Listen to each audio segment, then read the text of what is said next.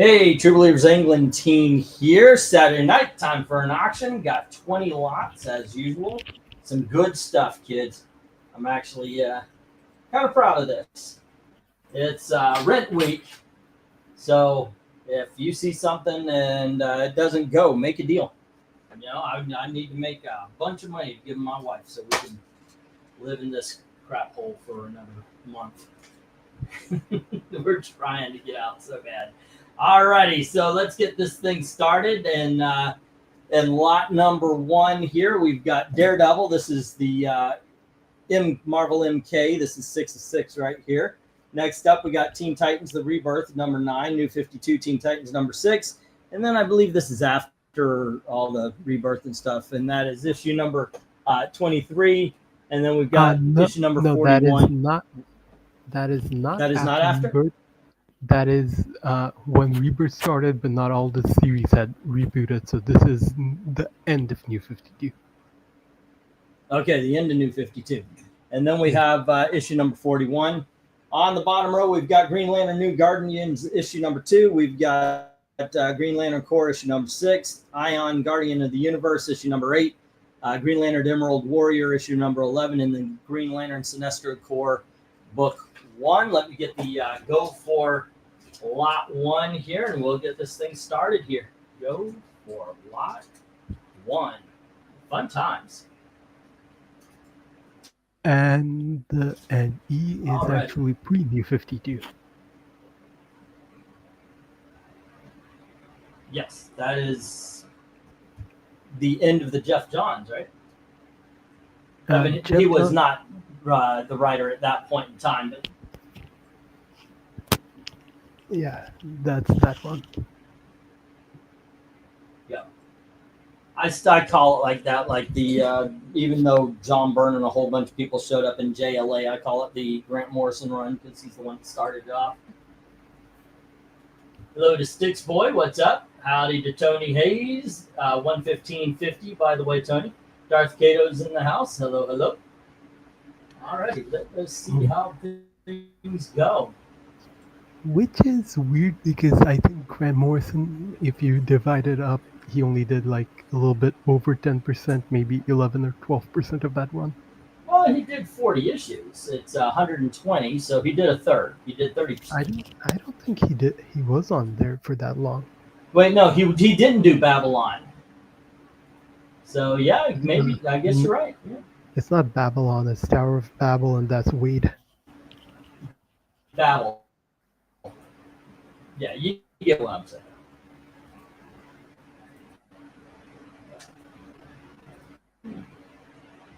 But yeah, I still call them that way. You know, if that person started the whatever run, I call it that run.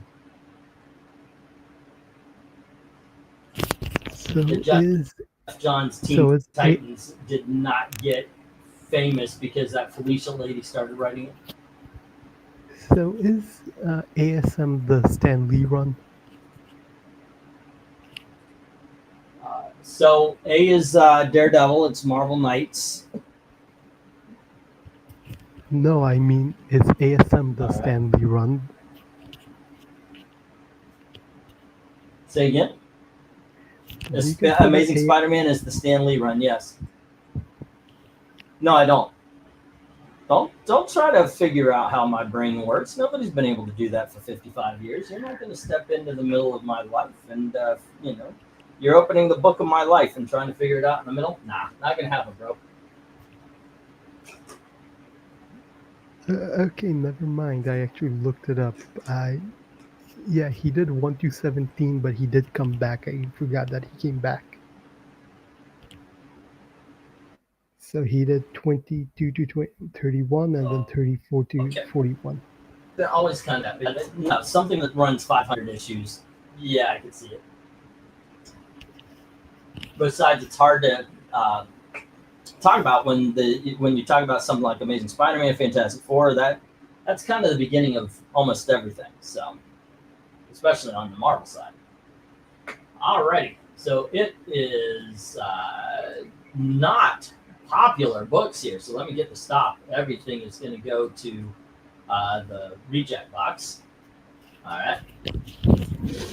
Which is a shame. Which is a shame because the bottom row are all good books. The bottom row you recommend? Yeah. Okay. Anybody want the bottom row a buck off? I'll do $4 for 5 books. All right. Let's see if anyone takes it up. All right. Okay, next up 1, 2, 3, 4, 5, 6, 7, 8, 9, and 10. Now, these all have some sort of flaw in them, except for the Superman and the Incredible Hulk. There's some sort of flaw that has put them into the dollar bin, which I would think a couple of these would probably even be worthy in the $2 bin or higher, but we'll see if anyone agrees. Here we have Superman, number 179 by Jeff Loeb. And then we have issue number 221. We've got Bear Hayden. Then we have issue number 224. And we have issue number 225. And here is issue number 226. Next up, we have World War Hulk Frontline. And this is issue number 4. And we've nope, we've got Fantastic Four. Okay, that's always good. I hope that happens all throughout the thing. We have Fantastic Four Annual number 14, and then we have Fantastic Four number 161. And here is G.I. Joe issue. Well, you know what? I'll put that last. Here's Do You Dare Enter the House of Mystery? This is issue number 184. All righty.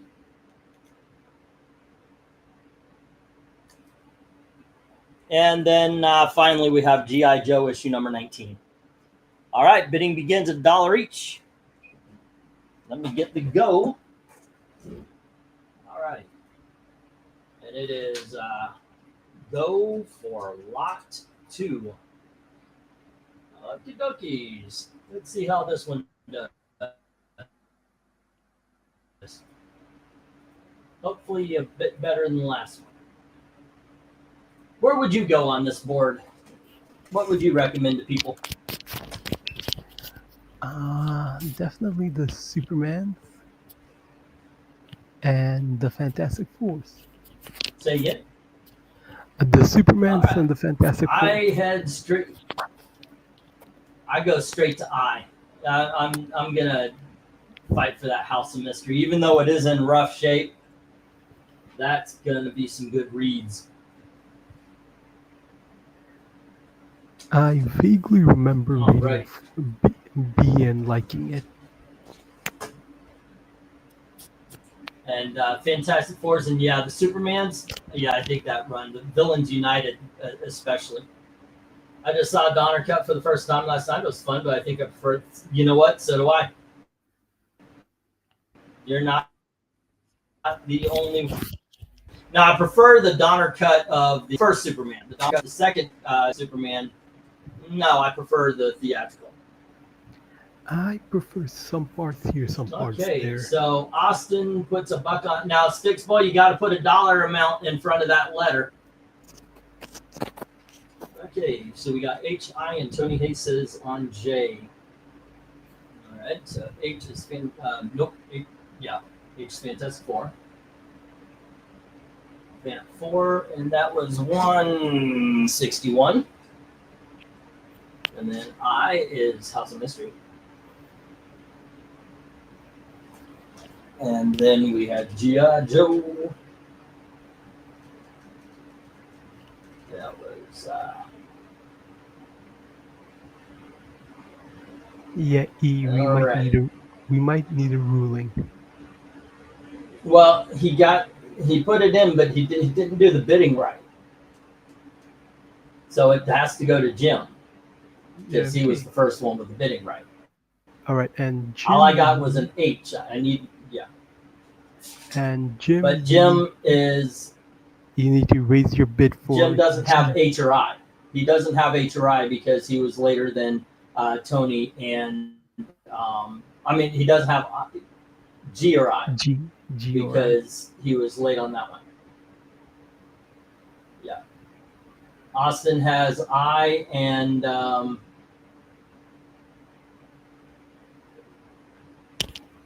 Yeah, Jim, did you're Timmy not get gonna G? stick Nope, with he's got just G. I. He's You got need G. to bid. Yeah, Jim, you're gonna need to bid up for I as well because Austin has that. Yeah. Okay. Yeah, and what I was saying is I kind of prefer a mix of both the Donner cut and the theatrical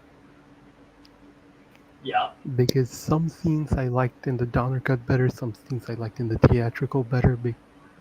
Like Lois finding out how the finding Superman's identity out is better done. Like making Clark reveal it is better done in the Donner cut than him just tripping.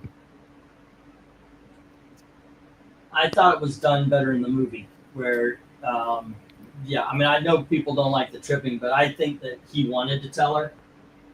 But the whole I don't know. I just not a big fan of the way the Donner cut handled it. Alrighty. Don't want to fight for the House of Mystery. Let's see. We got the J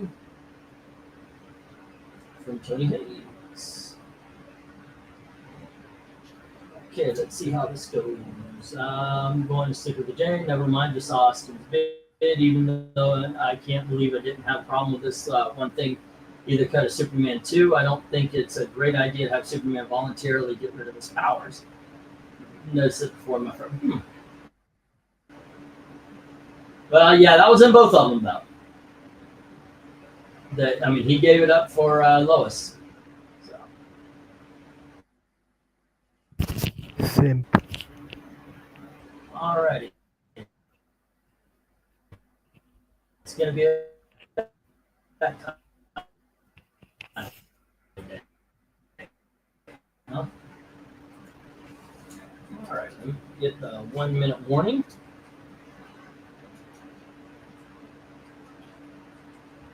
There we go. Give it 1 more minute here. Today I watched, what did I watch? I watched the ending of Dora the Explorer, the movie, the second movie. I watched a Jaws documentary, the 50th anniversary, and we were binging Scrubs, so I finished that out. I don't think Superman would ever make that decision to give up his powers voluntarily. Okay. All right, so far there's only room for G, H, and I, and J.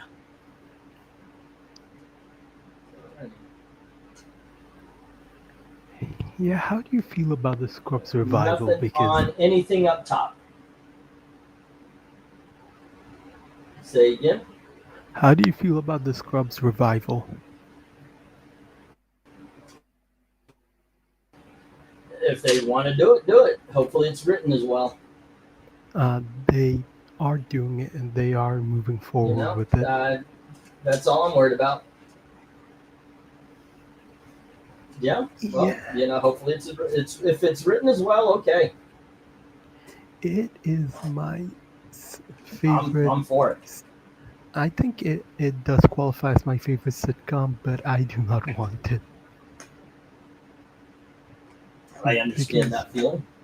Yeah, no, they ended it perfectly with season 8. They already did 9 where there was massive character regressions. No, they did. That's a myth. I mean, I think I saw something about that somewhere before, but in all honesty, I think that's a myth. Also, like yeah, I don't watch that last. I don't watch this season 9 anymore. Season 9 was not as bad as people make it out to be for the reasons they claim it is, but one of the main issues with that is it was a regression. Yeah, from but what- season 8 ended it perfectly. Yeah, and when they brought him back for 9, JD, he just had a huge character regression. That was a great ending they gave him. Oh, Yeah. shit. If you want a fun story, find the issues where he took care of Superman's Revenge Squad, says Jim. All right, I'm going to get the stop here. I am going in and out. I hope this lasts. I hope we can do something here. All right, like I said, it is rent week. Okay, so Tony Hayes has Fantastic Fours. Austin has the House of Mystery, and Tony Hayes has the G.I. Joe. No love for the Superman, no love for the World War Hulk. All right. There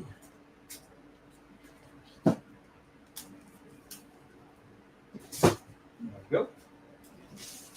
Next up, we have Over the Edge, Marvel Edge Daredevil. There you go. And then we have Brubaker Daredevil. Here's issue number 102. And here's issue number 109. And then we've got some Charles Soule Daredevil. Here's issue number 20. Oh, we're back to Ed Brubaker Daredevil, issue number 92. I didn't put these in any kind of order, did I? And then here we have issue number 294. I guess these are a little bit ordered. This here's 295. And we have 307. Next up, we have 312. And we have issue number 331. Bidding begins at $1 each as soon as I get that go for lot 3. All right. Let's see. Go for lot 3. All righty, kids.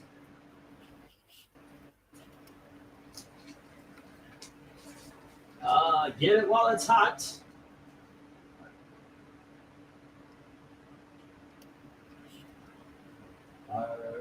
Tony Hayes had the Fantastic Four annual and issue number 1. I think it was 181. There we go. Boom. Any love for the Daredevil?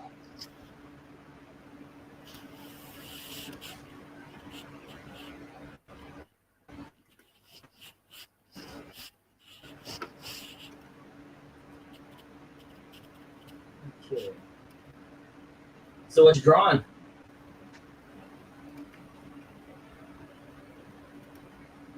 Oh, I thought I heard drawing.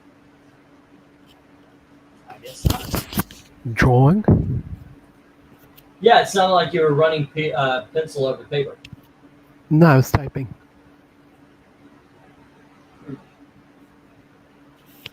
So you don't think that Clark Kent would give up his superpowers for the love of Lois Lane? I think he would, but then like stuff like that happens in the movie where he sees like there's a situation where he could have stopped something that if he had his powers, but couldn't because he didn't, and would immediately go back and take them back. Oh, I think I got the last one wrong. If Jim gave up on everything but, what was it, then Sticks Boy would have gotten Fantastic Four. No, I was Okay, so let me with make that page for Austin. him. I was with Austin. No, okay, look again. If Jim gave up everything but then Sticks Boy gets his H.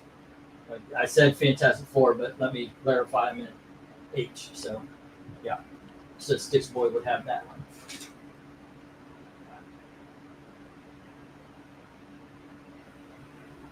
Okay. Fant 4, 161. There we go. Got a Sticks Boy page made, a Tony Hayes page made. All right, and here's Austin with House of Mystery.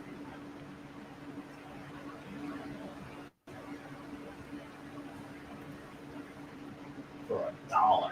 I actually thought that would be bid up a little bit, but Hot man. Got that one on.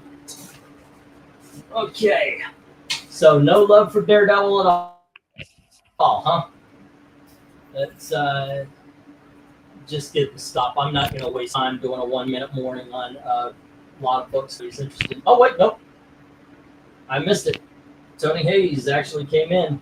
I never really got Daredevil. The only times I got it as a kid was part through. Oh, yeah. My favorite run, of course, was Frank Miller. My favorite run of comics is the Frank Miller run. I was a huge Daredevil fan right up until Brian Michael Bendis started writing him. Brian Michael Bendis wrote Daredevil, in my opinion, the way Bruce Jones wrote the Hulk. 4 issues of nothing, then 1 issue of action, and then back to nothing. Okay, Tony Hayes says, I'm just going to write it straight on your paper there. Where is it? Okay, so Tony Hayes says, buck on F. Alrighty, and that is, let's see, Daredevil, and that is issue number 294, and then 295. And the whole bottom row. Okay, so 307, 312, and 331. 307, 312, 331. Alrighty. And that's 1, 2, 3, 4, and 5. Okay.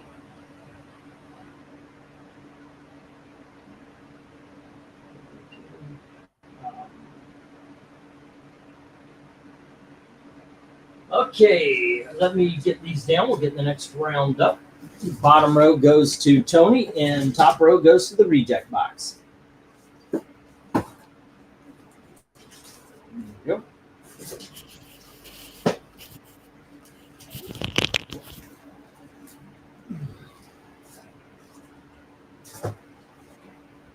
Okay, gonna move on to some $2 books here.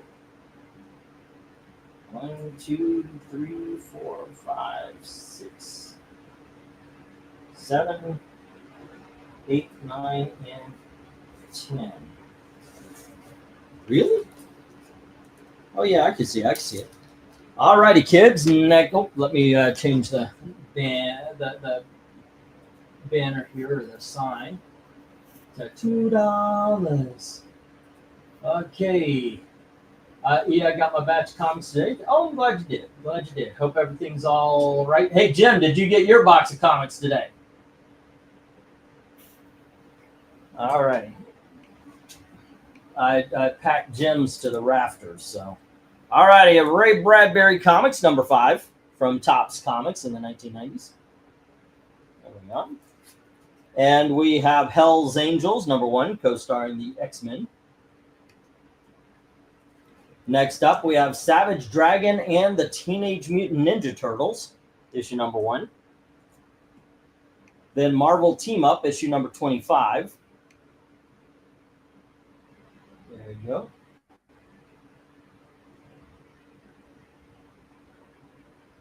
Okay, I want to note, I was trying to make a note of that little stain right there by the S. All right, and then we have Marvel 2-in-1, starring The Thing and Iron Man. This is issue number 97. And then we have Superman, issue number 379. And then we have Superman, issue number 306. All right.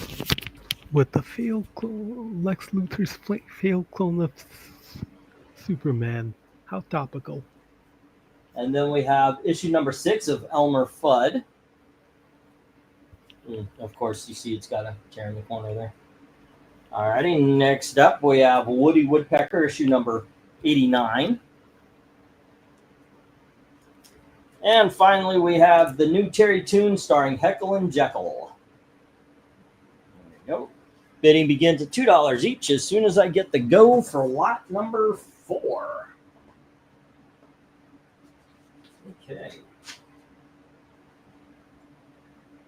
I'm going to keep these because these are couple of these are going back empty.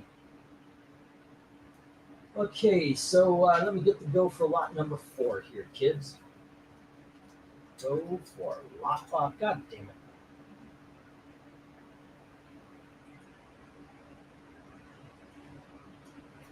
Go for lot 4. That time I really took the time to really soak in the art dialogue. It took 4 issues each trip to what? All right away we got 2 on F from Aucton. Okay. Oh, let me get that back. I don't know how that collapsed. That is 2 on Superman number 306. Superman 306. AP $2. And let's see, Tony Hayes says $2 on D and E, getting the Marvel 2-in-1 and the Marvel Team Up.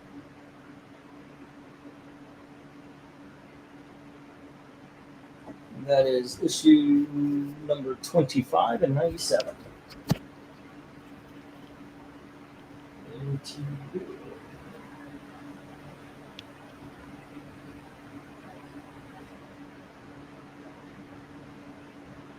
All right. Let's see. I was talking about reading Daredevil Born Again on the week. Yep, pretty good stuff. Darth Kato comes in with 2 on C, and that's this Savage Dragon and TMNT1. All right, we got Darth Kato. Next up, Jim says 2 on G, the Elmer Fudd. Oh, I'm sorry, the other Superman.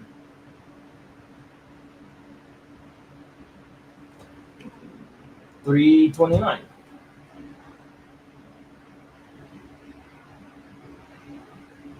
And Jim also says 2 on B, the Hell's Angel from Marvel UK.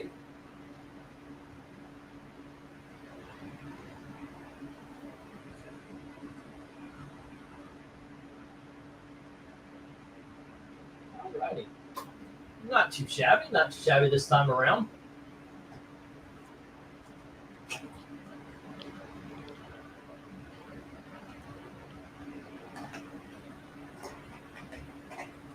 Yeah, I like to read comics in the car as well, Austin, but Gail doesn't like it. She tells me to keep my eye on the road. That's a driving joke. My brother used to actually read and drive. I was like, you gotta put that fucking book down. And he would get mad at me. Like, no, you're not paying. I can see I'm doing it. Just, I hated that with a passion. But he used to always do it. He used to always read comics or a book or something when driving. That bothered the hell out of me. Something about death I want to avoid. All right, let's see. I'm going to put up a 1-minute warning here. And let me read what we've got around town. All right. And speaking of avoiding death, where's Breen? Eric said he wasn't going to be around this weekend very much.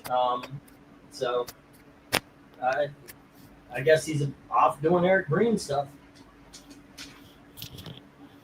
Okay, so let's see. No love for the Ray Bradbury comics. No love for the sci-fi guys. What's up? And no love for Elmer Fudd or the Woody Woodpeckers. Where's Glenzer when you need him? All right. Where what is his name? Death comes, darkness comes. Darkness comes. It's been a while. Sue me. All right. I don't know. He might be through with all this. Let's see. Yikes, driving jokes. I'm a bit sensitive with that. My little sister got her learner's permit. Lord help us. Yeah, it's always fun watching a new driver come at you on the highway. You know what? Let's get the stop. Yeah. When I got my license for the first time, I decided to celebrate with some drinks and then go out for a nice spin. Yep.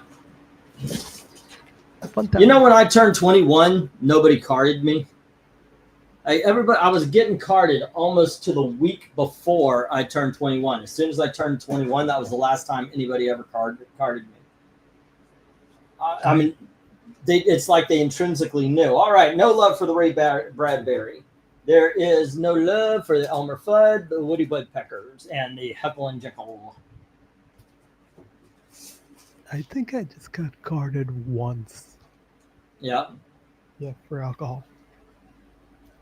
Okay, Marvel UK is with Jim Sorensen. Darth Kato has the Savage Dragon, Teenage Mutant Ninja Turtles, Marvel Team Up, and Marvel 2-in-1 with Tony Hayes. On the bottom row, we've got Aucton with Superman 306 and Superman 320. I'm sorry, I said 329. It's 379 with Jim. Alrighty. There we go. And let's get this. Yeah, Jim took the Hells Angels. All right, 1, 2, 3, 4, 5, 6, 7, 8, 9, and 10. Okay, understand that if it's a Silver Age and it's in a $2 lot, it's got something wrong with it. Okay, that's just a good rule of thumb to go by. Ow. Whenever it's like, hey, what condition is that Silver Age book in this dollar lot? It's in dollar condition. All right, next up we have Walt Disney's Uncle Scrooge. And we have Classic Illustrated, Journey to the Center of the Earth. I'm trying to remember what was wrong with this one that I have it here. I think there's a split in the cover. I know there's a tear right here going across. All right. Then we have Daffy Duck, issue number 13. Now, this is a 10-center. All right, I think it's in the 50s, maybe, no, or 1960. Then we have Unknown Worlds, and you can see there's a hole in the cover right there and some problems on the spine. And we have Walt Disney's Donald Duck in Malaya. There you go. And it's been well read, and you see some stains on the front cover, and that's what puts this one into $2. All right, let's get to the bottom row where we have Romeo and Juliet, which looks great at the front. It's fantastic at the front, and it's fantastic on the pages. But the back cover is torn right at the top here, and it had been taped. So then we have Dennis the Menace Christmas Special from 1970. I think there's an ant on my neck right here. Hold on just a second.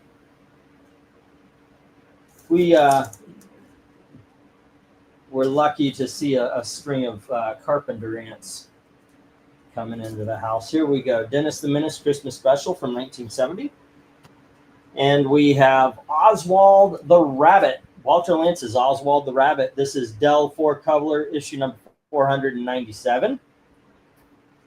And then next up, we have Baby Huey. And this is issue number 15. You can see there's a tear there. All right. And finally, we've got Chick Young's Blondie, issue number 141. It's a double-sized book. All righty. And it does not have a back cover. All right. Let me get the go for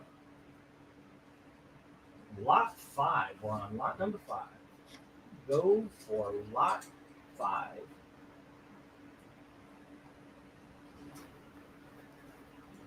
All right.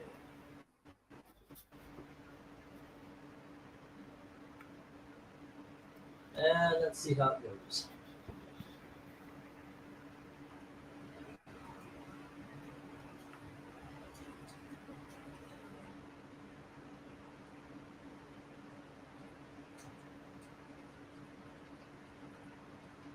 So where do you go to, Evil Black Cat?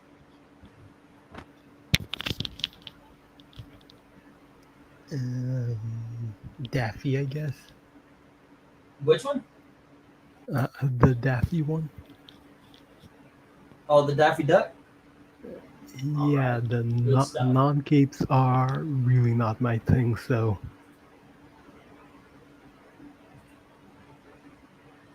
Yeah, I've never had such, I've never really, well, kind of kept myself to one thing. If it's good, it's good. If it's fun, it's fun.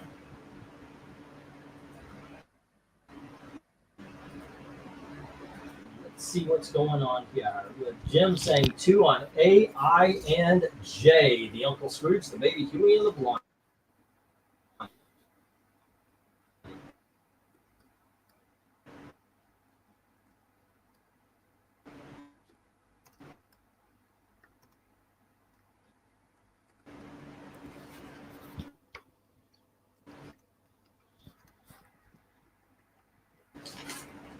Wait, this is not. You guys even hear me? Okay.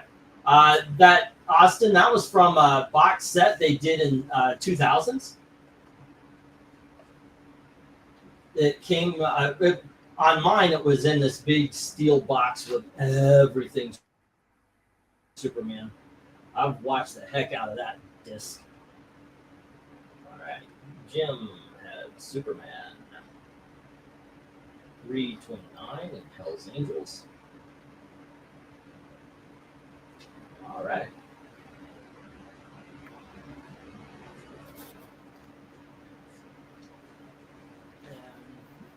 This one was posted 5 days. Yeah, it's the same thing. They just took the movie. They posted it 5 days ago, but that is old. All right, Austin had, what did he have last lot? Superboy or Superman 306. Okay. Zoinks. And was there something else? Nope. Okay. And then we have nothing from Sticks Boy, but DK had Savage and TMNT. And then where's Tony's page? Tony Hayes. Alrighty. Let's see. So far, let me see where that clock's gotten. My clock stops whenever I take up 18 seconds for the first buzzer. All right, Jim, Austin. 7, 5, 4.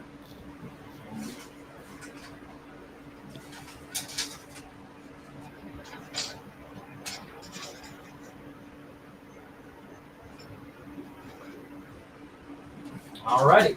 Let me get the 1 minute warning. There we go.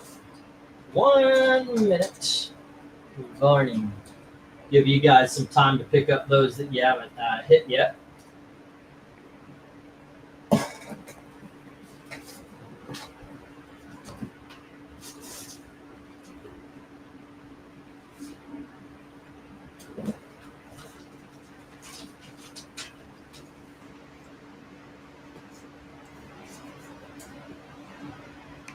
Okay.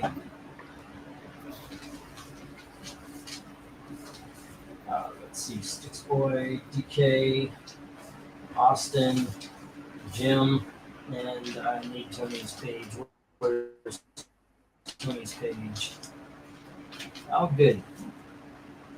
It's from a YouTuber, Leighton Eversol. It's not an old one. He does his own documentaries of the movie. Okay, sure. Let's go with that. That's I'm absolutely 100% wrong. Okay. All right. Let's see. Okay. Wow. Tony's page just disappeared on me. There we go. Let me get the stop. All right. We'll get this down. We'll get the next round up.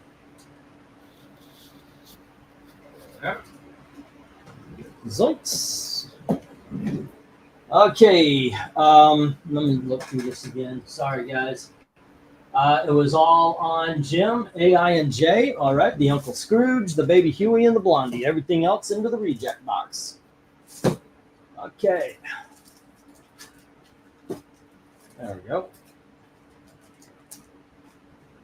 Everything into the reject box. There we go. Let's get to the $3 books. Yeah, it disappeared. I have no idea what happened to it. That sometimes happens. I have somebody's page and then it just gets mixed up into something or other, and it's gone. I mean, it's not like I can't recreate it. I've got everything here. 2.5. Okay, there was no bids on the first. No, this one. Okay. And then book 3s. Yeah, I have no idea where it went to. It's this amazes me when this happens. It's a phenomenon I just don't understand. It's like when you put your pen down and then you can't find it. So you have to stand up to take a look to see where you put it. I don't know. Maybe I'm the only person who's ever done that. All right. Let's get these books up anyway. Let's see. 1, 2, 3, 4, 5, 6, 7, 8, 9, and 10. All right.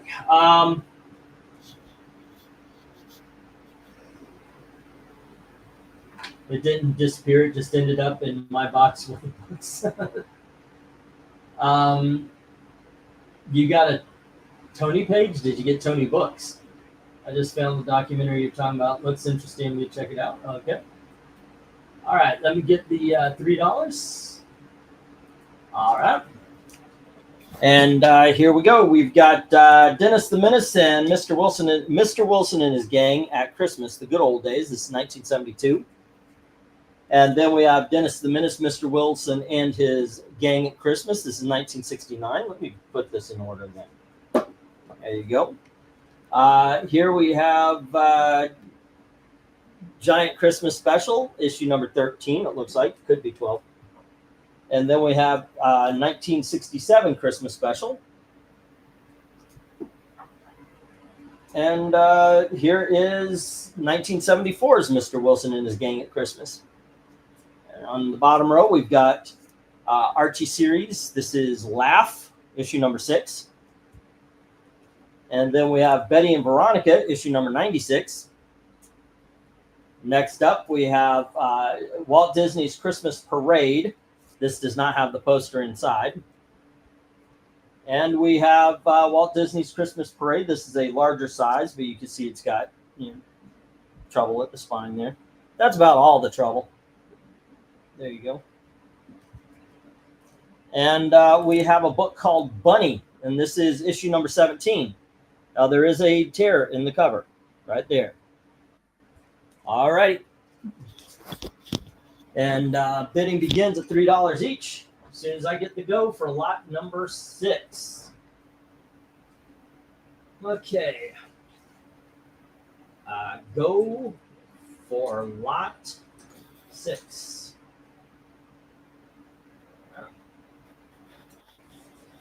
There we go. See how this one does. Let's see. I gotta get these zoinks and away.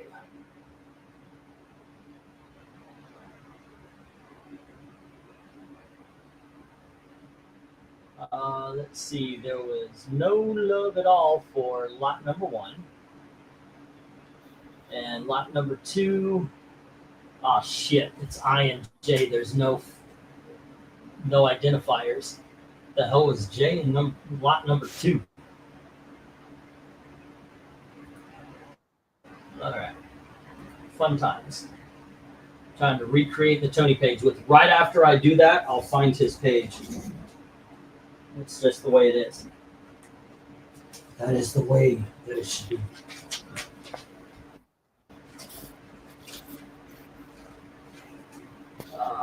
see. I apologize, guys. I don't have a lot. I'm running the show here. If you guys have topics and such we can talk about, I'm all for that. Nobody's jumped in. I've asked a couple of times, hey, guys, come on in. Unfortunately, Evil Black Cat is with family who's sleeping, so he's whispering. And, if you guys have some topics. What about? All right. So, what do you think of keep Superman? Some conversation going. So it's not just my fan, doing the sound. Yeah. So, what did you think of Superman? Oh, I loved it. Yeah, I want to do a review. I went over to Comics Division, to his channel. I joined him for their review. That we're all talking about it. I absolutely loved this film. It was awesome.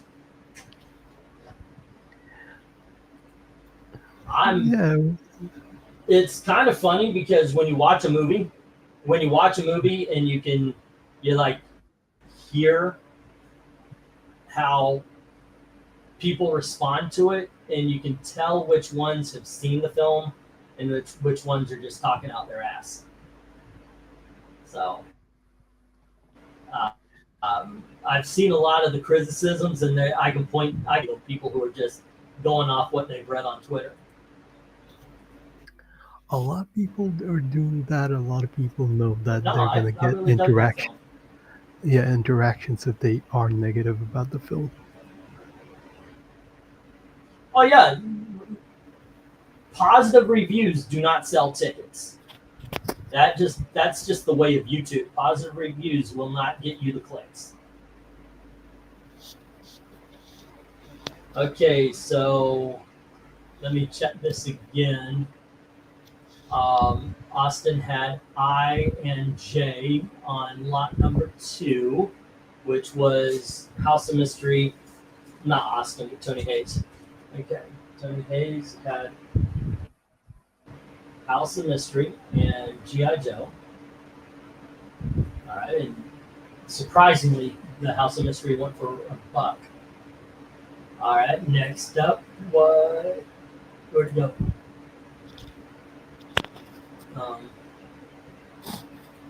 Sorry, guys, I'm trying to recreate his page here.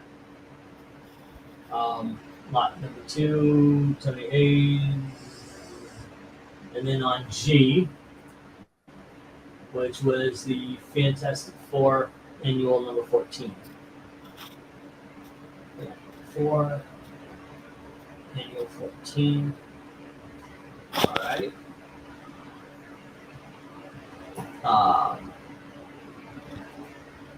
And then this kind of stuff I would do when somebody else is taking care of the conversation. It's been going in this direction for a while, though. Okay, and then the lot number 3.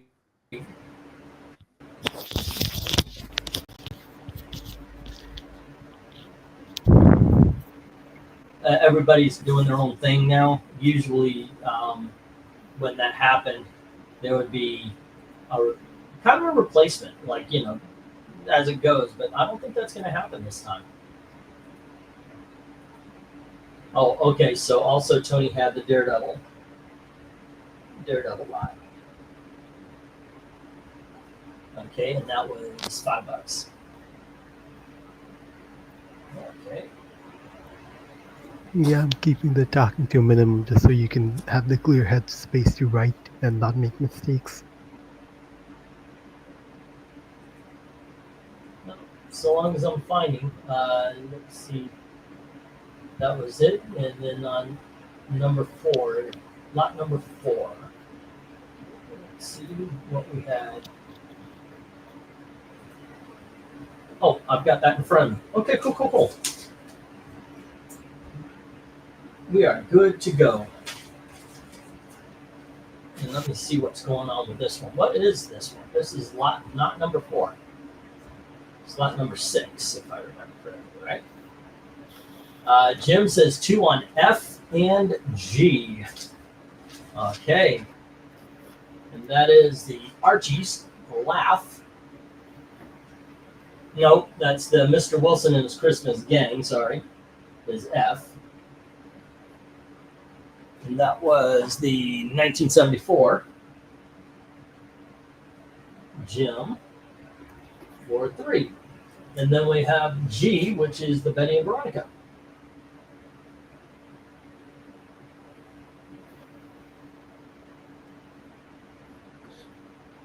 Okay.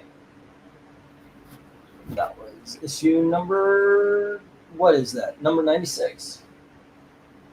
All right. Hello, Black Spiders. What's up? Step away for a second. Did I miss something? No, just these awesome books. Alrighty. And let me get a 1-minute warning here. There's not a lot of interest tonight. That sucks. 1-minute warning. Some good books here. Go figure.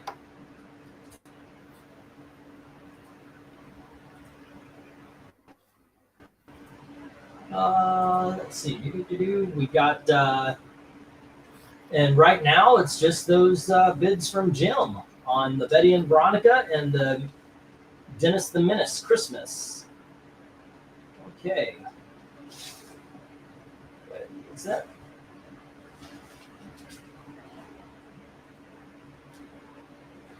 Let's see. What do I need to do? Team up. Marvel 2-in-1, and those are $2 each. 2 and 2. Alrighty, and let's see more to me. Nope. Then we go find Jim's page. And he had Marvel UK, the Hell's Angels, got that. And Superman 329, got that. Alright. Next up was Aucton, and I've got his. Okay, everything is cool in the land of the brave new world. Now we're still on year 6. E was Laugh, not Dennis the Menace. E was Laugh.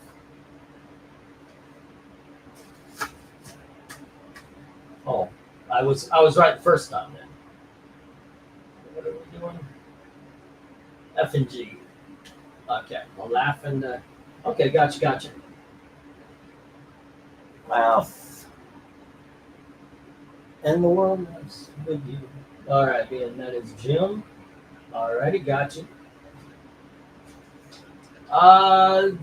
Hey, Michael Taylor, what's up? Please no spoilers. Haven't seen Superman yet. Alrighty. You know how I respect the spoilers.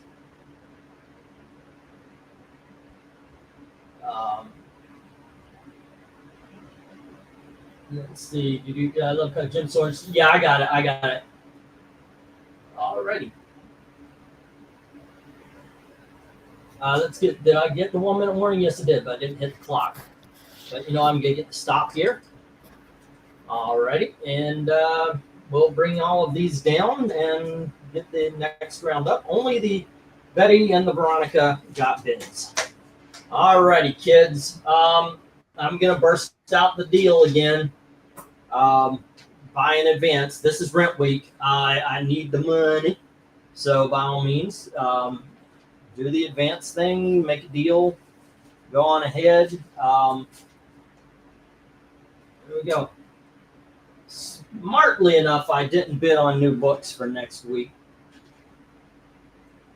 So we don't have to worry about that. So anything and everything made is going to go to my wife.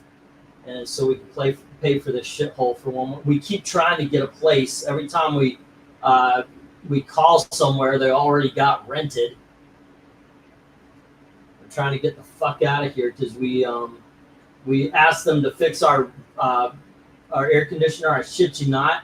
They said, well, we're in a heat wave and heat rises, so your rooms are going to be hotter. Fuck you. I'm sorry, but Indiana heat wave is every day for Florida, and our houses weren't 90 fucking degrees.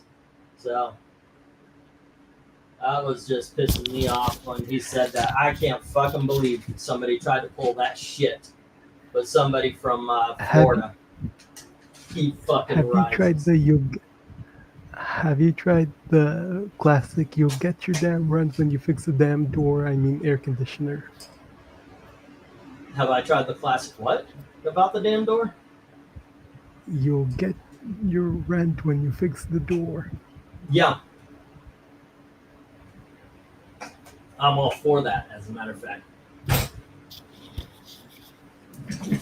We live in a house that should never have had people in it. All right, Jim's got the Archies, the Laugh, and the Betty and Veronica. Everything else hits the reject pile. Oh my goodness gracious.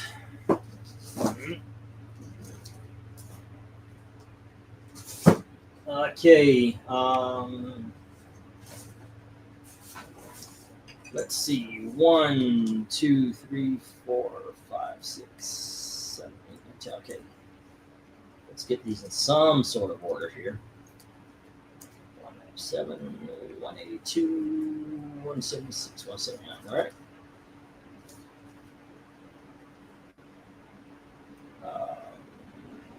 14, 30, 51, 1979. All right. Okay, still in the $3 area, kids. We've got Fantastic Four number 176. We've got issue number 179. Here is issue 182. And we've got issue number 197. And Conan number 36. Here's Defenders, issue number 14. And here is Defenders, issue number 30. And we have Defenders, issue number 51. And issue number 19 of Doctor Strange. And issue number 79 of Doctor Strange. Bidding begins at $3 each. Let me get the go for lot number 7.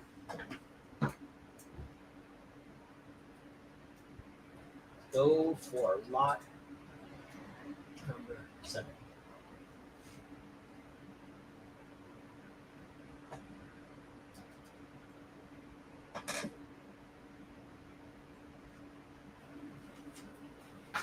Okay, so where do you go for Evil Black Cat? The Defenders. And the Doctor Stranges.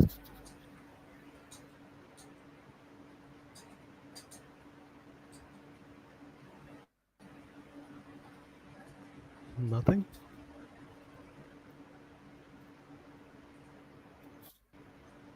Okay, the alarm's not working today because it does not move when it. You should do a cover ranking of floating heads covers. Yeah. Austin put 3 on H and Jim put 3 on the lot. So, other than H, Jim, you've got everything. There we go.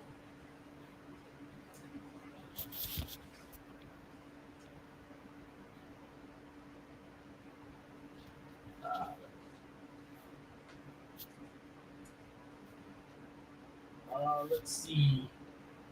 Trust you really going Robespierre with that last suggestion there.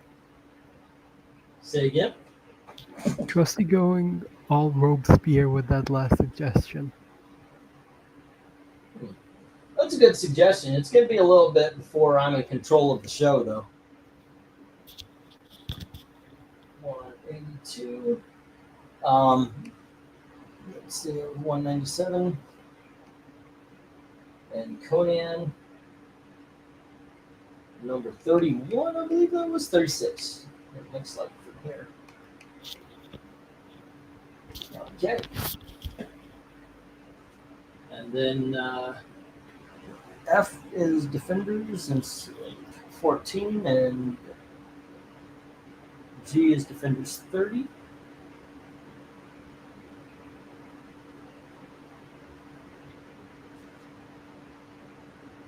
Defenders 30. H is Defenders 51. And then Doctor Strange 19 and 79.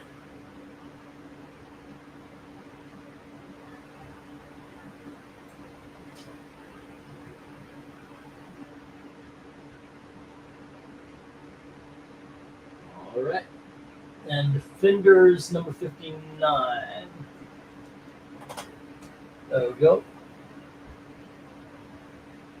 Started at 3, we lost a P. And Jim just put a 4 down. All right. You know what, Black Spiders, one of the good things about this auction is I don't overprice, so it's a good time to try something new. Give it a shot. It'll only be $3.50 to up a bid. That's less than a new book.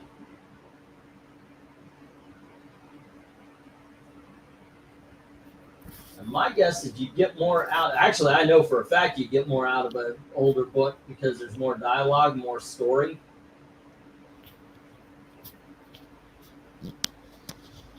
Besides tonight's batch, do I still have some comics with you? I didn't get Hat Rush Limbaugh yet. Well, then that means, yes, I have some books for you. I know there was like a lot, maybe 2, that didn't get sent out. There were the books after the ones that got boxed up. So there probably is 2 lots, 2 auctions.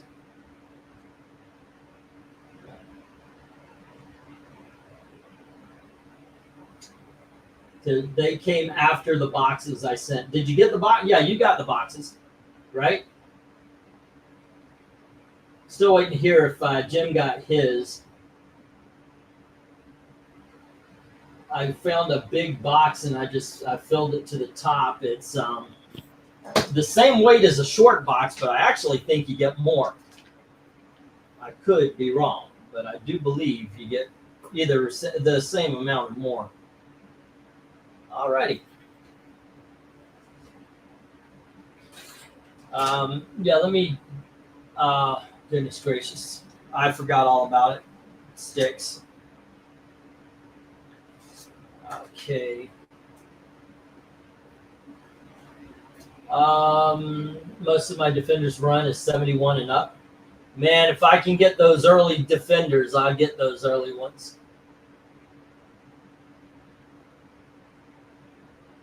Let's see. Let me get the 1-minute warning here.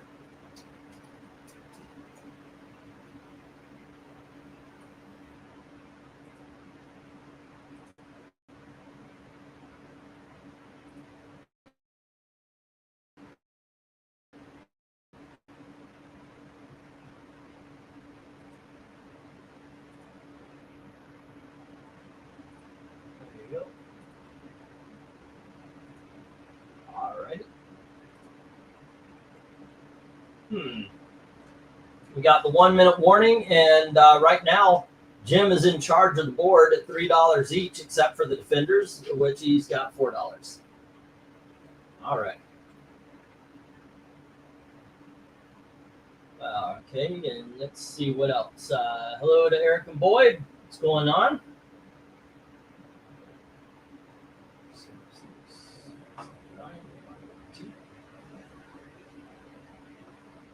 7.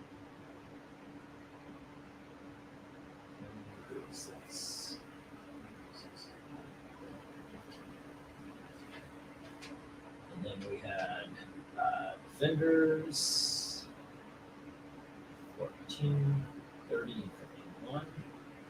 51 is 4. All right, then we have Doctor Strange. It's 1979. There we go. All right. Valkyrie and Hellcat were such good characters until modern. Yeah, they were. And that was a good time, man. That was some good stuff. Saturday night's main event is on TV if Jesse Ventura is still around. All right. Ready? And let's get the stop here. And once again, Jim's got the board at $3 each, except for 50 each, which was at 4. Okay. All right. Zoinks. First lot of the night. Everything goes. Hopefully not the last lot of the night that happens with. Okay, kids, let's change this up again as we move into the $5 books. There you go. 1, 2, 3, 4, 5, 6, 7, 8, 9, and 10.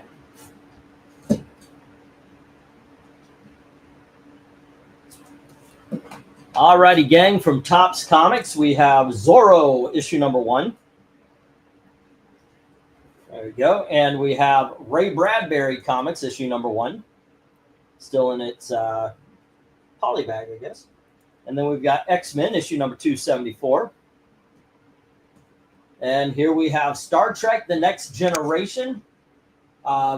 This is the 64-page special final issue of the series. The one, I guess, they started in the late 80s, early 90s. And then we have Star Trek: The Search for Spock movie adaptation. And next up, we have Baron von Werwolf's Haunted Library. This is issue number 47.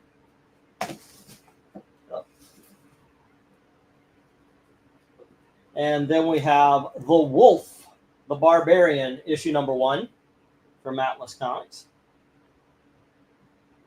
And we have The House of Mystery, issue number 212.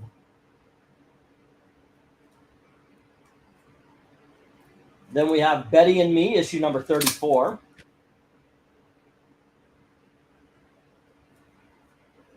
And finally, we have The Atomic Mouse, issue number 10. There you go. This is from 1985. All right. Bidding begins at $5 each as soon as I get the go for lot number 8. Here we go. Go for lot 8. There we are. A ranking was done on that H of the Defenders. Yes, it was. That we did. Alrighty, so where do we stand here so far? Tony H has $12, which puts him at $103.50. He had paid in advance. By all means, if you want to do that, $100 gets you $125, free shipping, and $75 will get you $100. Not free shipping though. Really good elected lot, plenty to choose from. Oh, eclectic lot.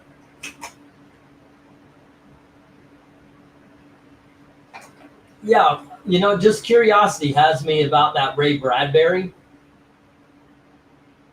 But I know those books and the Star Treks are so good at that time, and so is the X-Men. So as much as I would love to say I would go for something older, I would probably go for C, D, and E. Well, A, C, D, and E, because that Zorro is just too awesome to pass up. Jim Sorensen says 5 on I, the Betty and Veronica. And once again, if you're listening in, you are eligible to bid. There is no signing up for anything. All you got to do is, as Jim Sorensen just did, put the $5, which is the amount that everything starts at right now, and the letter next to what you want. And these are the letters. So there you go. Nah, that one just didn't do it. This one's better. All right. And so far on this lot, really, only the I, only Betty and Me is worthy of a bid. Come on, guys. We need a house to stay in so we can get something else. You don't even have to drop trousers to build unless you're, yeah. All right.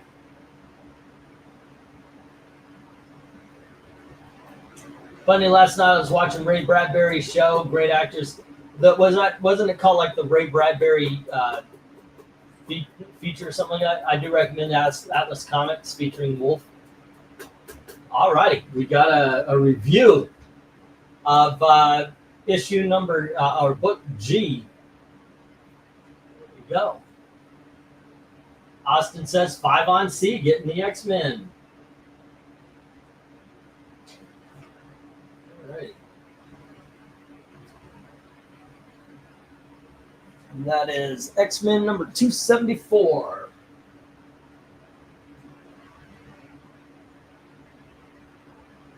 There we go.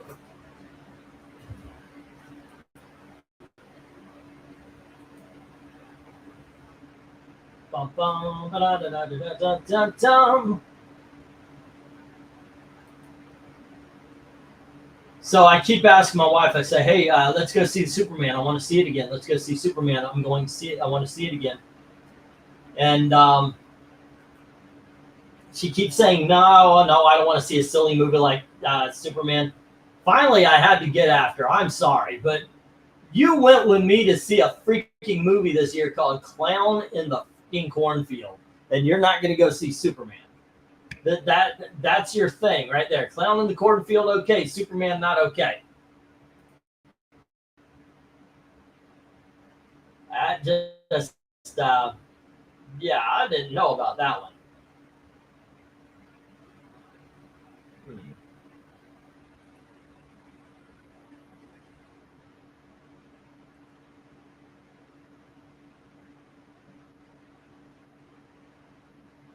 All right, let's see where we stand. Man, with that Ray Bradbury still sealed. Yep.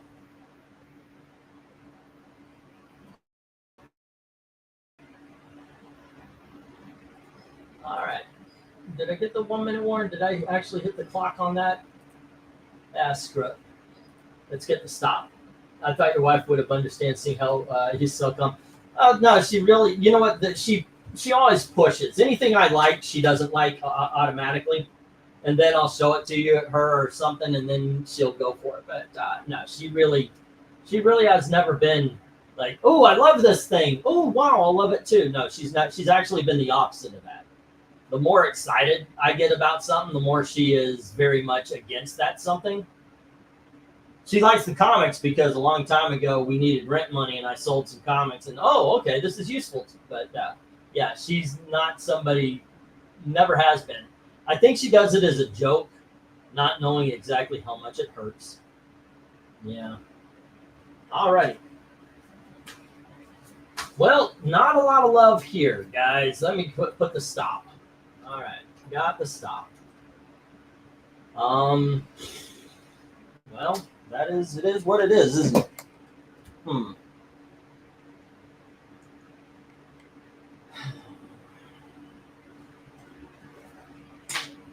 Okay.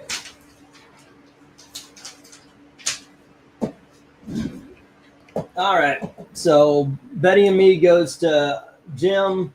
Austin has the X-Men. Everything else into the reject box. All right. There we go.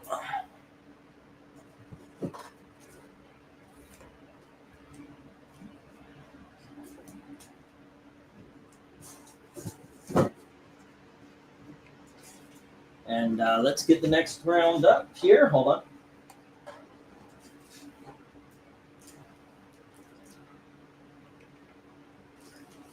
Let's see. 1, 2, 3, 4, 5. 1, 2. Okay. All right, kids. Next up, still at $5, we have Cull the Conqueror, issue number 6. And then we have Thor, annual number 9, with Dormammu. And we've got What If Rick Jones had become the Hulk. That's issue number 12. And we have issue number 8. Let's move that over here. And then we have What If Conan Walked the Earth Today. That's issue number 13. There you go. Next up, we have Action Comics. I did have this written down somewhere. It's a Whitman. It's like 3 something or other. The Whitman variant there. Then we have issue number 336 of Superman. And we have Battle Classics starring Johnny Cloud, Sergeant Rock, and Jeb Stewart. There we go. Next up, we have DC Comics Presents Green Lantern. Or DC Special Presents Green Lantern. And then we have the Metal Men issue number 7. But there you go. This is why it's in the $5 bin, not a big dog. All right. There we go. Okay. Let me get the go for lot number 9, I guess we're on. All right. Here we go. Go for lot 9.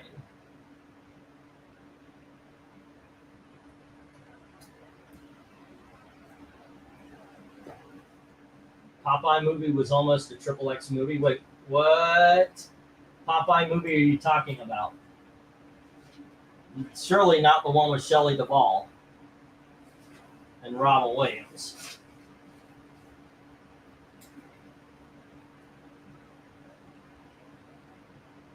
Okay.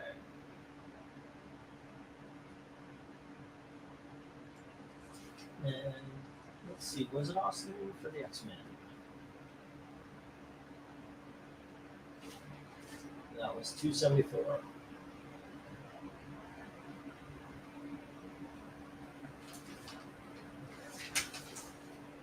Okay. There we go. No love for anything right now. Okay. So right away. There we go. That 3-minute start.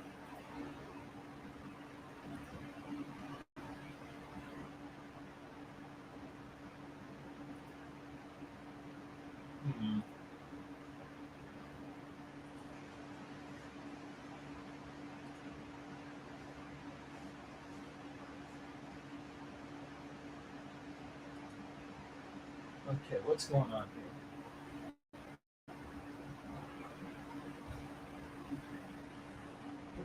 Honest.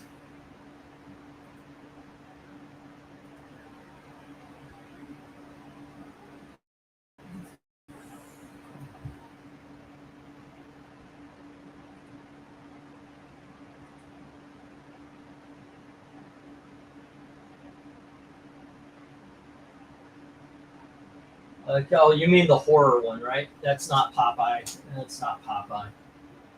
All right. Let's see. We got 5 on E from Tony Hayes, which is the What If Conan. What If Conan? It's issue number 13. Tony Hayes, $5. And then we have Jim with BFG and I, which is the 4 annual. And then F is Action Comics, Whitman. Action Whitman for 5. Alrighty, next up was G, which is Superman. Superman. And then I is the DC Special. DC Special. Green Lantern. Alrighty. There we go. Jim also says 5 on the Metal Men. Sure, why not? Metal Men number 7. Okie dokies. Alrighty, guys. That just leaves Kull the Conqueror. What if Daredevil? What if the Incredible Hulk on the top row, and on the bottom row, just the Battle Classics? I mean, come on, that's got to be worth somebody's attention. You've never tried a DC war comic. You hear me and Eric saying great things about them all the time. Give it a shot, man. That's what an inexpensive auction like this is good for. Trying something new. Okay.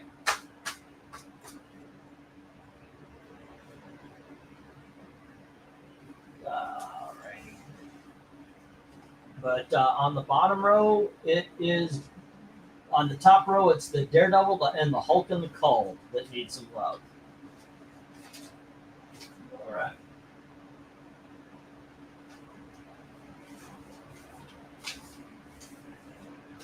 There we are.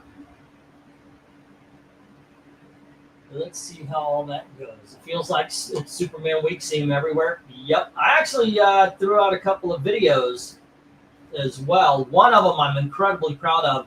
I made a mistake, though. I have it starting at 5 o'clock. I thought I had it starting at 5 o'clock today, but it's tomorrow. I've got it scheduled for 5 o'clock tomorrow. It's me and Eric talking about the best Superman artists. If you haven't seen it, I highly recommend it. It is done very well.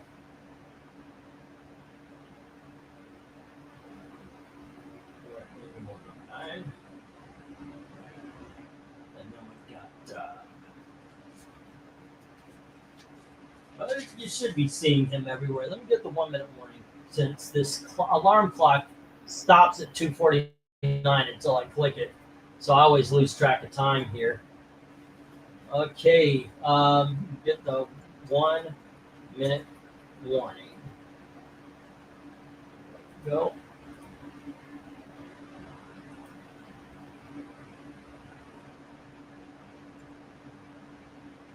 Zoinks and away. There you go.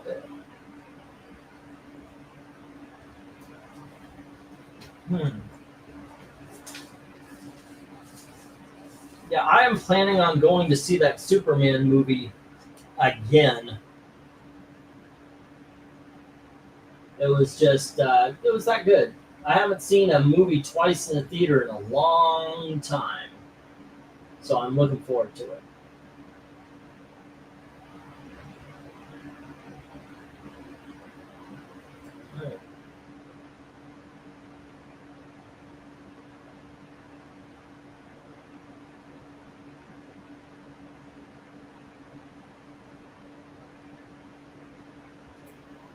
I guess I'll get the stop.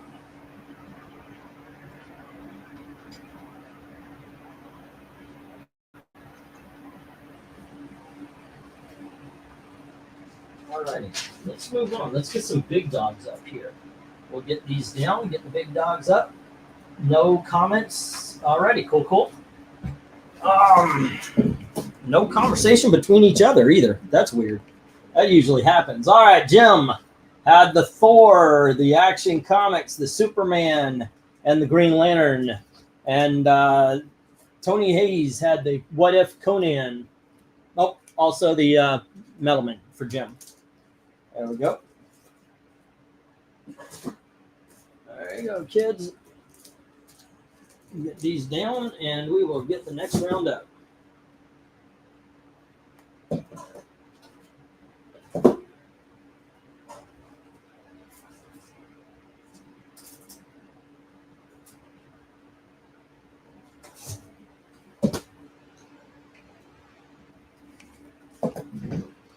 All righty, kids. Next up, we have Teen Titans issue number 30. And we have issue number 180 of World's Finest. We have Isis, the Golden All-Star book. And here is Hawkman, issue number 12. And we have Incredible Hulk, issue number 250.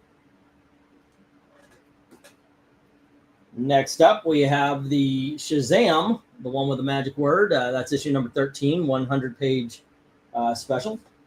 And then we have Detective Comics. That's issue number 442, 100-page special. And here is the Superboy. That is issue number 80, 100-page special. Next up, we have the DC special, The Secret Lives of Joe Kubert. And finally, we have Dick Tracy. This is issue number 143. Okay, let me get the go for lot number 10. Prices are as marked.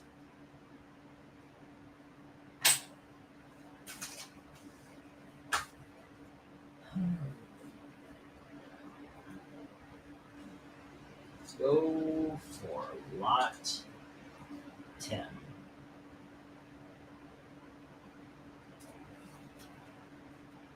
Okay, let's see how this one does. Have a good night, Darth Kato. Be safe. Take care.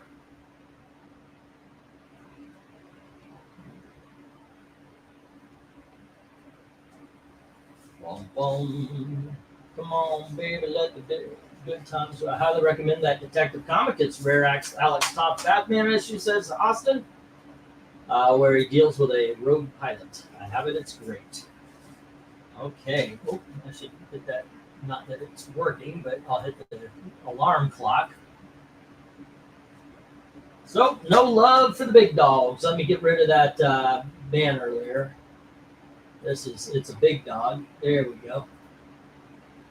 All right.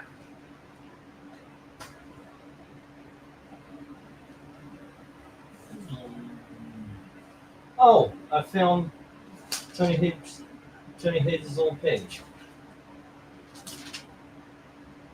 Funny.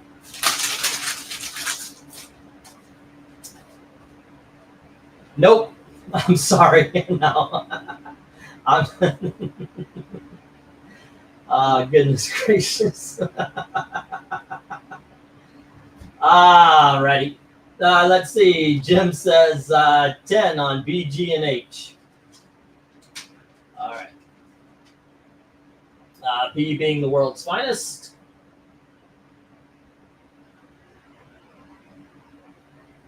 And that goes to Jim at 10. It's not a claim sale, it's an auction. So if you want to push back, feel free to. G is Detective Comics. All right. Detective Comics, and that is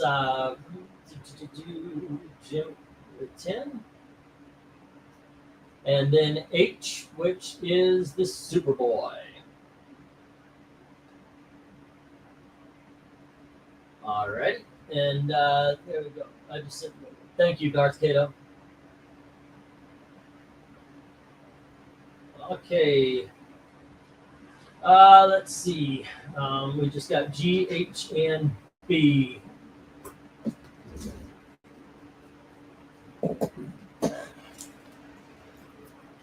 There's a little stain here.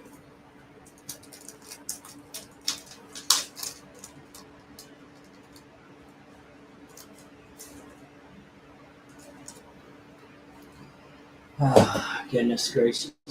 There's a little something to do by the staple. The book is flat. There's no pock marks or anything on it. We have sharp corners on each side. There is a little bit of a indent right here by the top. I mean, you can't even see it unless you catch the light. Let's see. Back looks good. You got some stains. Some like it's been red. It's been out. Like when the person bought this, it wasn't put into a bag and backing board right away. The pages are tight. This is still a well put together book. I think the next one will be the centerfold. Nope. Okay, here you go. Alrighty. Yeah, it's still a tightly put together book here. You can see that. All right. 455. That's where I put it. If you value the numbers, there you go. I mean, a fucking 6-year-old at CGC tells you that it's a 9.8. You know, there you go. All righty. What was the other one? DE. Oh, that's pretty much near mint. I mean, at the very least, it's like an 8, 758 maybe. I mean, you can tell it's like it's a double size. There's no problems with the spine whatsoever. No, I guess okay. I saw an indent right here, right by the K right there. Hmm.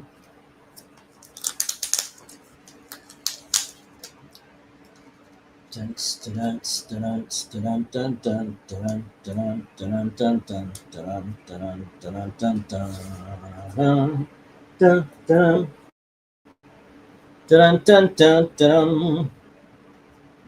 pretty clean.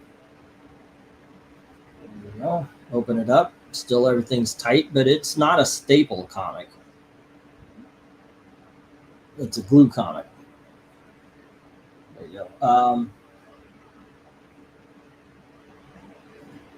Yeah, I'd actually drop that. I'm gonna go 657.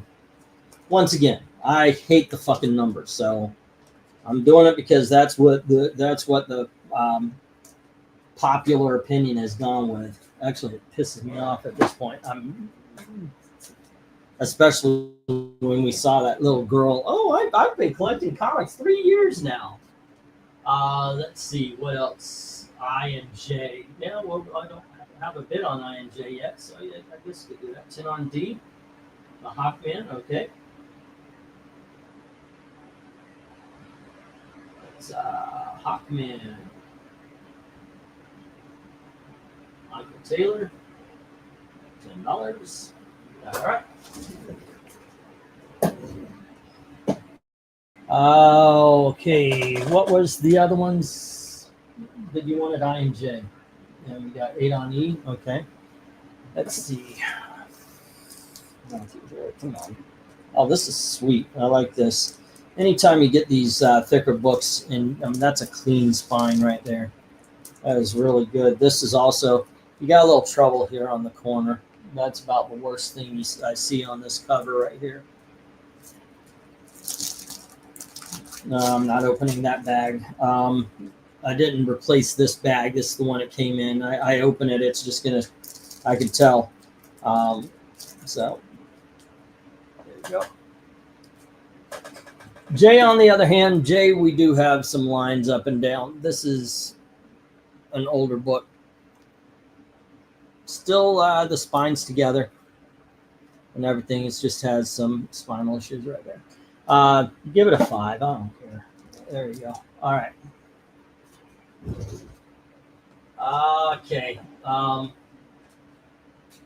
There we are. Frankly, I'm surprised nobody's bid on the Teen Titans, to tell you the truth. That's the one I'm shocked. That's the one I thought was going to go. Yeah.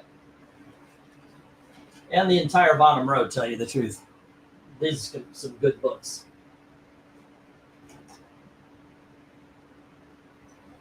All right. And 8 on J. All righty. Okay, so what do we got? We got 8 on E. That's Hulk 250. All right.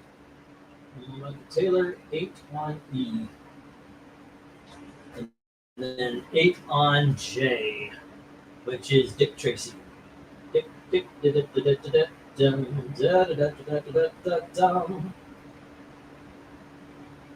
Michael Taylor, 8 on that. And then we've got 10 on B, the world's finest. Oh, Jim already has 10. So it's 1050 or higher than Michael Taylor. No love on the Teen Titans. There's no love on that ISIS book. All right. And no love on the Shazam or the Joe Kubert. I'm getting the 1 minute warning. There we go.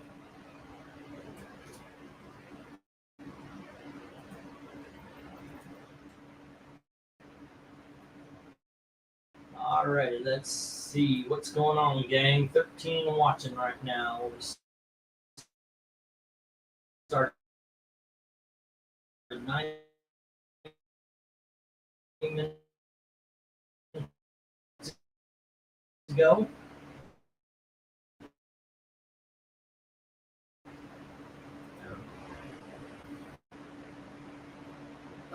Some of them, yeah. I guess we only have 1, 2, 3, 4, 4 books without bids. If anybody could take those, we need rent on by the 16th. So actually by the 15th.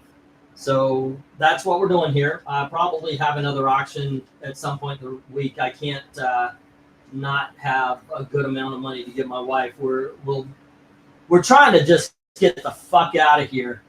Unfortunately, I know I've driven people away with a bad attitude and everything when we get in trouble and all. But and it's just since we've come up here, I've been a ball of stress about the money thing. Funny thing is, Gail's stressed out down in Florida. I had no stress about it. I knew I could always make. I knew I could always make up whatever problem we had because I have people. There's no people up here, so I've been stressed to fucking back, and Gail's not. It's amazing. No, you don't need to raise on your books. I'm not. No, that's not fair to you. That is just the way it is. So I have no idea how well we're doing or how not well. All I know is I've been wanting to get the hell out of this fucking dump of a place, get my family into something fucking decent enough. Alrighty, but we can't catch up. I mean, everybody's in the way it is. You know what you're gonna do, right? You're gonna keep on keeping, right? All right. And if I'm not selling books you guys are interested in, then that's on me. That ain't your problem. Okay, here we go. A1, 2, 3, 4, 5. B. Let's get 1, 2, 3, 4, 5. See, I mean, fucking damn it! How many times have I been dropping out? It's like, what the hell? Come on. All right. By the way, we have 5 lots of big dogs too, so this is just one. All righty. So keep a head up, keep positive thoughts, guys. We are going to, what do I call these big dogs? Right? Big dogs. No, this isn't a big dog issue. I'm on the $5 that I'm making up right now. $5 sheet. F 1, 2, 3, 4, 5. G 1, 2, 3, 4, 5. H. I have offered a couple of advanced things. That could come and bite me in the ass, though. I'm like, right. I mentioned it to last week. Tony Hayes could freaking end it right now by taking everything. But it is a way to get. Yeah. Where? What do you mean? Where are the books at? Where are they at? What are you talking about? Raise on all my books. Where are they at? They're in the box. I mean, I don't know what you're talking about. Where are they at? I haven't dropped out because I've cursed every damn time I have. So I'm cursing for nothing to you guys. Are you asking like what price? What's the I don't understand your question there, Michael. Okay, so we got 12 on B and G from Jim. Wait, what's going on? Okay, 10 on B and G from Michael Taylor.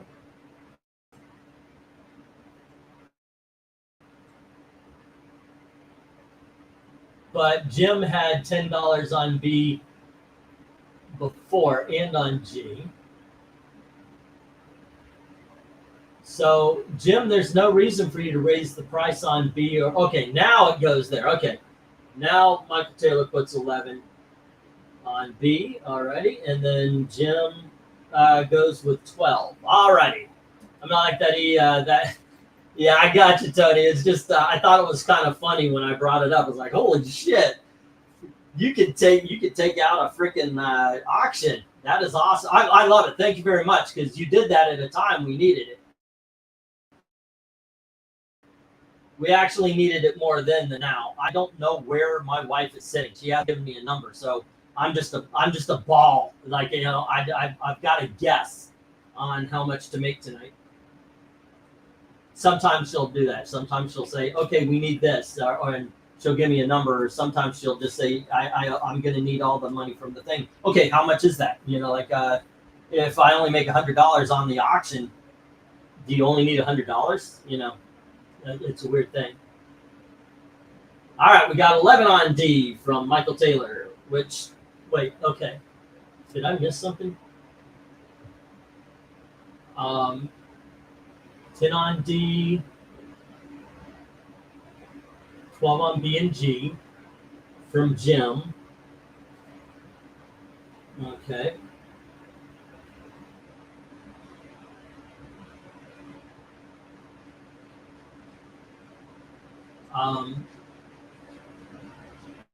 Then 12 on B from, but okay, I'm not quite getting this. Jim bids 12, and then Mike, you retaliate with 12.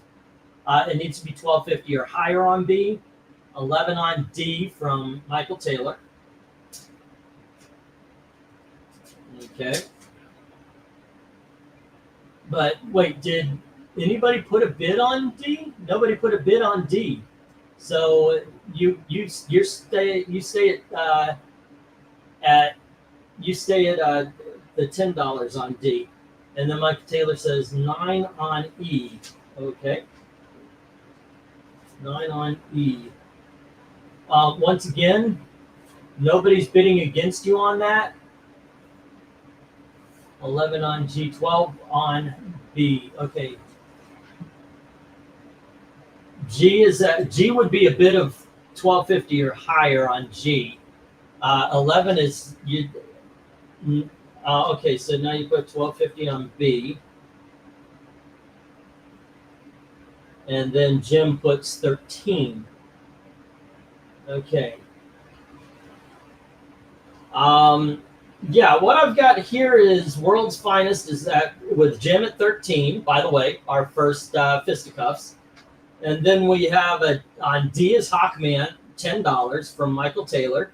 E is $8 from Michael Taylor. So nobody's bid against you on those. Then we have Detective Comics at $12 with Jim. That's G. And then H is with Jim at 10, and then J is with Michael Taylor at 8. That's what I've got right now. Don't confuse any England team anymore than he already is. I do it all the time unintentionally. Yeah. Yeah, I'll go to write down numbers. I'm like, wait a second. These, you don't, yeah, those aren't yeah, it is a little confusing. All right, I'm going to get the 1 minute warning here.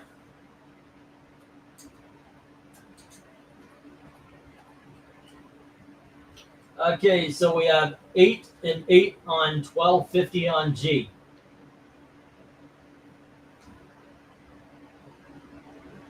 Okay, we got 1250 on G. All right. 9 on J from Michael Taylor.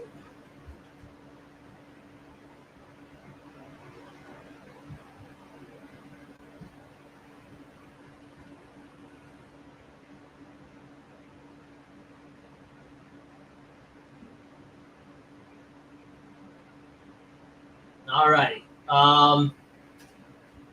There you go.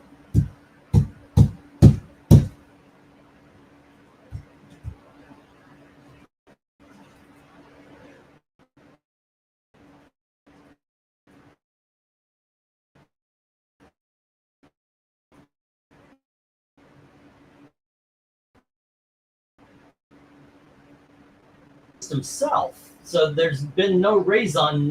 There's no raise on J. No raise on E.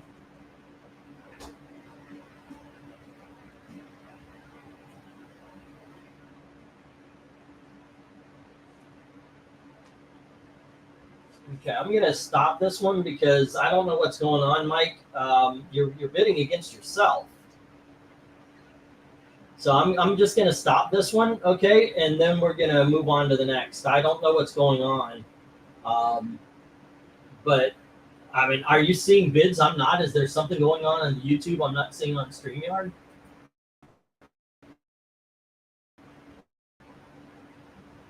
No, I'm not seeing any of that. Okay, but yeah, well, at least we had a couple. We got a fisticuffs with Detective Comics. That's cool. All right, let me get the stop here. And And here we go. This is what I've got. World's Finest is with Jim at 13. Hawkman is with Michael Taylor at 10. And the Hulk is with Michael Taylor at 8. And then, let's see, Detective Comics is with, actually, Michael Taylor with 1250.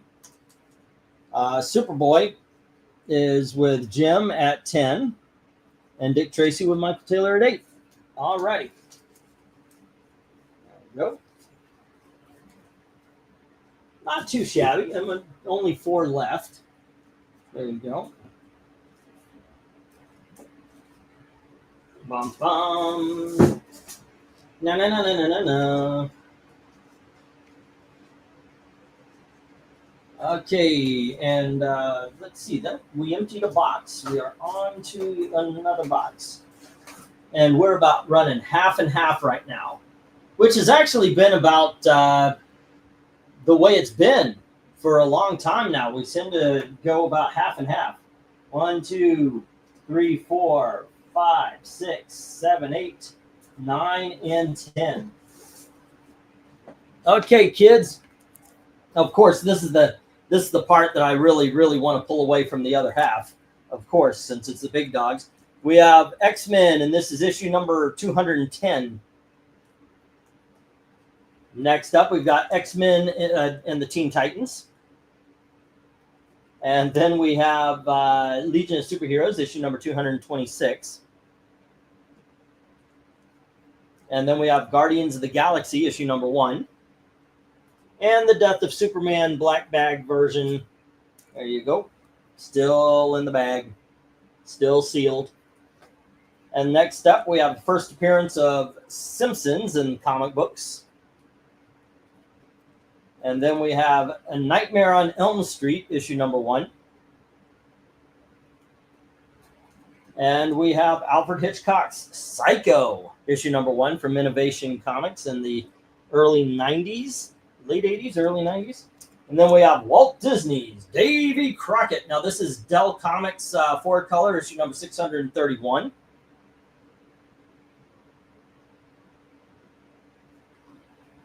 And then we have Dell Comics Movie Classics. And this is issue 624 of Dell Comics Movie Classics. It is Walt Disney's Treasure Island. All righty. There we go. Once again, where's Glenzer? All righty. We got you won Hawkman at 10, Hulk at 8. You won 1250 on Detective Comics and Dick Tracy at 8. All right.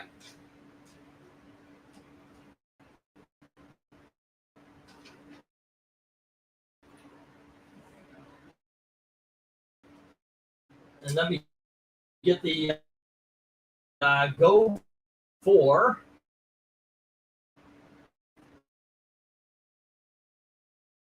Right now, it's telling me I'm blacked out. I'm going to trust that I'm not. Okay, and we got a glitch from where I'm standing at. Any of these coming from me? Nope.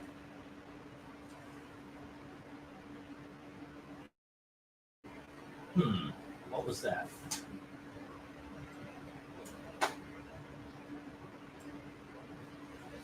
Okay.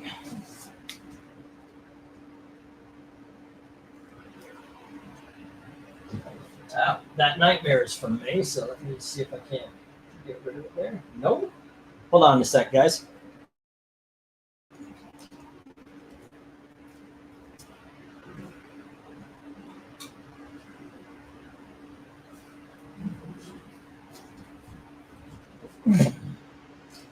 That didn't help at all.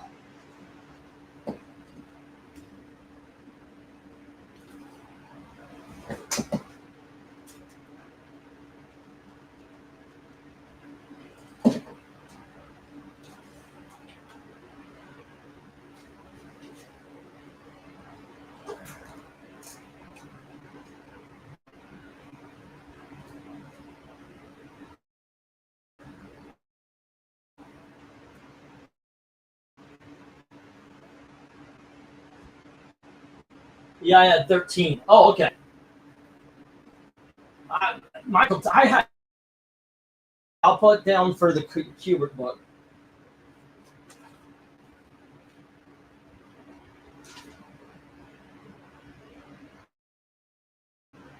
All right. Detective Comics 13 to Jim. All right. I'll put that down. There.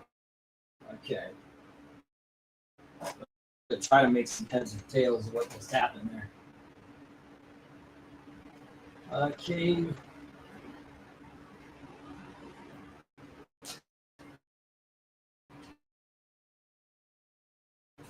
Let's see. Jim had Detective Comics, and that was at 13. All right. Superboy. Up to 10. Okay, and let's see what else it was. Yep, that was it for Jim, from what I've got. Okay, so Michael Taylor, I think, do I have a page for you already? THDK, Six Boy, Austin's. No, I have to make up a Michael Taylor page. All right, and he had World's Finest. Was oh, no, Jim's. No, I wrote it down on the wrong one. 1250. And then Hawkman at 10. And Hulk at 8.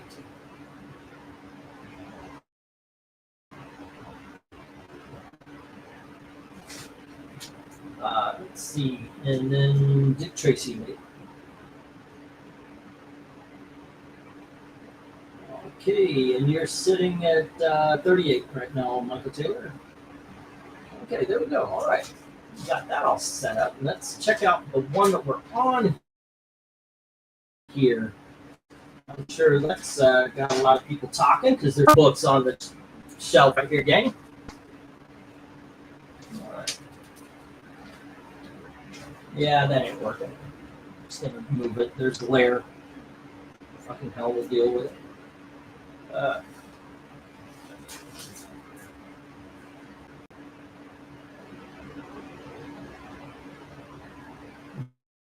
Jim saying you want to see your sounds cut. Well, I'm also just kind of mumbling right now. All right, so 8 on H from Six Boy. Let's see. No, I wrote, here we go. H being the Psycho #1. All right. Psycho #1.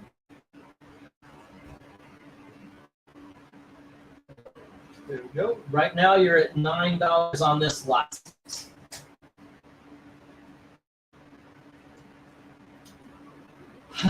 That's gracious. 10:04. It's 10:09. I'll get 1 minute here. I'll look these books. Okay, huh? Not on this lot. Alrighty, here we go. We're getting the 1 minute warning, and Styx has a bid on the Psycho book. Nothing else. Nada. Nil. Zip. Zero. Alrighty, let me get. Well, I had $10 on the Kubert, right? After. There's Joe Kubert. DC Special. Okay, now you're 48. Can y'all hear me now? Or is it still cutting out? I got to get a new microphone. Whenever you know your sound is cutting, oh, okay. I got to get a new microphone when we have a breathing room. So.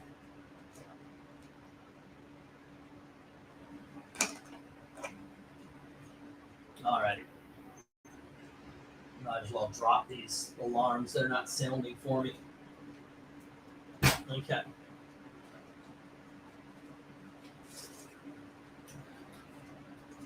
Let's get the stop. Wow, this sucks. Any books that you guys were interested in you think are overpriced?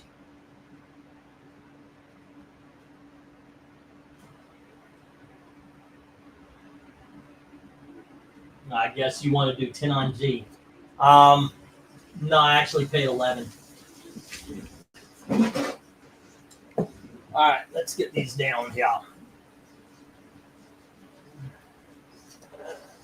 There we go. Let's see. Fuck me. Come on. I paid 11 for it. I gotta wait. After maybe a couple more. Yeah. Ah. Can you go 11? All right, it's yours, dude. All righty. I was contemplating. It's a missed. It's at least I got the money back, right? All right. I guess that's what I got to do. If we need, I mean, a lot of these I bought at the show, or I bought 2 weeks ago. So if I've got to just go break even in order to make money to get my wife for rent, maybe that's what we need to do.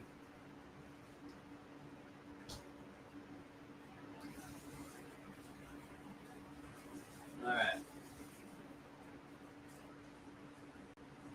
There we go. Yeah.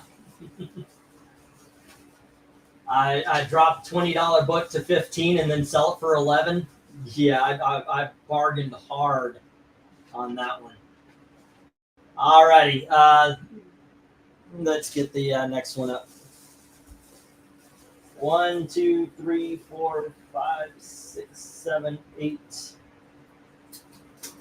9, and 10.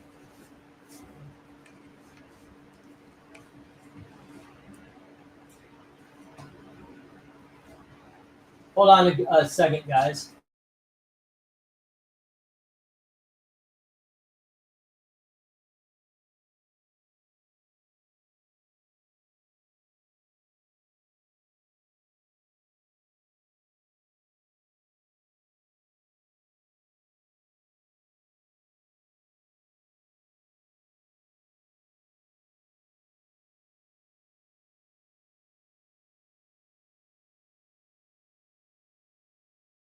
Sorry, I had to talk to my daughter for a second there, guys. Let's see. 1, 2, 3, 4, 5, 6, 7, 8, 9, and 10. Okay. All righty. Oh, fuck. Okay, guys. Here we have Archie, number 152. And here we have is Archie 104. Next up, we have Sledgehammer, issue number 1 and 2. There we go. And we have Top Comics, starring Mickey Mouse. There we go. Next up, we have Mandrake, issue number 7.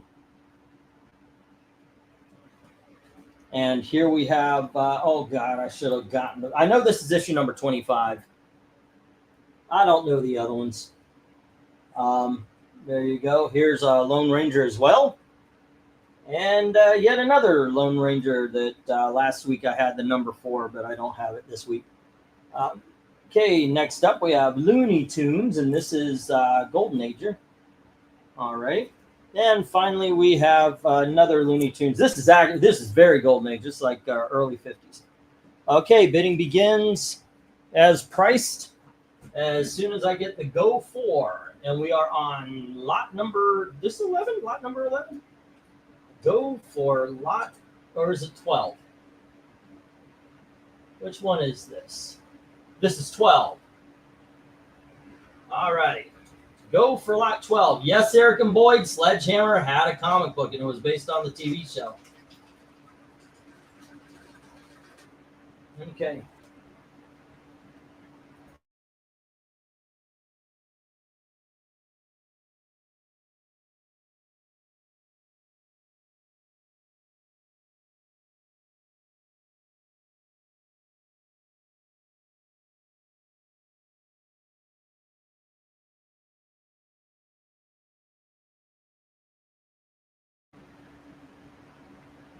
All right, Tony Hayes comes in with 8 on C.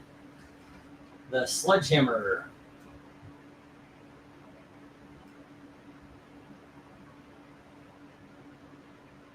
Tony Hayes, 8. And Jim says 8 on A and B. Archie and Archie. They're Archie and Archie. I love that the B cover. I love it when Betty and Veronica are dressed like that. It looks awesome.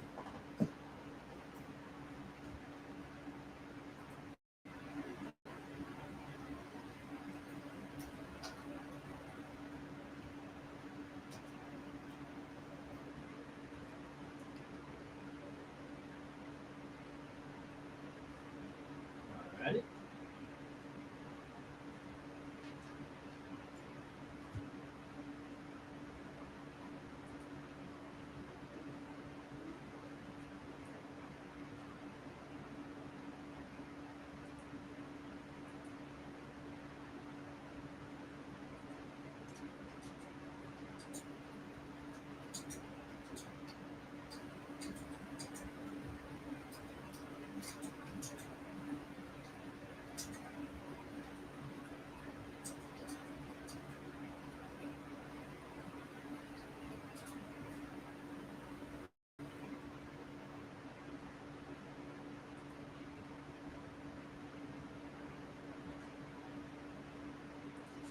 Okay, what else? A and B, we got that. It was Tony Hayes, I recall seeing just a few episodes when it aired. It was funny as heck back then. Yeah, I don't think it lasted very long, though.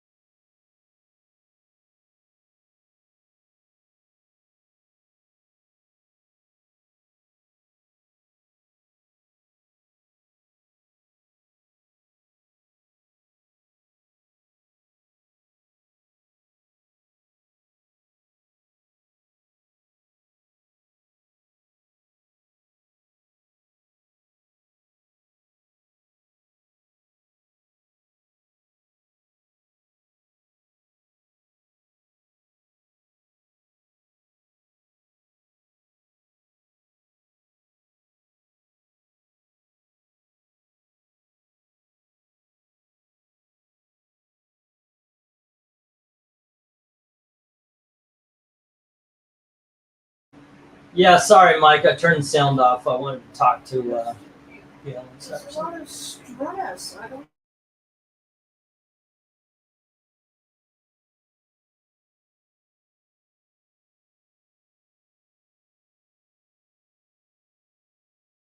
Maybe you should go get a. Hold on, guys.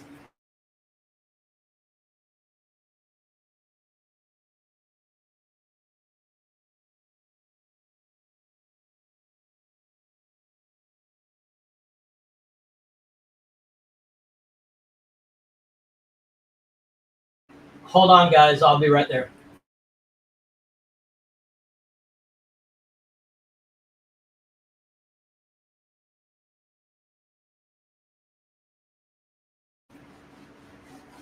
Okay, so what are we left on? Last one was A and B. That's it. So, okay, we have 3 bids on this one. All right, so let me get these. We'll get the.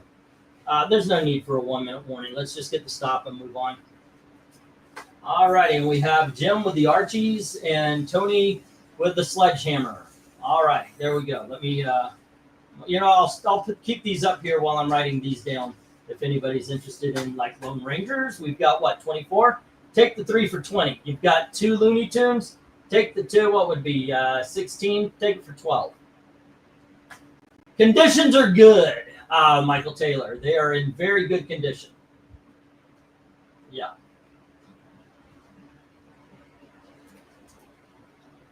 I hold on, guys. I don't know. There we go. Hold on, guys.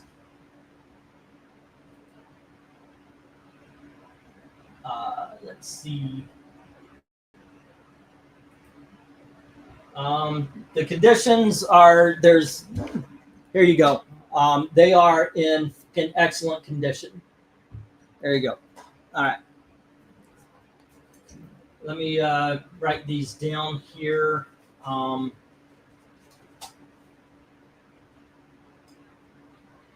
We had Tony H with Sledgehammer. And then that was 1 and 2 for 8. And then we have Jim with the Archies. I'll get to those. And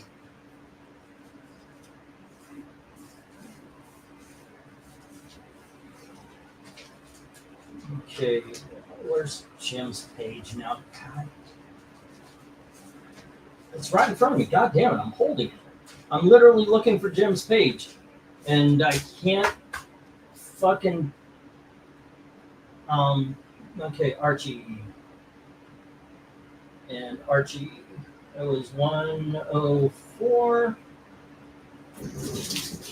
And it was 152. On this page, the top Mickey and the Mandrake are the last things there, Glinzer. Thank you. And it was 104 and 152. All right. 8 and 8. Okay. Let me write these down for Glinzer.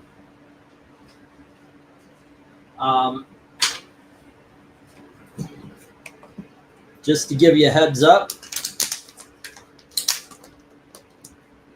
if there's a problem with a book, I say it when I put the book down.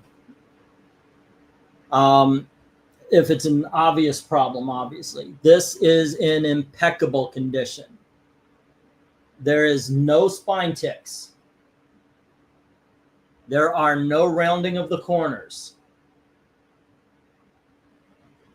You turn it over, that is a clean white back. Staples, absolutely tight and in there. You could even look at the front cover. There's no separation at all. This is an 8.0 easily. 8.5, 8.0, around there. If, like I said, if you follow in the numbers, back in the day, we would have gone very fine. And frankly, I want to get back to that because the number thing, especially when I saw that freaking 12-year-old say, "Oh, I've got 3 years experience doing that." Yeah, I so fucking don't trust the numbers in the comics. What are they calling it? CGC, the comics grading thing, anymore. But all 3 of the Lone Rangers are like that. They are amazing shape. Right now, Glinzer's got them at 8, so it'd be 850 or higher. All right. Right now, Glinzer's got them at 8. 1, 2, 3, 4, 5. Oh, actually, you're trying to. I heard 20 for the Loons, 12 for the Loonies. Oh, you're trying to make a deal. You didn't make a bid. Okay, 32 on the bottom row. That would be 1, 2, 3, 4, 5. What would that be? So, but we got a bid on G right now. Fuck a donkey. I so read that wrong.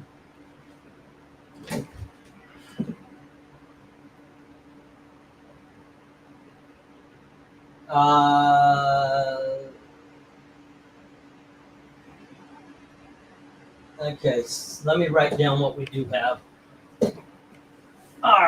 Goodness, I totally read that wrong, Glinzer. Let's see.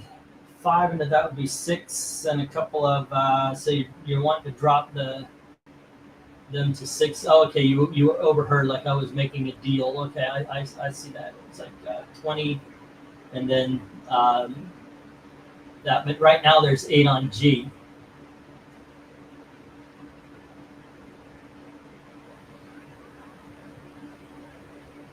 Okay. So Michael Taylor goes 8 on the Lone Rangers. All right.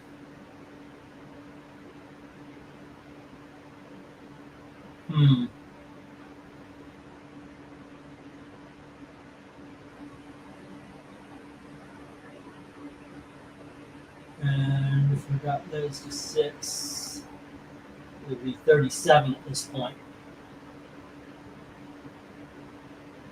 Raise the bid on the Rangers. Just 8 on the Loonies. Okay. Okay, we'll do that. We'll do that.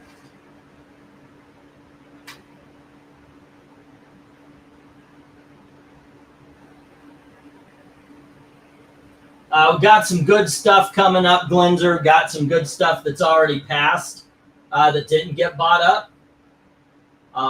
Sorry about misreading that. I don't know what I was even thinking. I'm not thinking because I was having a conversation with Gail at the same time, and I wasn't really paying attention. Sorry. All right, Michael Taylor's got 8 on the Rangers.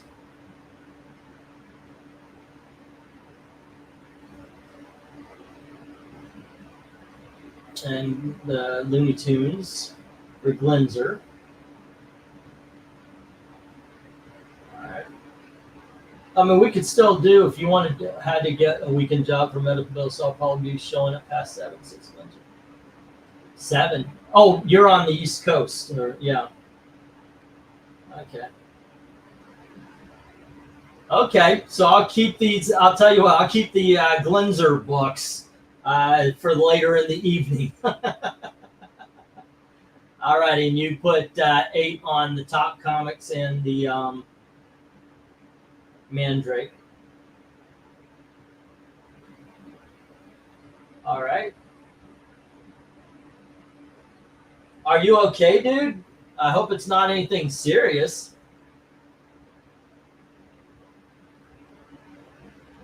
All right.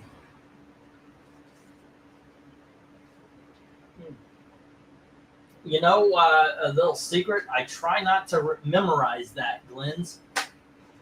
I don't want to accidentally dox anybody, so I really try not to put things to memory.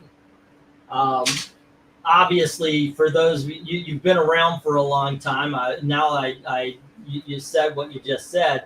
I know where you are, but I really try not to commit that kind of thing to memory, so I don't accidentally go, well, Aucton is over there in New Guinea, or anything like that. C7 spinal issues, nurse surgery. Oof.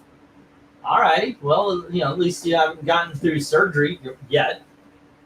All righty. So the whole board's down. Jim has Archie. And was it Tony Hayes or Aucton with the sledgehammer? Goodness, I had it right in my hand. The Sledgehammer is with Tony Hayes. And then Glenzer has the Top Comics, the Mandrake, the Looney Tunes. And Michael Taylor's walking away with some sweet Lone Ranger. Okay. You know what? All righty, there you go. Great board, guys. Great board. 1, 2, 3, 4, 5, 6, 7, 8, 9, 10. All righty, guys. You are helping. You are saying, keep it positive, man. Things work out. It's cool. It's cool. East Coast, there's a 3-hour time. Yeah, I know. People hate California.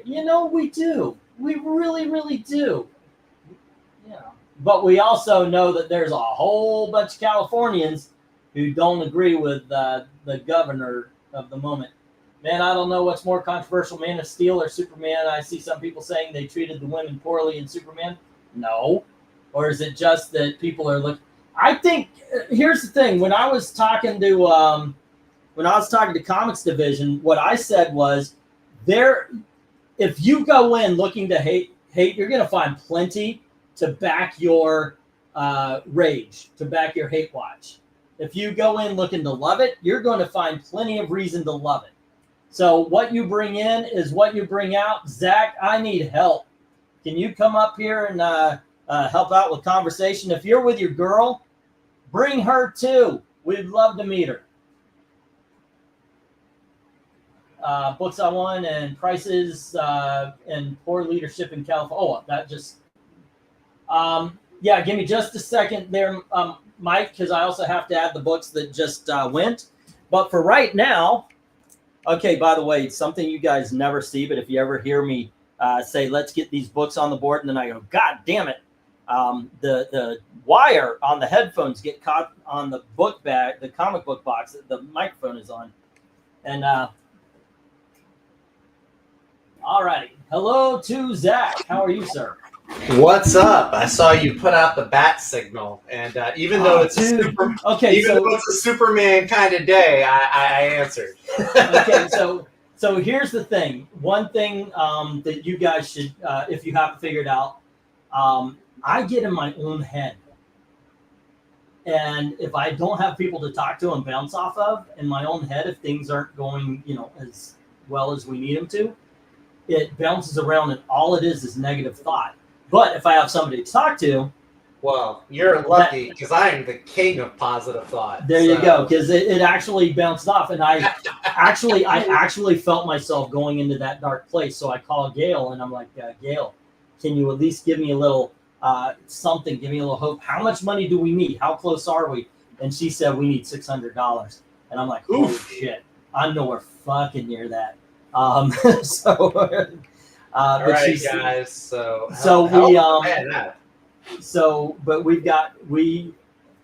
She's gonna try to get an early pay, which I'm hoping it's not one of those like what is it called, Allstate or whatever it is, where you go and you get an advanced paycheck, because you get locked in those things.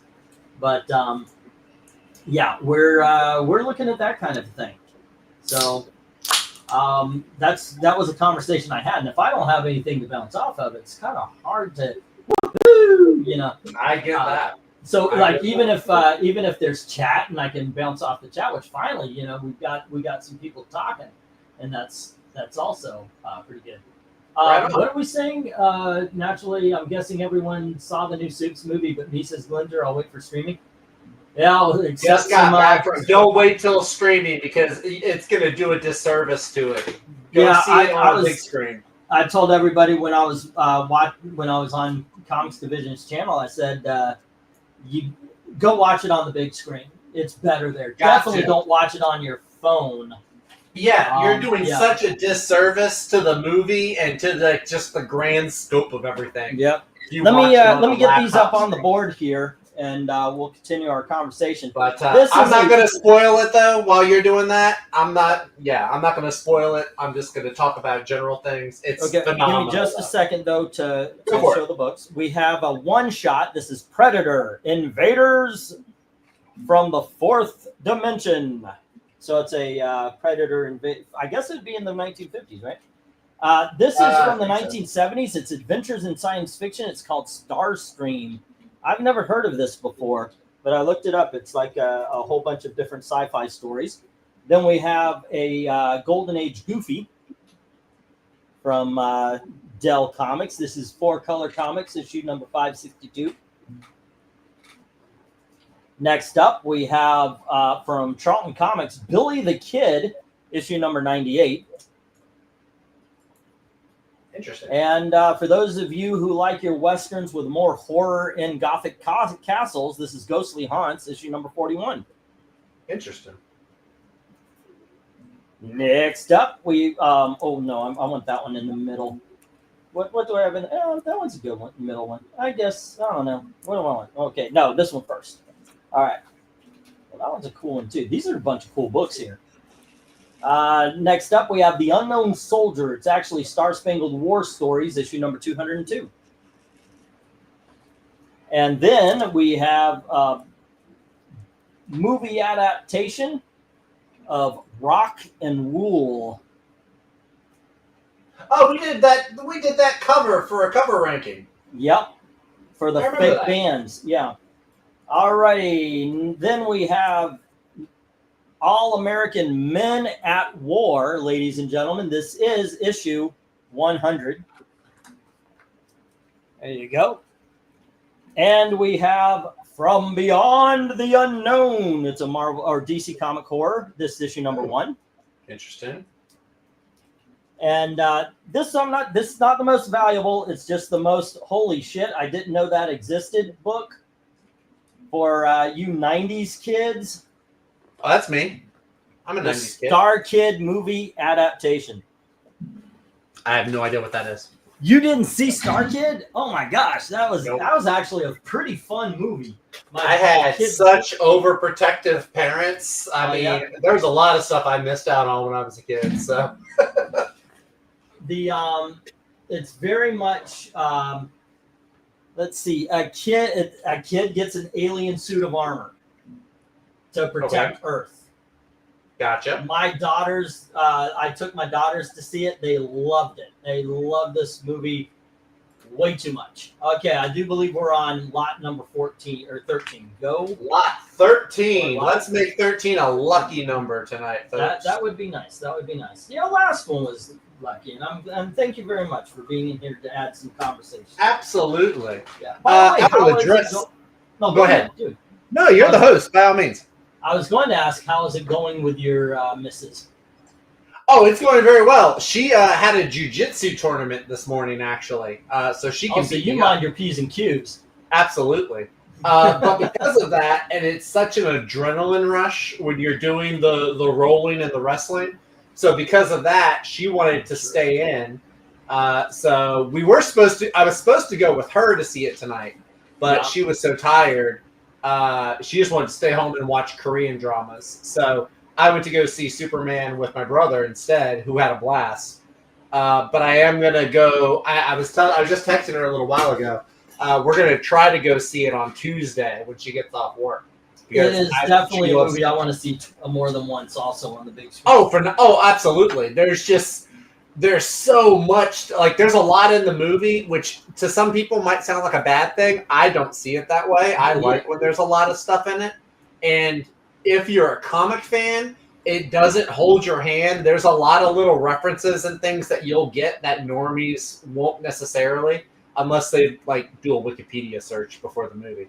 But it's such a good freaking movie, though, man. I've been humming the soundtrack to it all the way home from the theater.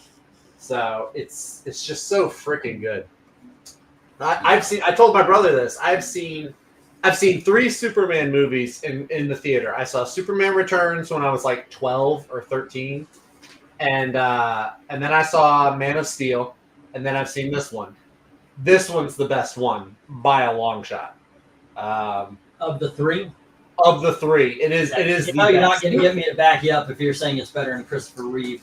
No, not Christopher Reeve. I've seen the Brandon Routh Superman Returns, Brandon Routh, however you say his name, the one with Kevin Spacey as Lex Luthor.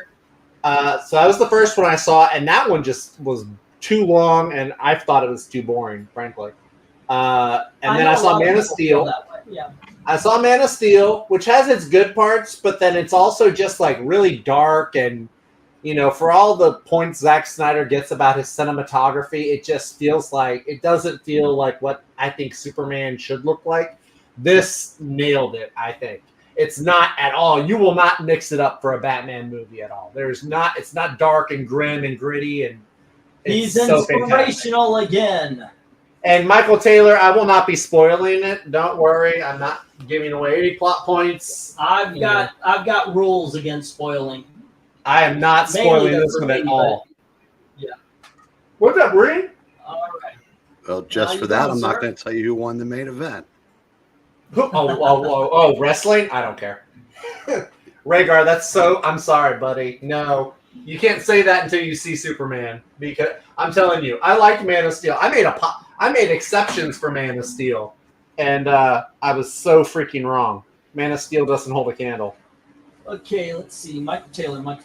Maybe one candle, if that candle is named Henry Cavill, but that's it. That's the only candle it gets. Right now, let's see. Henry Candle, yeah. 3, that'd be 24. 72 is where you're at there, Michael Taylor. 72. But but looking at this board though, look, you got war comics, you got some Disney comics, you got some horror. All over the place. You're kind of got a whole bunch of stuff. Did I put the go? Yeah, you got the go, so go ahead. Don't let Jim be the only one up here taking advantage of this. This is lot number 13, right? Yes, you said 13, yeah. The new Superman Glenser is it's David Cornsweet, I believe is his name. David Cornsweet. And I've seen him in one other movie, and I think it was Twisters, which is kind of a weird movie to be in. So there's only one bid, and it's on the Unknown Soldier, huh? Only one bid? Only one. Oh, no, Glenser jumped in. He has $10 on I and J. Oh, okay, there we go. Okay, so Michael Taylor. Oh, hold on. Let me read this off because Michael Taylor was asking. World's Finest at $12.50. Hawkman at 10. The Hulk 150. It was 250 at 8. Dick Tracy at 8. The Joe Kubert at 10, and the Lone Rangers at $8 each. There were 3 of them, and that is a total of 72. So, 12, that's 22, 30, 8, 48, and then 24, that's 72. All right. What else we got here? 8 on F, and that is the Unknown Soldier for Jim. Bunch of Jurassic Park talk. I know. I still need to see Jurassic World. I Me haven't too. been to see it yet. I want to. I might go see it tomorrow or Monday. I can't hear get anybody else it's to go see it with me.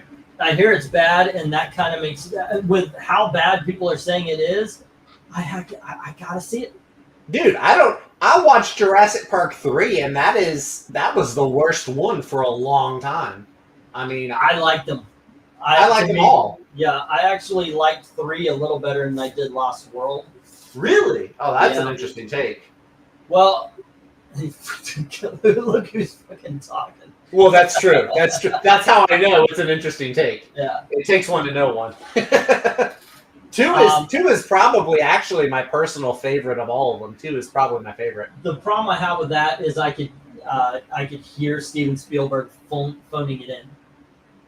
Yeah, I mean, there's definitely some parts of it that, I mean, once they get off the island, you might as well turn the movie off because it loses, I feel like it loses a lot of interest as soon as they get off the island. Like, that was the biggest problem, I think, with most of the Jurassic World movies is that they take the dinosaurs off the island. It could be interesting, them on the mainland, but... The worst is probably Fallen Kingdom for me. Yeah, because it tries to be 2 different movies. And the first half is like a disaster movie, and then the second half is this weird haunted thriller mansion movie. Yep. It's really weird. Here we have not a key issue, but a milestone issue of All-American Men of War number 100. It's right now sitting at 10 with Glenzer. 1050 bid gets it to you. Also, we have no bids, no love for anything on the top row. Oh, where do you go on this row, on this lot, Eric? My guess is nowhere to the top. You got some. Eric likes horror books. Yeah, ghostly, ghostly haunts or tales, whichever one it is. And let's see, is that the first issue of Beyond the Unknown? Yep. Yeah, I have that. It's sitting at 10 right now. Yeah, All American Men of War. Number 100. Yeah, in the Unknown Soldier. Ooh, Yeah, I think first is All American Men at War, to tell you the truth. And from the Beyond the Unknown Soldier, and then Rock and Roll. Yeah. And you know what? I find that movie. Elizabeth, look what they made a comic book out of. I just found out. You remember this movie, don't you? Star Kid. You remember that? You were younger, but I'll bet your sister does for sure. Alrighty. I also like Man of Steel was good. Man of Steel was okay. It wasn't great looking back at it in retrospect. It's not. I wouldn't watch it again. It was a good superhero film. It was an okay Superman film. Yeah. Jor-El was, besides Henry Cavill, Jor-El, Russell Crowe was probably the best part. All right. Let's see. We got a bid on A. Tony Hayes put $7 on A. Jim is saying he had World's Finest at 13. Okay. MK, both Mr. Terrific and Guy Gardner were very well done. Nathan Fillion. Look, I know we all say we wanted to see him as Hal Jordan, but he crushes it as Guy Gardner. That drops you to 60 there, Michael Taylor. Absolutely knocked it out of the park, I feel, as Guy. Oh, I loved him in the role. I like the fact and that I know he's going to be back in that Lantern series that they're doing. Yeah, and he's supposed to be back in that. So I'll watch it just for that, honestly. I mean, Hal Jordan, of course, I'll watch that too, but his Guy Gardner is fantastic. Mr. Terrific was also pretty cool. He's the brainy guy. I mean, that we all know he is. You had Hot Girl in there. You know where my brother was like, I've seen that actress who plays Hot Girl. I've seen her somewhere before. I don't know if he would admit to this or not, but she was Dora the Explorer in the live-action movie. And really? I love that movie, by the way. She was Dora. She went from Dora the Explorer to Hot Girl. Unironically, I dug the Dora the Explorer movies. Well, I just finished watching the second one today. I saw her do an interview before that came out. I thought, man, this is Dora. Yeah, Dora grew up hot. Yeah, Dora you kind of want to take a shower after. A little bit. It's a little creepy. Yeah. Well, I only knew Dora the Explorer from things making fun of it. Yeah. Yeah. But seeing that girl that played her, mm-hmm. It was like, I doubt she's going to look like that in the movie, but if she did. No, she did not. She looked very much like Dora the Explorer. Yeah. Well, she looked like Dora the Explorer. Oh my goodness. She did. So, alrighty. But yeah, the movies were surprisingly fun. And it was one of those things where I had my nieces over and I was like, yeah, we'll put on Dora the Explorer, the movie. And everybody was enjoying it and we were loving it. And then I look around and I'm the only one watching it. If you have kids, that happens all the time. Oh, yeah. I believe it. I know what it was like for my parents with us and movies. Absolutely. You put on a movie, we'll do anything but watch it as the kids were probably watching games like normal people. Probably. No, actually, no, not really. All right, let's get the stop here, and we'll get the next round up. All righty. Let's see. On the first row, only one book. Yeah, only one book on that top row looked like, yeah. And that is Predator, Invaders from the Fourth Dimension. That goes to Tony Hayes at 7. And then we had The Unknown Soldier to Jim at 8.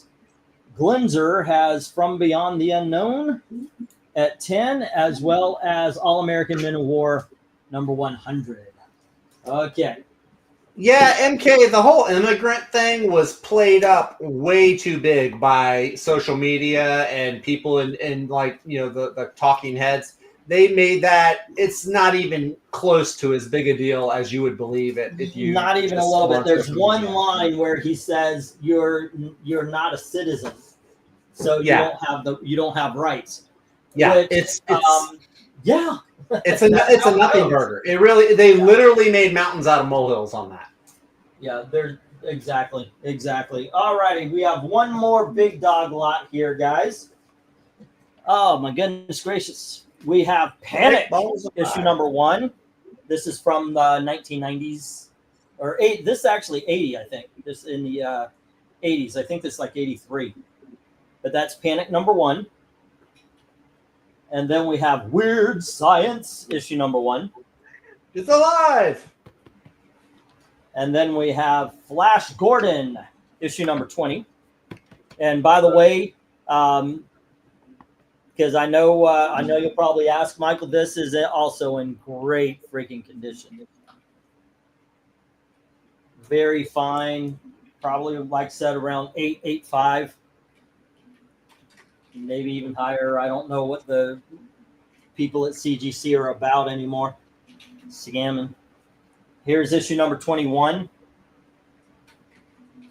Alrighty. By the way, I had these backwards. This is issue number 19. This is issue number 20.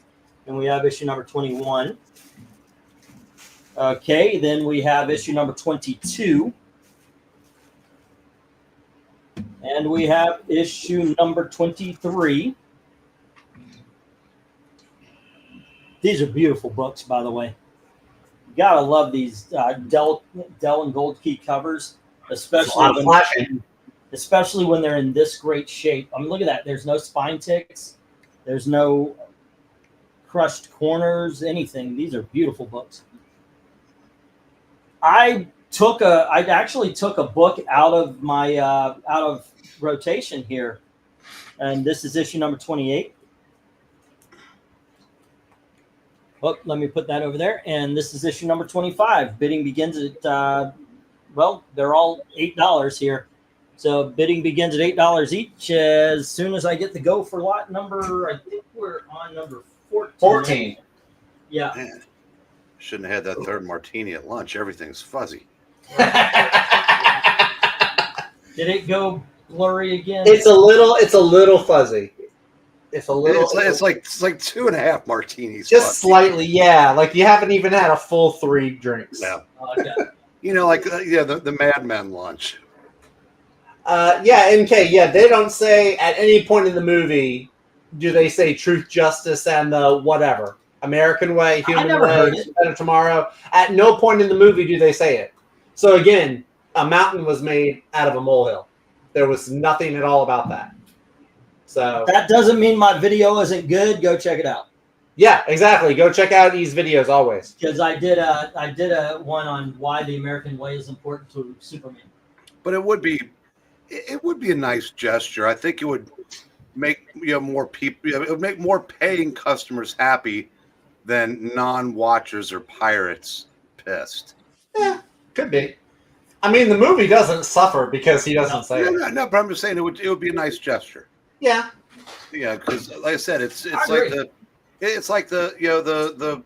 the blue sky crowd gets their way 98% of the time, That's and that's fair. why 98% of entertainment fails. That's fair. Yes, I mean, it sounds like it was neutral, which is Also, also Nick- fine. But Yeah. Oh, sorry. Go ahead. I was addressing the chat. Go ahead. I was going to say that, which is also fine. That's better than the alternative. But when you get something that's like explicitly patriotic or like a Top Gun, look what kind of business that did. Yeah. Yeah, you're right. You're right. I get you. MK asks, who's the better Lex if you had to compare, Rosenbaum or Nicholas Holt? Honestly, dude, I'm loving Nicholas. Like, I may have recency bias, but I really like Nicholas Holt's Lex Luthor. I spent 7 years with Rosenbaum's Lex Luthor. I thought he did an excellent job. Nicholas Holt nails the comic book version. We got a Silver Age. He's very Silver Age. If he had a mustache, he'd be twirling it. He's very Silver Age. Yeah. Oh. Nobody bid on rock and roll there, RDV. If you want, But yeah, come on in, nailed it. Venky. I need to hurry up, finish up that pay-per-view, and get in here. He nailed it. The guy who played Jimmy Olsen, I thought, did really good. I don't know if anybody else has watched Psych, but he has a minor reoccurring role in Psych where he plays like the young version of the quote unquote psychic, and the guy who played like young Sean Spencer played Jimmy Olsen here, and he did fantastic. I loved his Jimmy Olsen. It was great. Jimmy was great. There wasn't, well, let me see. Talked about Guy, talked about Mr. Terrific. Lois was good. Lois, I thought, was really good. yeah, I think she did well. She did a really good job as Lois Lane. Any problem I have with the movie would not be with the performers. No, not at all. All of them were solid. They all did well. The score, the music, I lost track trying to keep up with how many times they used the original John Williams music. I wish they would have gone for it. Like there needed to be an iconic kind of bum bum bum bum bum moment where Superman does Oh something. yeah, I mean they did use that several times, but it wasn't like big and Yeah, they didn't in use your the face. big music. Yeah, I get that. Pay-per-view. Rhaegar. Pay-per-view. Yeah, I said, Vayman, hurry up and finish the pay-per-view. And Rhaegar thought I said finish the paper. Oh.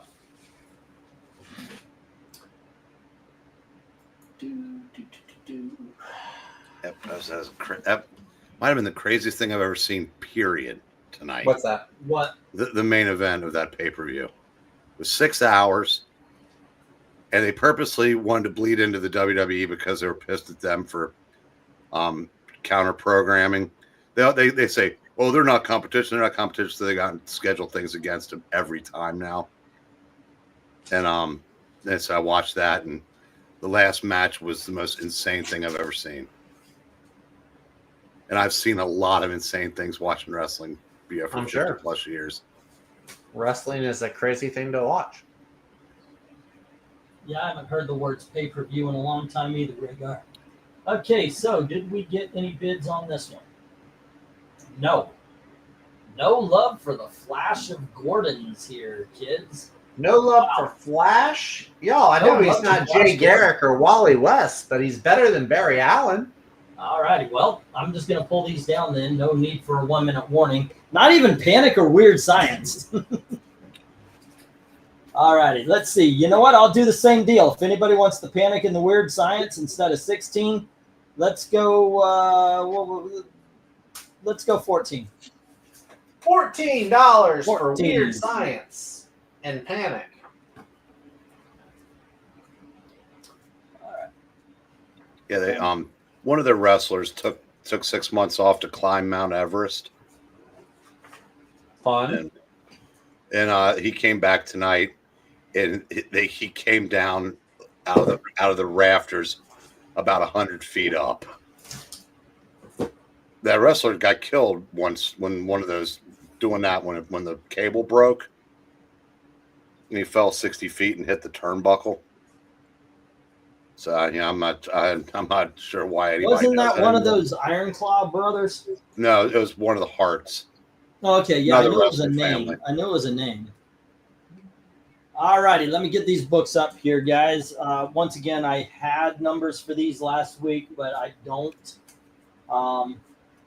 this time. So I'm just going to do what I do as I describe them to myself when I'm writing them down. All right, next up we got Walt Disney's comics. Oh, we're in the $5. I need to move this. All right, these, by the way, if you want to know the condition, are also in excellent condition. I'll show you, like, this is the first of them we can see.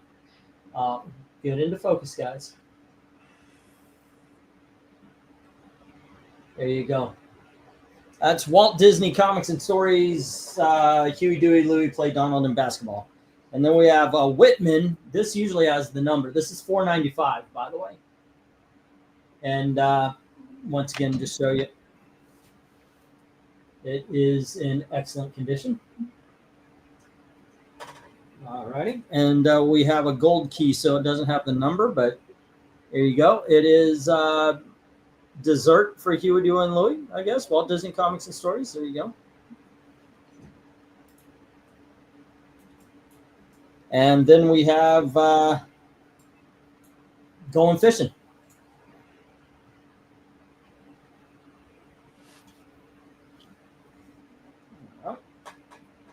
And next up, we have In the Firehouse. Interesting. All right.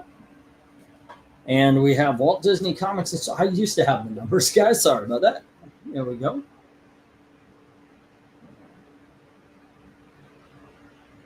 I really do like holding older books that look like they just cut off the shelf. Now this one's got, I see a couple of spine ticks at the bottom. Right by the PC symbol, UPC symbol, see them? There we go. Oh, the stickers mean nothing. They were on the bag when I bought them. I guess that's what the other person was charging. There you go. One of these tags have $15 on it. There you go. So who's in the chat? Whoa! Is that Mark or Tim? Or Tim Moran? or Timuron. Those Disney comics are, hey, do yourself and me a favor, bid on. And hello to whichever of the common team you are, which is, I would guess, would be Tim before Mark. Mark's a quiet guy. There you go. I was quiet before I got on YouTube. That might actually change it a little bit. And this one's a later one. This one is issue number 14 with this iconic cover. Oh, that's a cool cover. There you go. Bidding begins at $5 each. That would look good on any comic collector's wall. I'm trying to get this glare off of this particular issue. Not working. Sorry, guys. All right, let me get the go for lot number 15-ish. 15. Go You got for it. lot 15. All righty. Zoinks. And away! Yikes and away! Yikes! Yikes and away! Yikes and away! Aha! Terry, spin, dodge. Alrighty. All right, Tony Hayes jumps in, puts $5 on the J.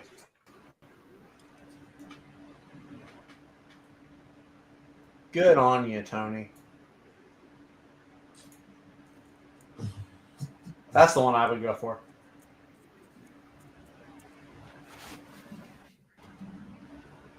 Ho, ha, ha, guard, turn, parry, dodge, spin, ha, thrust, blank. I was about to say something, but I will wait until you allow looked it up. spoilers. Yeah, Rhaegar, I don't think we're allowing spoilers anytime soon. For No for Super spoilers. Mario. Definitely not in the first weekend. I mean, that's just rude. Yeah. For sure. Don't, All right, you we don't got want to be that guy. Jay, the Mickey and Donald with the I heard American F1 flag. was a good movie, Rhaegar, but I have not seen it yet. Me I heard neither. F1 was I good. want to get out to the movies. I need to see Jurassic World F1 in the what is it, 28 years later? I am not. I don't think I'm going to be seeing 28 years later. It's a little out of my Not your cup of wheelhouse. tea, huh? Not my cup of tea. I saw 28 weeks later. I think I saw the second one of the trilogy. And that was okay. 28 You thought, well, for a zombie movie, there's a lot of talk about alcoholism. It's like, wait, Jeremy Renner's in this movie? Because he is. He's in the 28 weeks later. So since I haven't seen any of these movies, I find entertainment in other places. My stupid cat just started licking her tail, and she got about 3 licks in before she realized it wasn't a paw. That's funny. Cats are No, I will not be seeing Final Destination Bloodlines MK. When have I ever? I saw it. That is definitely a not me movie. It's a snuff movie. You know, if Yeah. you can't get away from it, you're just watching people die. That's all this is. That's really all it is. Yeah, I'm not a fan of that, to be honest. Oh, what do we got? Okay. Let's see. We've got one bid. That means there's 9 books left. At $5 each, that would be $45. Take the other 9, $35. $35 for a lot of Disney. Would that be, Yep, would that be that's- a lot of Disney or a lot? That's of a Disney? lot of Disney in A this lot lot of of Disney. Disney. Yeah. I'm going to put the 1-minute warning up, and we'll have. I do the hate deal will horror, last- MK. You know, if the deal will top last row for was as long as the. Say again? the top row was Little Lotta, it would literally be a lot of Disney. A little lot. A little lot. That's funny. Yeah, no, I don't do horror movies, MK. I think they're dumb.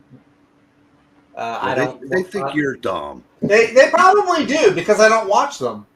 But it's like I don't want to be scared of stuff when I'm watching a movie, or whatever. But hey, other people like them. I had a roommate here for like 2 months last year, and he loves them. But he's also You should. I would recommend The Exorcist. It's more of a religious drama. My sister watched it, and she loved it. She thinks it's like incredibly accurate in a lot of ways and stuff. She also loves a lot of She was Stephen possessed King by books. a demon once. She loves a lot of Stephen King stories. It's almost a little alarming how many Stephen King books she has. How But many is alarming? there are some movies based off Stephen King books that are coming out this year, so she's kind of happy about that. Does she have more than half-price books at any given time? When was she at half-price books? Because you can. She was at one recently. There's certain artists that or authors that have literally an entire bookshelf Yeah, of their stuff, like top to bottom, like yeah. Stephen King, Harlan Coben. On a good day, David Baldacci or whatever his name is can take up quite a bit. Yeah, I think she was at a half-price books a few months ago because she was in Texas a few months ago. But Alrighty, not a lot of love on this one. Just one book sold, and that's the Mickey and Donald to Tony Hayes. Which you're up to 27. You're down to 83. There you go. Zoinks and away. Zoinks and away. What's up, Dark Admiral? March Hare. No, I like action movies, adventure movies. Very the rare occasion I like a good comedy. You know what I like, but they don't make them anymore. What's that? I like a good melodrama. I thought of you earlier today, Breen, because I found myself watching a hospital drama from Korea, South Korea. Because my girlfriend has really gotten into them. It's almost like the episodes are like 90 minutes long. Yeah. And it's about these doctors that work in a Korean hospital and like all the interpersonal dramas that go on.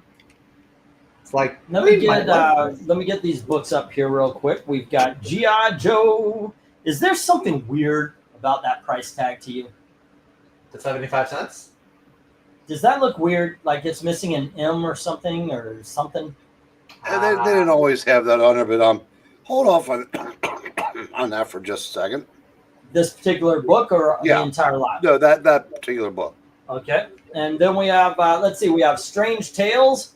This is a prestige format book that was released in the 90s.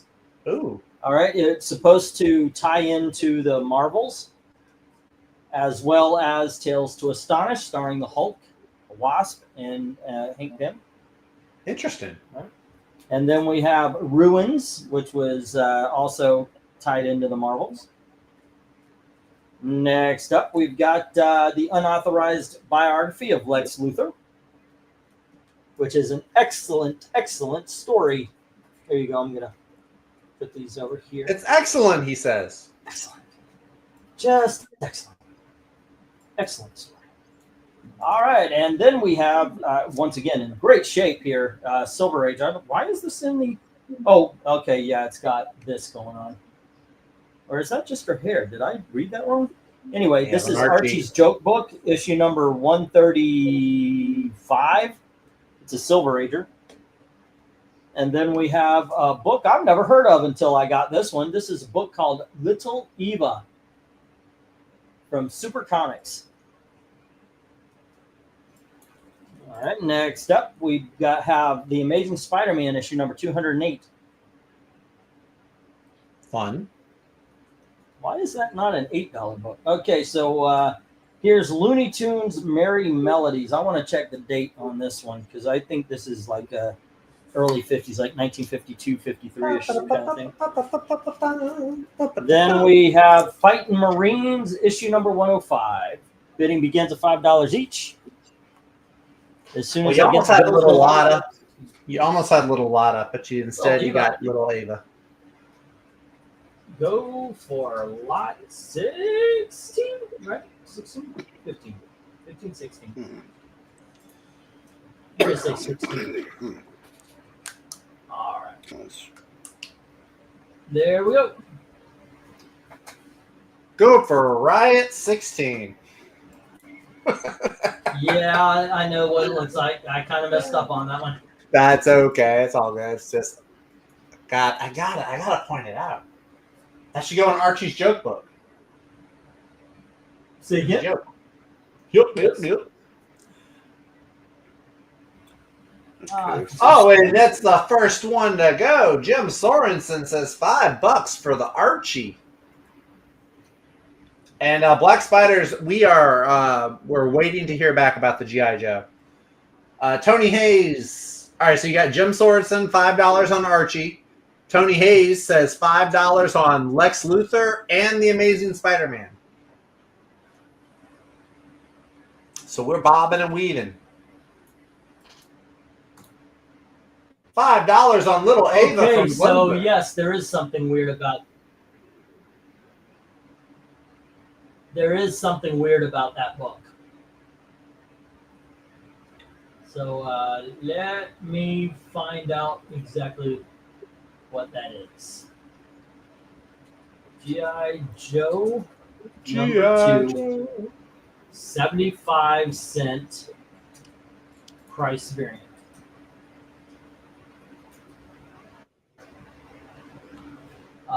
Dark Admiral asks, is it maybe a second printing? It's I saw somebody listed as that. I'm at Go Collect right now, seeing if they have any information on it. The Marvel series has been taken off a comic book realm. Really?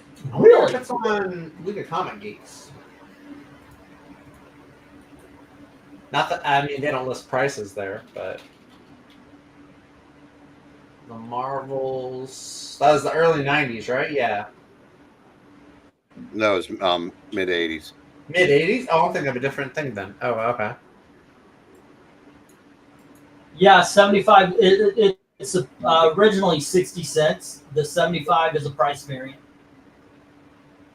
Interesting.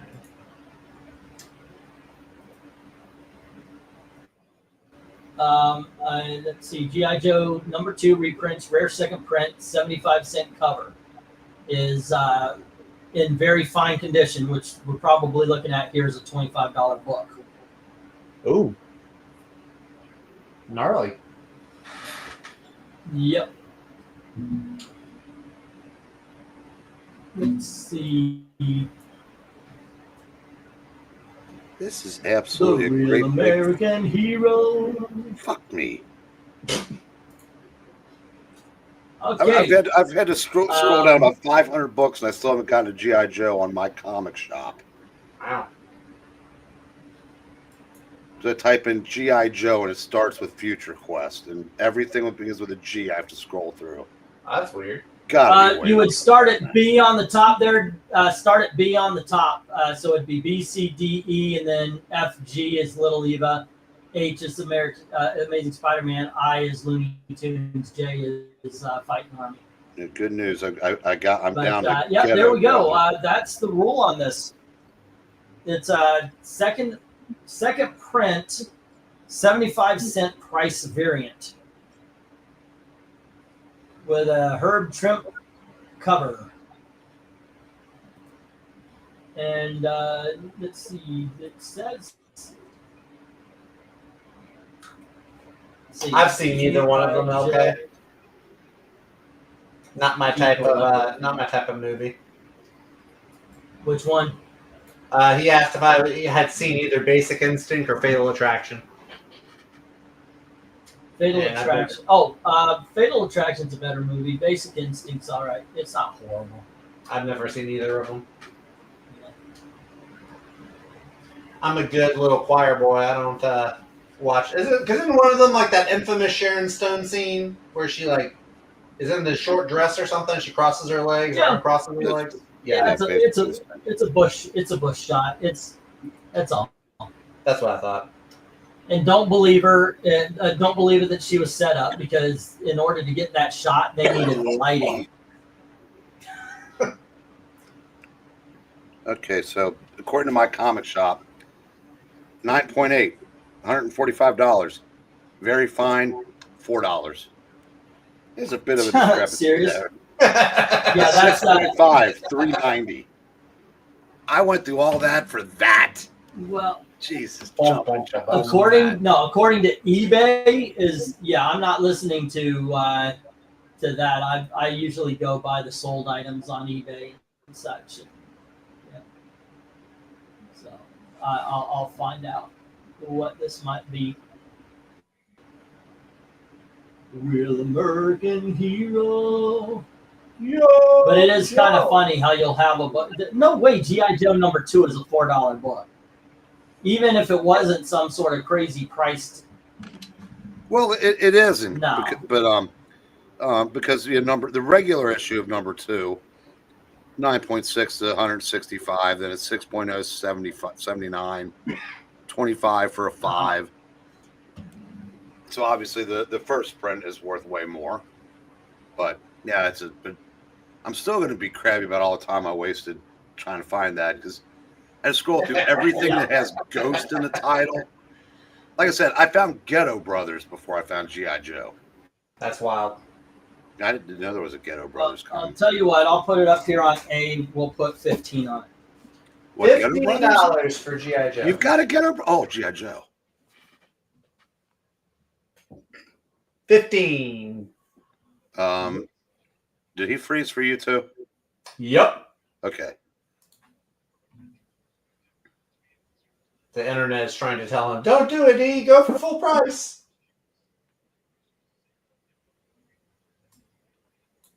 Look, and the voice of God just showed up. Who is it that has Constantine as their thing? Was that Dom? That would be me. It was Dom. I was right. Now none of us exist. We're all in a void. We're just disembodied voices. Yep. Another normal day for me. Well, how are you all doing this evening? I'm doing fantastic. So how you doing today, Dr. Stream Killer? Hey, I just got here. Yeah, and you killed the stream.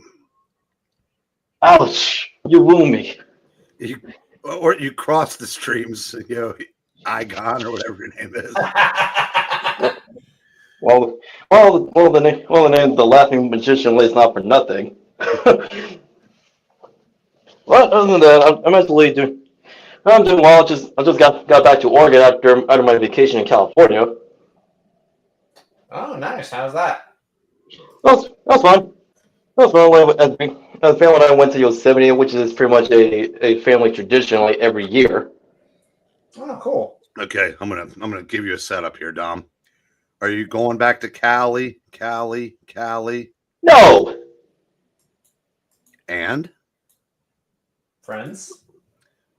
I'll visit, but I'm not moving back to California. no, I was going for no. I don't think so.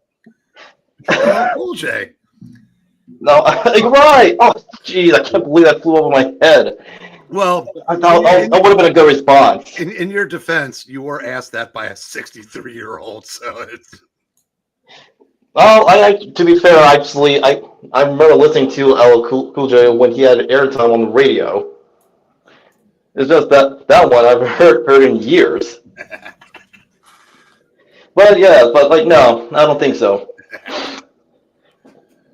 I've saw myself while here in Oregon, but again, I don't live in Portland. I heard some people. There's somebody riding around in a truck, spraying shit on Antifa people. Yeah, I stumbled upon that. No, I stumbled upon that when I was on Twix, and it's I laughed, but also I clapped my hands let's for those guys. Oh, that's funny. Yeah, well, it just also shows that people are getting tired of Portland's crap. I am the only one on right now, so hi everybody. Just so you're not looking at a weird. How'd you do that? Because I was the only one that had a profile thing up on the screen. Nobody else. I didn't see Fred Flintstone or Constantine. It was just me. I know, So, but when we get, No, I didn't know that you. I thought you had to have management privileges or something. I don't have management I privileges at all. turned them Not down. unless he did something and didn't tell me. I I said, Although, well, I jumped in like to provide some more commentary for tonight's Auction stream, but so far I don't see our gracious host or the books. Yeah, I don't see him either. So I was like, well, I might as well show the people something, so they're not just looking at a drawing of Jay Garrick. No, that's fair. Jackson, you hurt. Actually, but speaking of books, was I recently watched like Wes and Drew's latest comic book recommendations like video, and I'm happy to see the Aquaman like being recommended as well as the one Superman from Dan Jurgens and two Batman titles like from. I think Breen read the Superman book. Oh, nice! Wasn't that the Treasury book? best book I've read this year. I haven't even read any of my books yet. I haven't had a chance to. Yeah, it was like I may pick it up next week when I go back. Last month they recommended Supergirl, which really surprised me. Yeah, we know how that one turned out. Yeah, they didn't this month, but I thought this issue was very good as well. Of Supergirl? Yeah. What? Oh. Wait, who's the creator team? It's the all trans team of Sophie Campbell and Tamara Bonvillain. Oh no. And it's very good. It's really good. It's actually really good. I'm shocked, Dom, but it's really good. Hello? Hey! We can hear you. And you're back. All right, let's see. We got some G.I. Joe, some Luthor, Looney Tunes, Little Eva, some Archies, and Strange Tales. Hello? Yeah, you can't hear us. We can hear you, but I guess you can't hear us. Son of a gun. Hey, fuck off. Been waiting 7 years to say that. You never heard me swear. But yeah, I did get my books. I just haven't had a chance to read them yet. I actually haven't. Fine kettle of fish.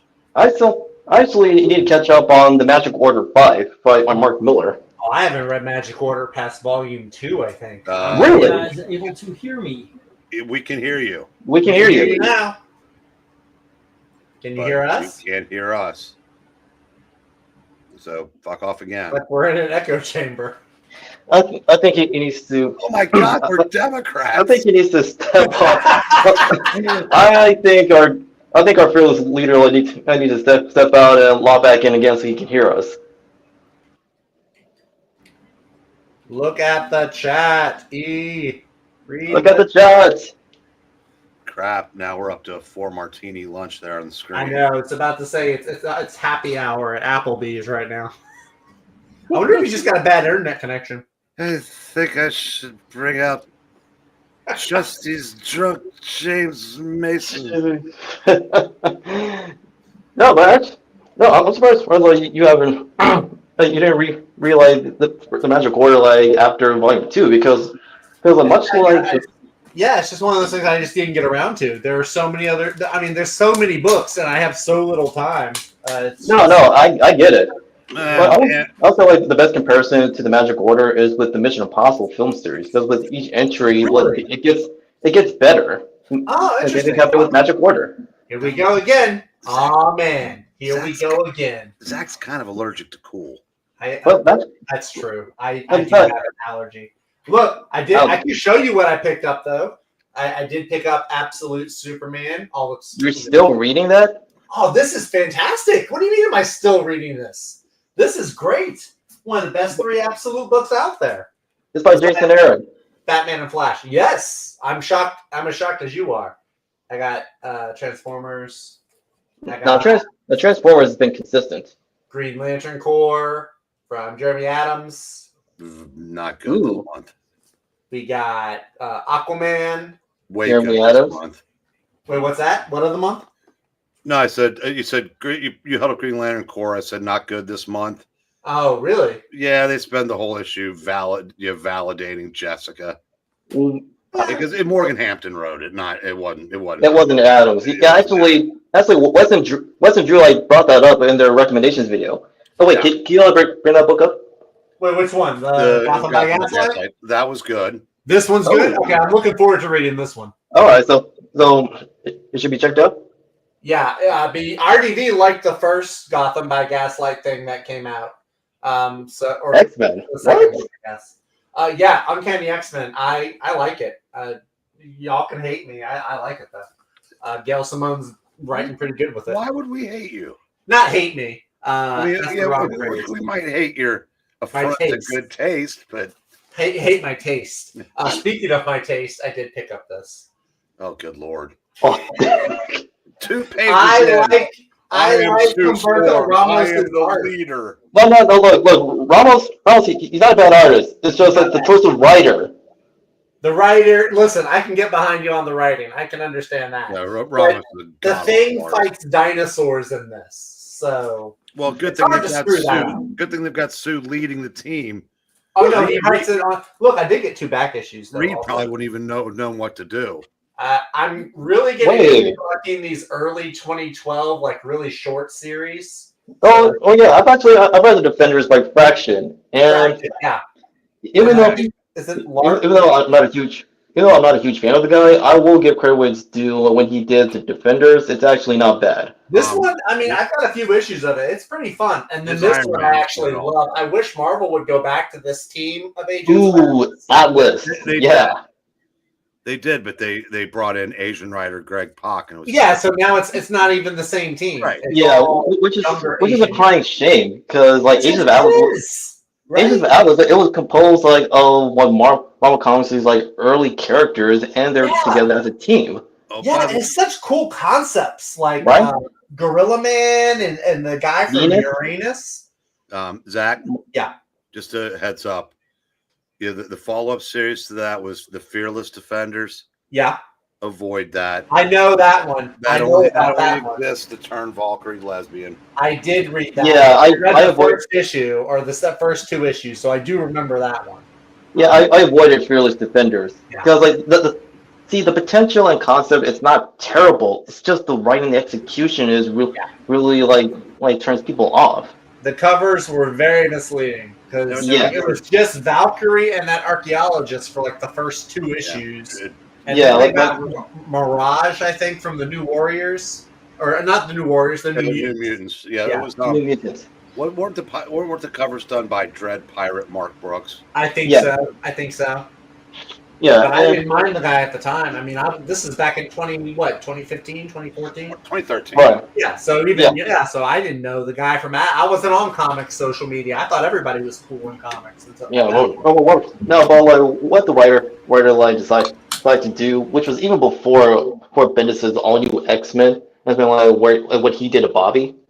But like that's been actually even like going on for a while because like, besides I mean this changing a character's like sexual orientation well in this case just it's mainly the former it's been happening but it was quiet.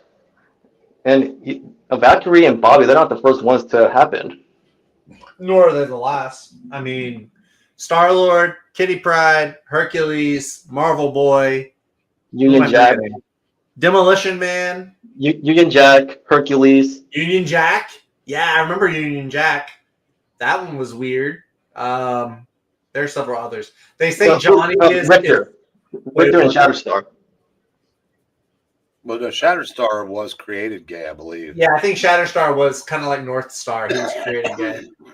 No. They tried to make the Human Torch. They tried to justify that he's bi or something because there's another universe where he and Dakin or Wolverine or somebody are in a relationship in another universe, which is weird. But D-Man, Eric and Boyd, they made him gay in some smaller, almost unknown book from 5 years ago. Even though like if you actually go back and read the books that had his appearances, Yeah. he was a ladies' man. He was a Casanova wannabe. Oh yeah, I mean, so was Iceman though. So was Hercules. Oh yeah, very much. Star-Lord. So And also Firefox. he cursed. Y'all heard him curse. He said he doesn't curse. Y'all heard him. I'm just kidding. No, I said Firefox. That was his brother. Oh, okay. Firefox. Firefox Yeah, but- or Starfox? I'm sorry, I meant Star Fox. But Star Fox, like he didn't have his orientation changed, but he was made. But he was turned into turned into What? a He was written as like a harasser or something. he was written as a harasser by Dan Slott, even though like in the past comics that was not the case. I remember that. Yep. And that really did Star Fox dirty, and like no one has really like repaired what Slott did when he wrote She-Hulk. I'm going to say it again. If you're still reading Marvel Comics, you're part of the problem. I'm part of the problem. You're part of the problem. Sorry. I'm part of the problem. It's something I care about continuity and the character. But why should you? They don't. That's true. You know, Third time's the charm. All right, can you hear us? I've been reading Marvel Comics since everybody that can hear me was alive. He might be here. He might be here. Okay, can you hear us? Father, can you hear me? Well, I started reading Marvel and DC like in the 90s, but my first comics was actually in the Independent, starting with Archie with one of the double digests. Oh. Yeah. Oh, hello. Hello. Hello. Hey. Hi. Okay. All right. Finally, he can hear us. Can he? I kept coming in and then it booted me right out. So hopefully I stick around for a little bit. Okay, but can you hear us? Zach here. I got a white box for him and Eric went somewhere and it says I'm in the muted show. himself. So there you go. So really quickly I guess here, he can't hear me. E is with Tony Hayes at 5. We've got Archie with Jim at 5, Little Eva with Glenzer, Tony Amazing Spider, and No Love for Fighting Army, and the rest. All right. Chat, can you hear me? Am I still here? Yep. Yes. Yes, but I don't think he can hear us. All right. I'm gonna type in the private chat. Oh, that might be a good idea. One more time. Tony Hayes has the biography of Lex Luthor. Archie goes to Jim. Little Eva to Glenzer. You might not see Tony it, has the Amazing Spider-Man. These into there he the goes. good box, and then the reject box to the rest of them. I'm gonna pull this until I get a price tag, since that's a big dog. And I would like to take this opportunity to remind our bidders, please make sure you're keeping tracks of your bids so that when stuff like this happens, you have an accurate number. Mm-hmm. So, it's important Now to keep more track of your so bid. than ever. yeah, And now photo. more so than ever. Exactly. I miss when Marania did this too, Glenzer. You know what I For miss? E's sake. What's that? A host that could hear us. Same. Yes. Times. Same.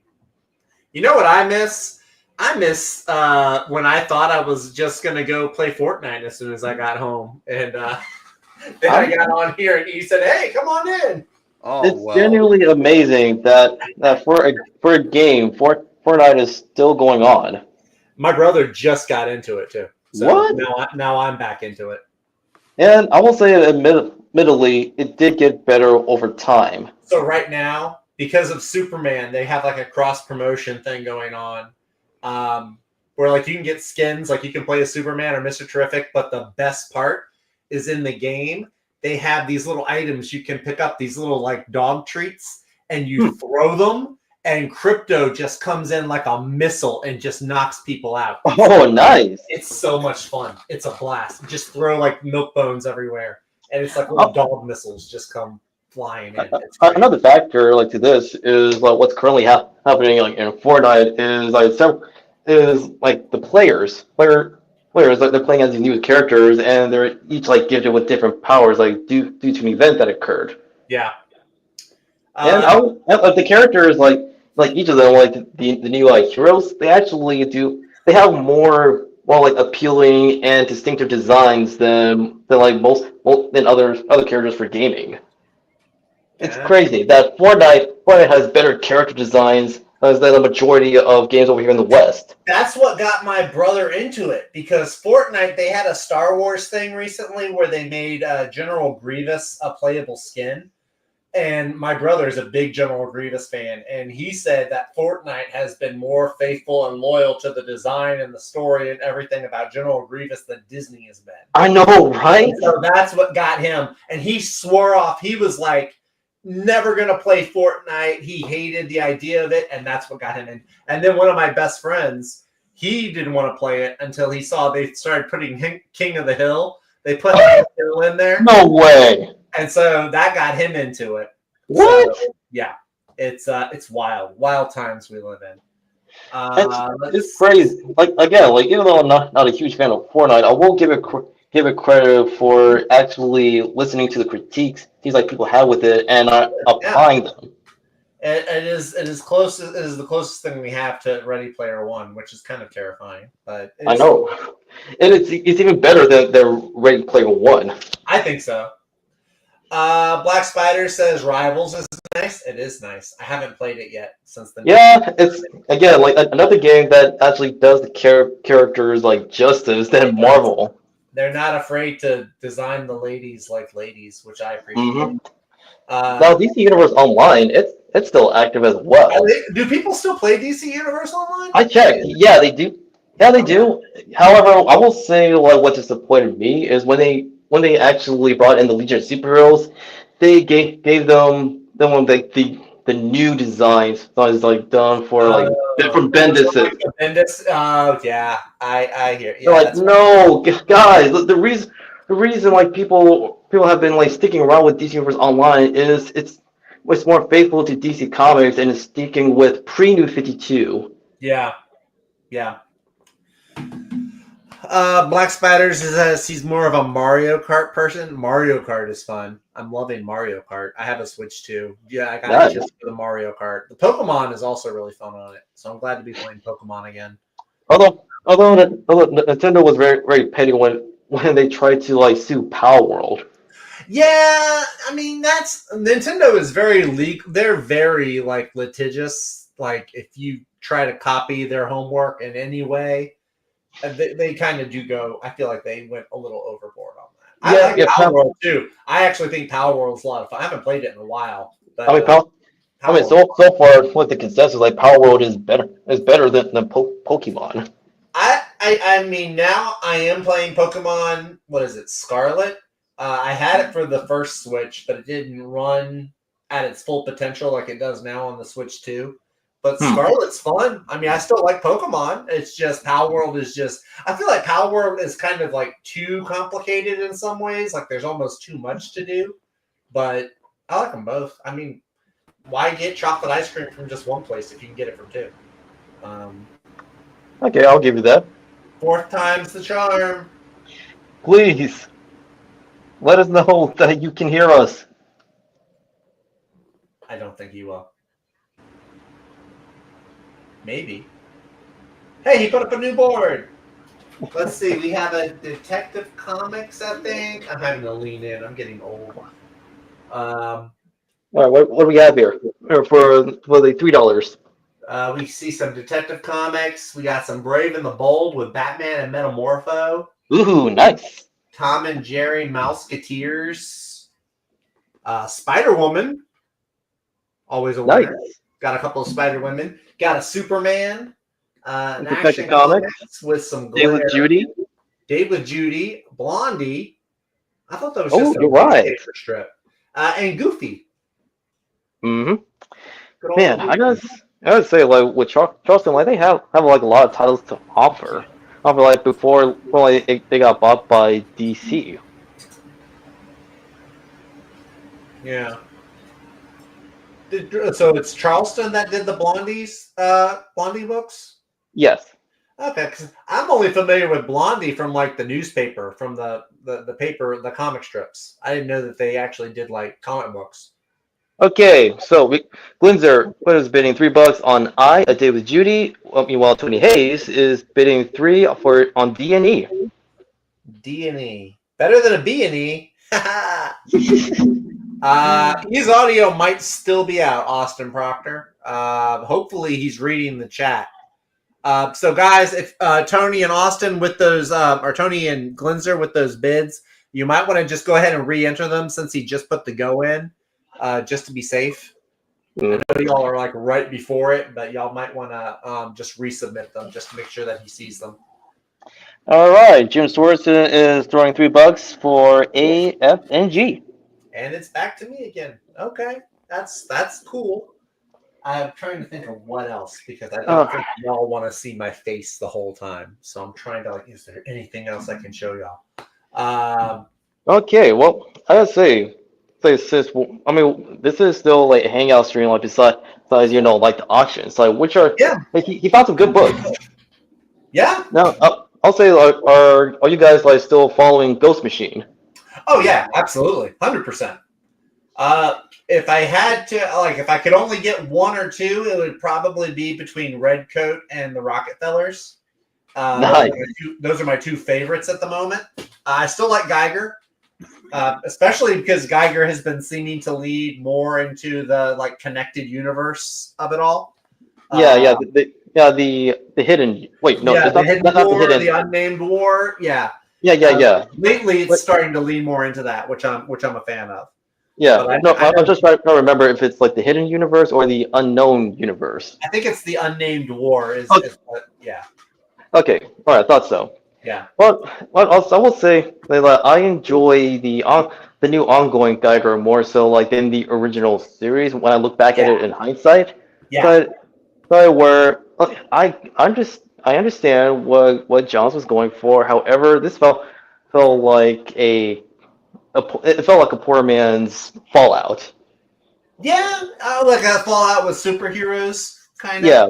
I get that. Also like the character of Geiger, he like rub people like the wrong way, like with his attitude and actions. Yeah. But at least like with the new ongoing, he's actually getting better. Yeah. Right. Let's see. Dark Admiral, what is on the wall? So I changed up the comics on the wall. It used to just all be JSA covers, and I've changed it up. So we've got just some various covers, some #1 issues, some first appearance issues, some that are just fun. So like there's what do I have? Stars and Stripe #0. Ooh, nice. Justice Society of America #1. I still have the JSA cover up there. I have two actually. I have All Star Comics presenting the Justice Society. I have Fantasy Masterpieces, the Silver Surfer, which is a reprint, but it's that Thor and Silver Surfer cover. We refer to that as the greatest cover of all time. It's definitely up there. Definitely. It's on my wall. Oh yeah, I can see it. It's right there, up there. Yeah. Actually, first appearance of Beta Ray Bill, the one with ooh, awesome.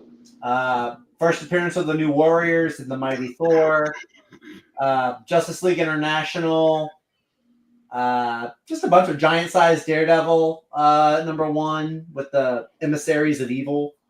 Just a bunch of them. One of my favorites, though, is the Justice League America one where they're fighting the Uberbot, which is a giant mech. Oh, sick.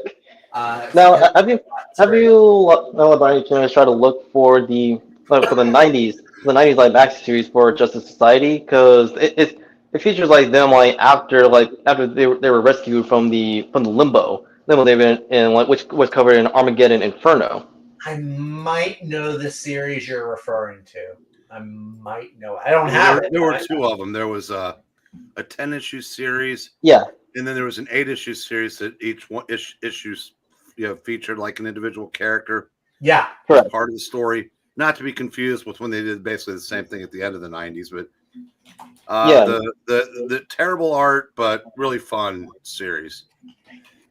Yeah. The main thing. Well, I will say that the first series that Bree mentioned, it covers the JSA's adventures before they went into the limbo, while the other one is the one being rescued from it after the events of Armageddon Inferno. Which one is the Len Straczewski one?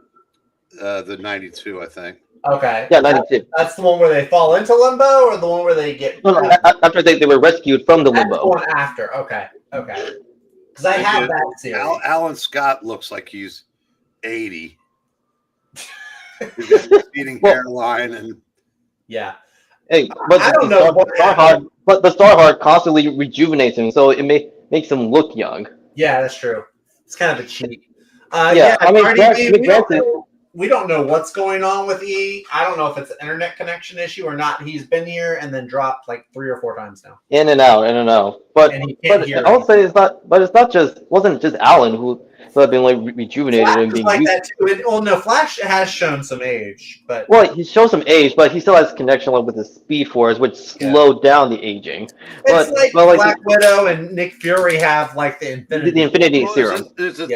They were supposed to be older in the series because I think it was before the Star Art rejuvenated them.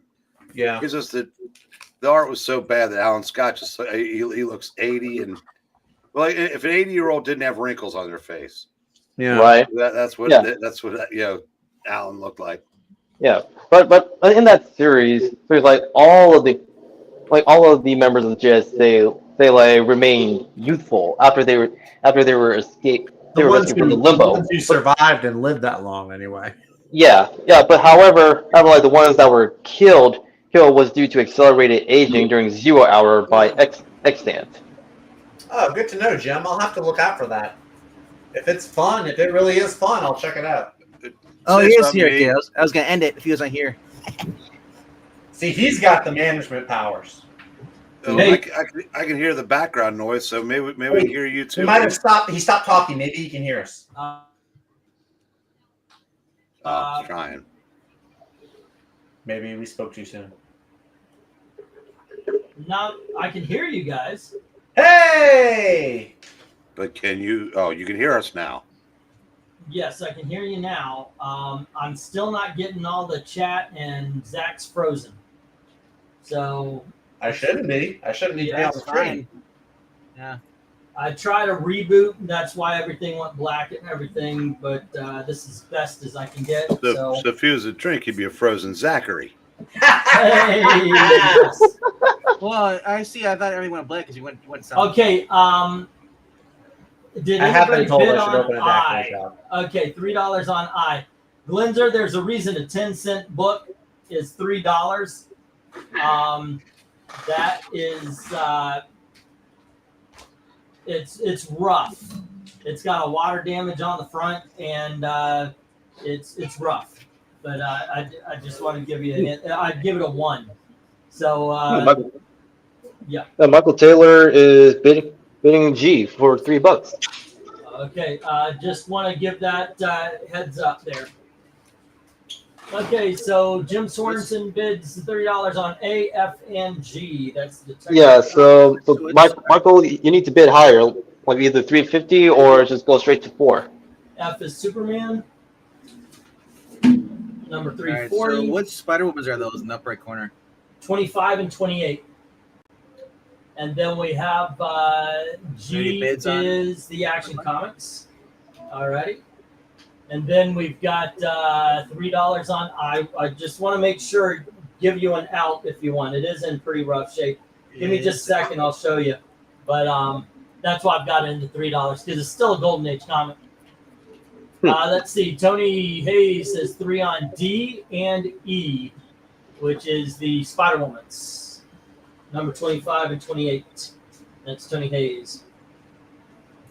Yeah. All right. How you doing, Dom? I'm doing well. I'm finally back in Oregon. Okay, cool. I'll start sending some comics. You sent the first box. Yeah, I did. That was a while. That was before you told me to hold. Yeah. I should have said that before that. Did you get them? Oh yeah. Okay. Yeah, I got the package. Cool. What Wait. I actually want to bring up. Okay, go ahead, Bateman. I was going to ask, you actually got a chance to leave Oregon and you went back? I Okay. told you I live in Oregon, but I don't live in Portland. There's a difference. Portland is growing larger and larger. Portland is one city, just like New Orleans is one city. RDB, you just have $5 here. Well, if you look at the one comments near that, He was trying to buy me, Oh, okay. So which he can't afford me. But it Meg, was nice. did you get all the way through it? no, I looked at the last match. I figured I wasn't sure what's going on. I came in to pop in and see in case you guys need me to end it or something. Damn, looking to suicide my channel. Michael Taylor says You saw your Judy. channel, bro.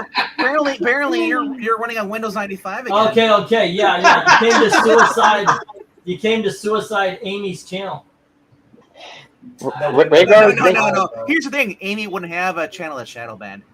Probably, yeah. Oh, and Rhaegar, thank you. He said Portland is basically the only crazy part of Oregon. Everywhere else is pretty much red. oh, so it's like New York, because the state overall is pretty red, but it's just the city that's 4 on D from RGB. And also, Black Spiders, like another comparison, San Francisco is blue, while everything else is either red or like purple. See, I'm like Lex Luthor. Let's just take her to the whole entire West Coast and start over. Hey, we're not spoiling Superman, by the way. Several people in the chat have been adamant about no spoilers. I was talking, the dude, spoilers on Superman. that wasn't a spoiler unless you have not watched the '78 movie. I know, I'm jumping up ahead just in case Oh, yeah, the conversation turns to... It's okay to spoil Superman 78. Right. Well, spoilers aside, but like Jessica Drew, Spider-Woman, like she's been through the ringer a lot, like publishing wise, and yet she, like in the later years, like she's been done dirty. Oh, You mean hold when on, she let was me get this replaced out with- here. Let me get this out here. Black Spiders, the G.I. Joe was at 20. I put it at 15, and somebody said you should put it at 20, so I put it at 20. Alrighty. It's a 75 cent second print price variant. Those actually go. Okay, so here's what I got. Detective Comics to Jim. No love for Brave and the Bold. What? All right. It's no love for the Mouseketeers. Spider-Woman number 25 to RDV at 4. Spider-Woman 28 to Tony Hayes at 3. Hold on. Oh, He no. did Spider-Woman 25 to Tony Hayes at 5. Yeah, baby. I see that. I actually wrote it down. I don't know why I said it that way because I did write it Because down. you're old and your channel's breaking just like you. Okay, Superman 340 to Jim at 3. Action Comics 441 to Michael Taylor at 350. No love for Goofy. Then we have A Date with Judy to Glinzer and Blondie into the rejects. A date Alrighty with Judy. then. Judy or it's one of those. Judy or Rudy? Judy in disguise. Deal with Giuliani. Okay. Let's see. 1, 2, 3, 4, 5, 6, 7, 8, 9, and 10. I'll always say Oregon because We're that's still in the $3, and we have. Wait a second. That can't be right. There we go. Yeah, I got these backwards. Screw it. I have them backwards. It's okay. Okay. James you're right. But the last time when Jessica was done right was when she was assisting Wolverine in Madripoor. All right, guys. Next up is Legion of Superheroes $2.99. I've only liked an original series. And we have issue number 298, first appearance of Amethyst. So really, this should be a little bit more, maybe a 5 or 10 or 8. Here is issue number 297. Yeah, she had a great costume in Avengers, but that's it. And next up, we have Legion of Superheroes issue number 296.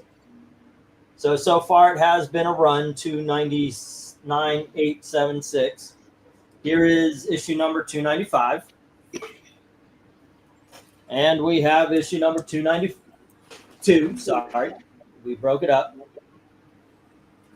And then we have issue number 291. This one could easily be a $5 book as well, as it's issue number 290. And then we have issue number 289. And issue number 286. Bidding begins at $3 each. As soon as I get the go for lot, whatever we're on, I think it's 18. 18. Yeah, I'm seeing only a couple of lots left. We only have 2, maybe 3 left. So there we go. Now, Rhaegar, what character are you referring to who made an appearance in Ironheart? But they them one. There only is one. Mephisto? Drag one. The what? Drag Queen. Yep. Wait, Oh, a drag? What? I don't know why y'all give so much attention to Ironheart. Like, it's obviously not good, so let's just not talk about it. I Oh, only right. watched, I watched maybe 30 minutes of one episode. I couldn't. I'm adopting this new outlook where if it doesn't look good, I'm just not going to pay attention to it for good or bad. Zach's policy, international policy. I'm ignoring the Middle East. Wait a second. I mean, look, isn't that what half the people want to do anyway? I mean,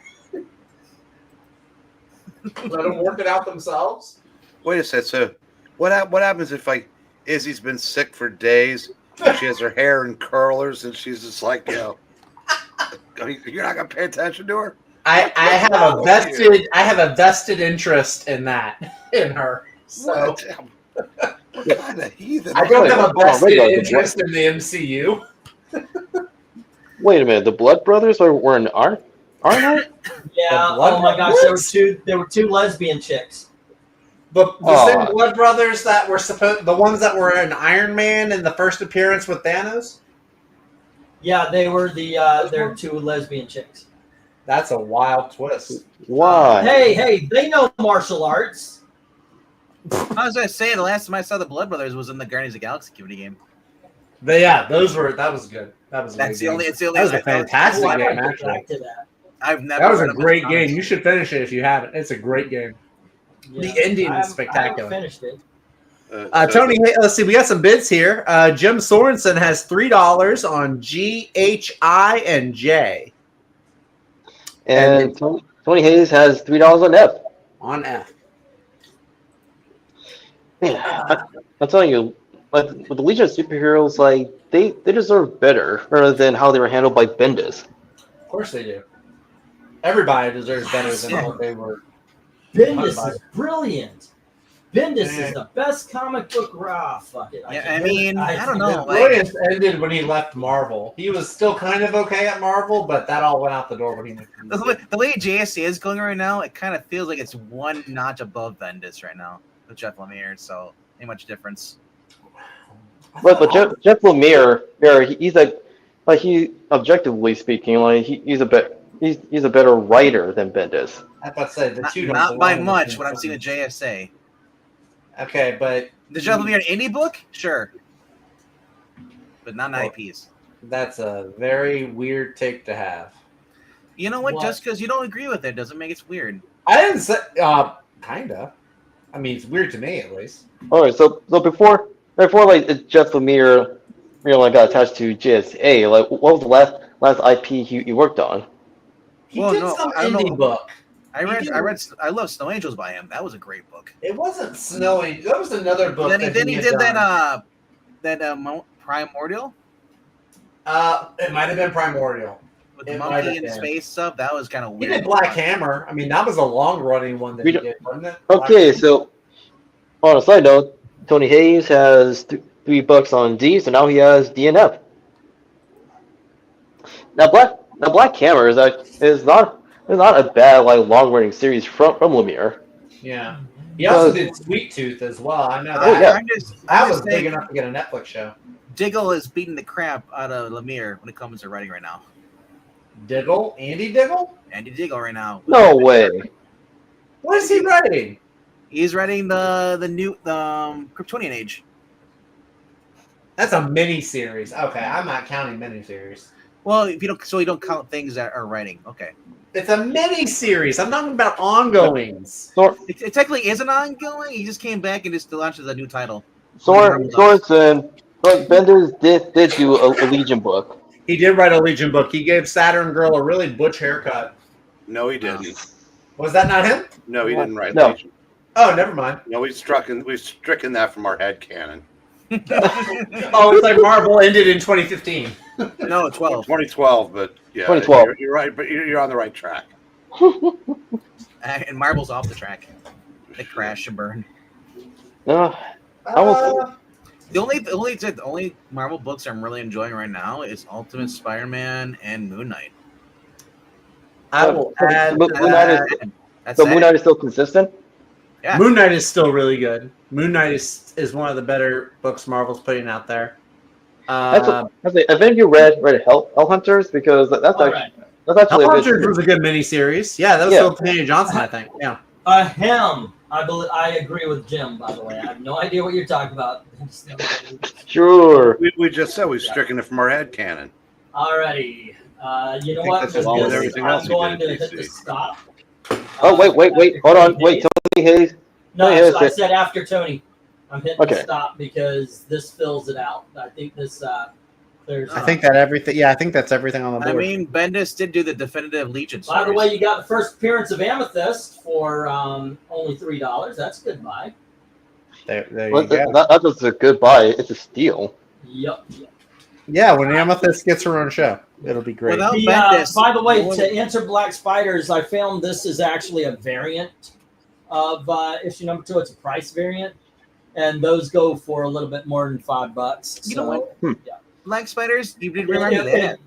I asked 20 on it if you guys are wanting it. So Well, right now, Black I'll go Spider, he's 15. bringing. I'll go 15. Well, in the moment, Black Spider, he's bringing out Spider-Man versus Predator. That's Yeah, but what? Ed Brisson, I think, with it, right? Yeah, that's out of continuity. Yeah, That's- but from what I'm hearing through the grapevine, Spider-Man versus Predator and Aliens versus Avengers, they're not bad titles. Aliens Alien vs. versus Avengers was Avengers. fun. Wes really liked guys. Alien Let me get Avengers. this real quick. The entire top row, issues 299 all the way to 295, go to Tony Hayes. All right. And then let's see, on the other side, it's Tony Hayes with 292.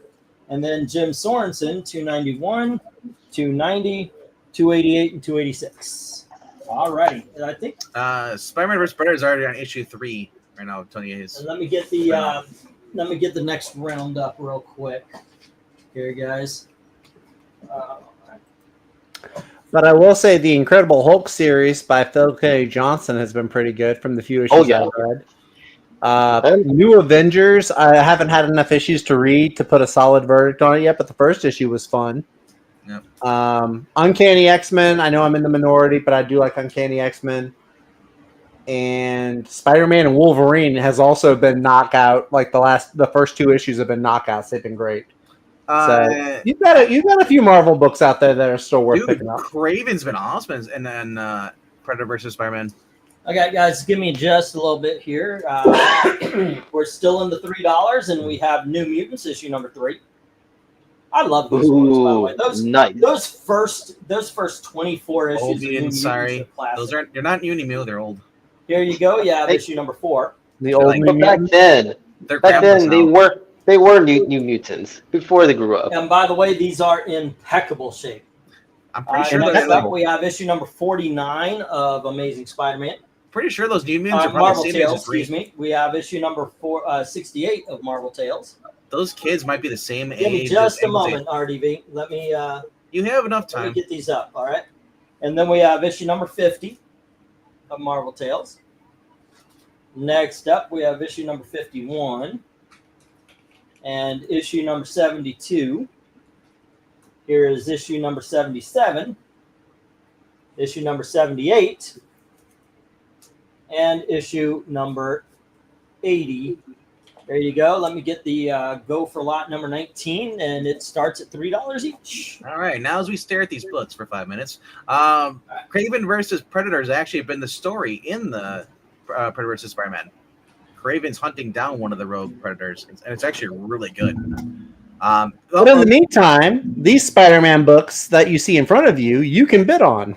Yes, Mhm. they are That so was the great. New Mutants. Yes, I disagree. After 19, you have the Demon Bear, you have the Legion story. Yeah, Oh, I love the Demon Bear. I actually think it goes south after about number 50, issue 50. That's when it goes down.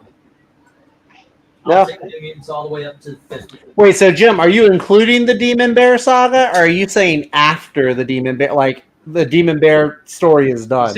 I say he started losing interest. Because how do you lose interest in a Demon Bear? Right? It's a classic. Maybe because you should have had Wild Bill fighting it with that Nugent. The Demon Bear is the best part of the Fox and the Hound. That Yeah. is true. Yeah. Well, also like when New Mutants, like besides like regular cape fiction, like it tackles the horror genre. What's better than the demon bear is actually feral when they're going against the bear that has rabies, the grizzly.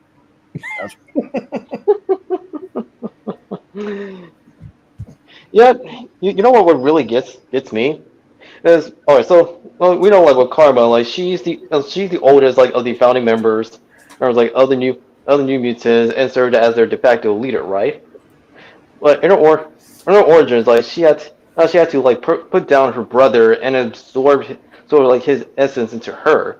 Yet, what gets me after all these years is that when Claremont was on the title, and when the other writers like came in, they never really took advantage of the fact that she has that her brother that they have her brother like dwelling within her, and it could have been like a plot point like for her character development. You know what I mean? You know, besides the fact well, everyone thought she was dead, but she was possessed by Amal Farouk, the Shadow King.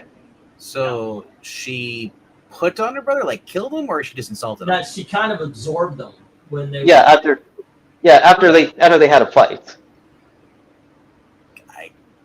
Maybe he was always a part of her. They're trans. I don't know what is No. Michael Taylor. I got the joke. Excuse me, gentlemen. Hold on. Michael Taylor is asking for the condition on C and D. I I could make a very immature joke with those two letters, but I'm not going to. Well, it's kind of buffering a little bit. You might need to get it cleaned a little bit. So what are the conditions of C and D? All right, give me just a sec. C. Well, he didn't say C and D. He just said CD.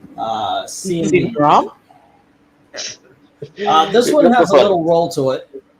Let me see if it's an actual roll, if it's a pressing thing. All right. All right. This is issue number 49. This is obviously mysterious. You know what comic this would be, Eric? Oh, he's got his silenced. He might be watching sports ball. Mm-hmm. Actually, you can see right here, it's not a roll. Or at least not a big roll. Sometimes they get printed and they can kind of get pressed. Let's see. What do I see in the light here? Go to light. You know what? I've got to call this a small roll. I see one indent by the E and the R right here. Only when I catch the light, I can actually feel it right here. Alrighty. You know, these are Marvel Tales. They're not the originals. There is a line right here and right here as well. Okay, and on the back, it looks good. There's minor dirt, minor staining. Whenever you see that brown kind of thing, that's what I mean. It's like a little minor stain. Not too bad. The staples are in there okay. Alrighty, and let's see how it looks as it's separating it all. It is not. You ever get the brown stains? I don't see any bent pages or anything. Probably 5.55. If you're experiencing brown stains, please go use the bathroom. So it's a 5.5 on the C. Which is not 50 actually looks in better shape. A 5.55. Does it? If 50 is in good shape, then Professional I grader, look but I've forward. been around the block a couple times. Yeah, 50 is better than 53. Yeah. But I mean, yeah, that's true. That's a good point. Alright. Oh goodness gracious! Tony says I'm full mid This Jim is on A and B, but I'm still bidding $3 on J. Okay. Let's see on number 50. What do we got? Okay, this one does. Oh, actually, it's got some sharp corners. I'm very impressed with that. I mean, you know, all right, it's looking good as far as that's concerned. There's no real spine ticks. Wait, no, there's one. And a little bit of scuff by this staple right here. Right, you can see it. And then there's a spine tick on this finger right here. All righty. Let me go to the back here. And that's pretty white. You got a little rounding on the corner here. It's got a little bit of stainage, but not very much. Actually, it just looks normal. I'm going to take that back. I don't think this is staining. I just think that's the color of the 1970s book. All right, let's see if okay, here's the staples. You can see they're in there nice and tight. Everything's looking good. You can see that the art still pops. And you can see right here that the cover is not separating at all. So there you go. This one, I would probably go 6 to 6.65, maybe even 7. All right. There we go.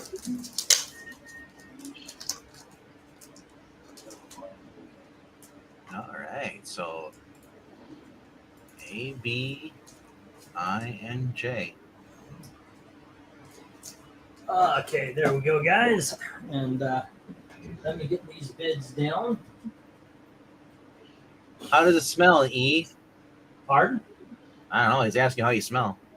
How does it smell? It actually did not have that electronic smell. Comic book smell is a good smell. I know what you're talking about. And yeah, I did not get that old comic smell walking. I was going to say, I've got a couple of fans blowing all the air away from me there. The waviness on this book is the bag. It is not the comic. Sorry about that, guys. it depends on who the owner was. If they're a smoker, did they have it in the basement? I know, right? Sometimes I can't believe you can actually smell smoke on a comic book. I love it. I love it when someone brings a box in the shop and it just reeks of bad weed. I can't believe that any of the comics I got from Eric, none of them smelled like smoke.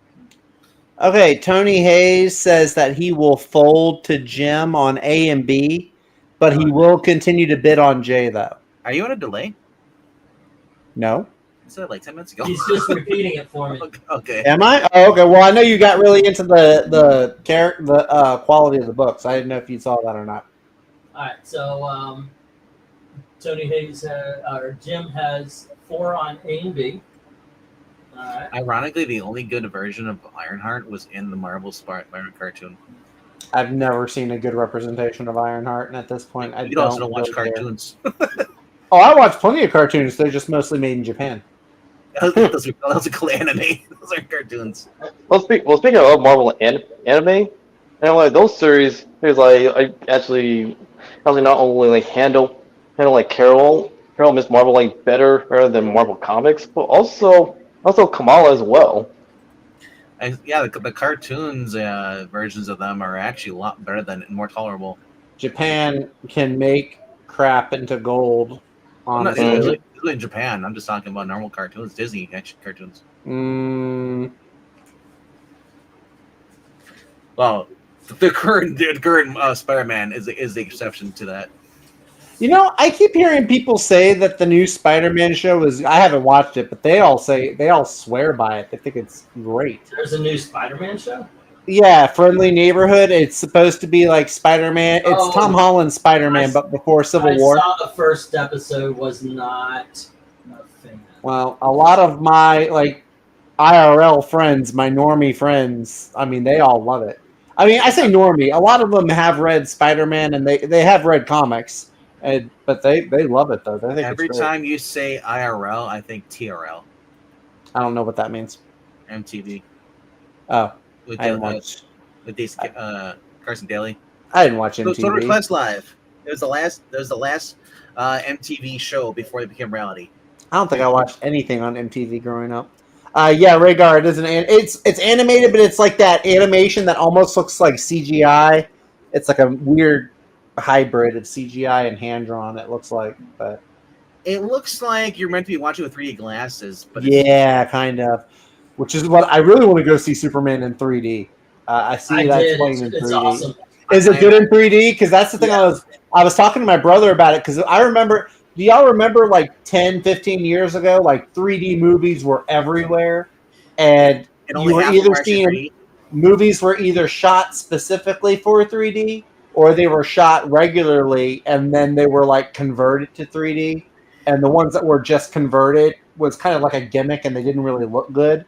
Yeah, Green Hornet and the the Clash of the Titans. Clash was like of the that. Titans. Yeah, that was. Yeah, I was gonna say my favorite one actually in 3D was Drive Angry.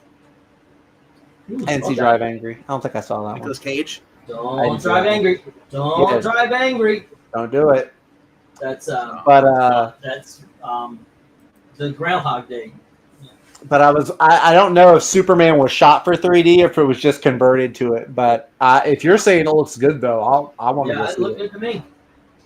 Because I can think of several scenes where the 3D probably looks really, really cool. Yeah, Rhaegar, I did grow up in a bubble. It's called the Christian homeschool bubble. And actually, I don't mind it as much I'm now just as I glad did when I that was you a did kid. not grow up in that camp down in Texas. Do you know that Hey. thing has been flooded 5 times and people keep building there? I mean, hey, that's Texas. People are stubborn, man. My mom's Like- from Texas. I know. like- I have like- some of that in me. I don't understand. Like, let's build where we get hurricanes. Let's build where we have earthquakes. Let's build where there's rivers that flood. I'm just like, you're just tempting your fate Eh, every single day, man. hey, man. We're a stubborn breed.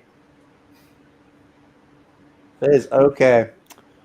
Rhaegar says 3D glasses bother his face. I get that. I don't like 3D glasses. Hey, look, But- pixel. Huh? There's a pixel here.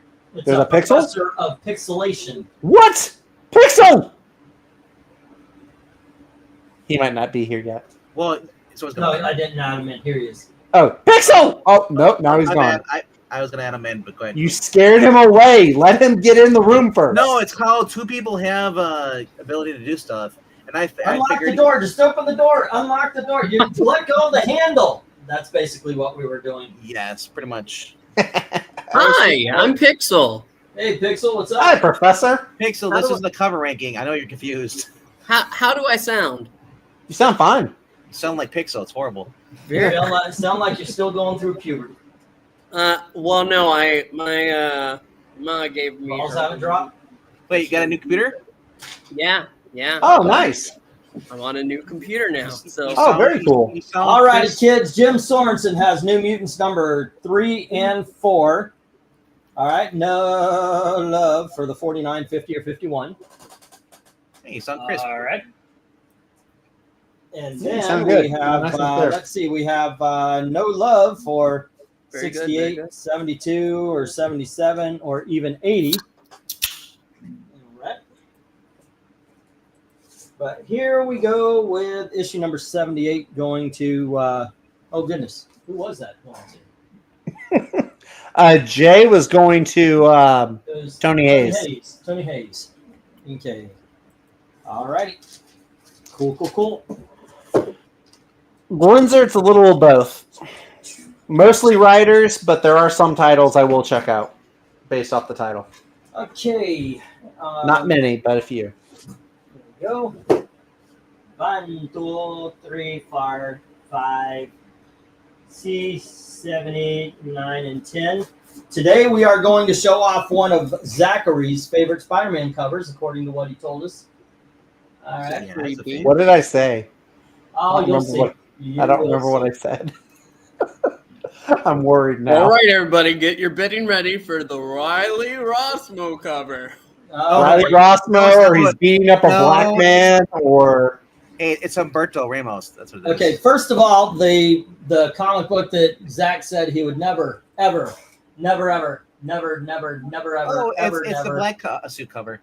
never ever get, and that is Men of War starring Gravedigger Sykes, it's not a Spider-Man book.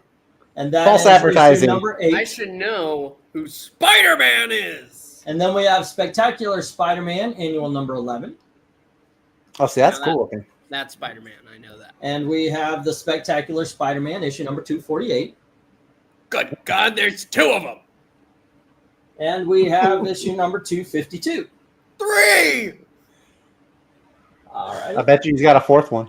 I can't count the 4. I can't. And now we have the Spectacular Spider-Man, issue number 3. I got that one. No! I told you, hey, that could be Humberto Ramos. And then we It have is. issue number 4. I can tell right away. I'm triggered. 2 by it. number 4s. And we have issue number 6.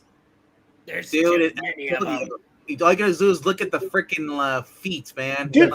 Yep. His feet look fine. What are you talking about? It's Ronald And McDonald. here we have issue number 16. it's not meant to be taken seriously. It's stylistic. And we have It issue number is. Thank 17. Stylistic. Hey, I used to have that one.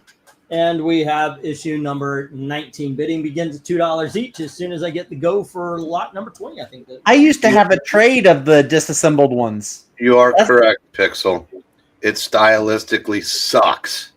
The only people who say Hey, it's these are stylistic awesome is books, and they're wonderful, and you should spend $2 each on them. when and buy them someone all. says like, That's "Oh, true. it's not bad art; it's stylistic." No, it's bad art.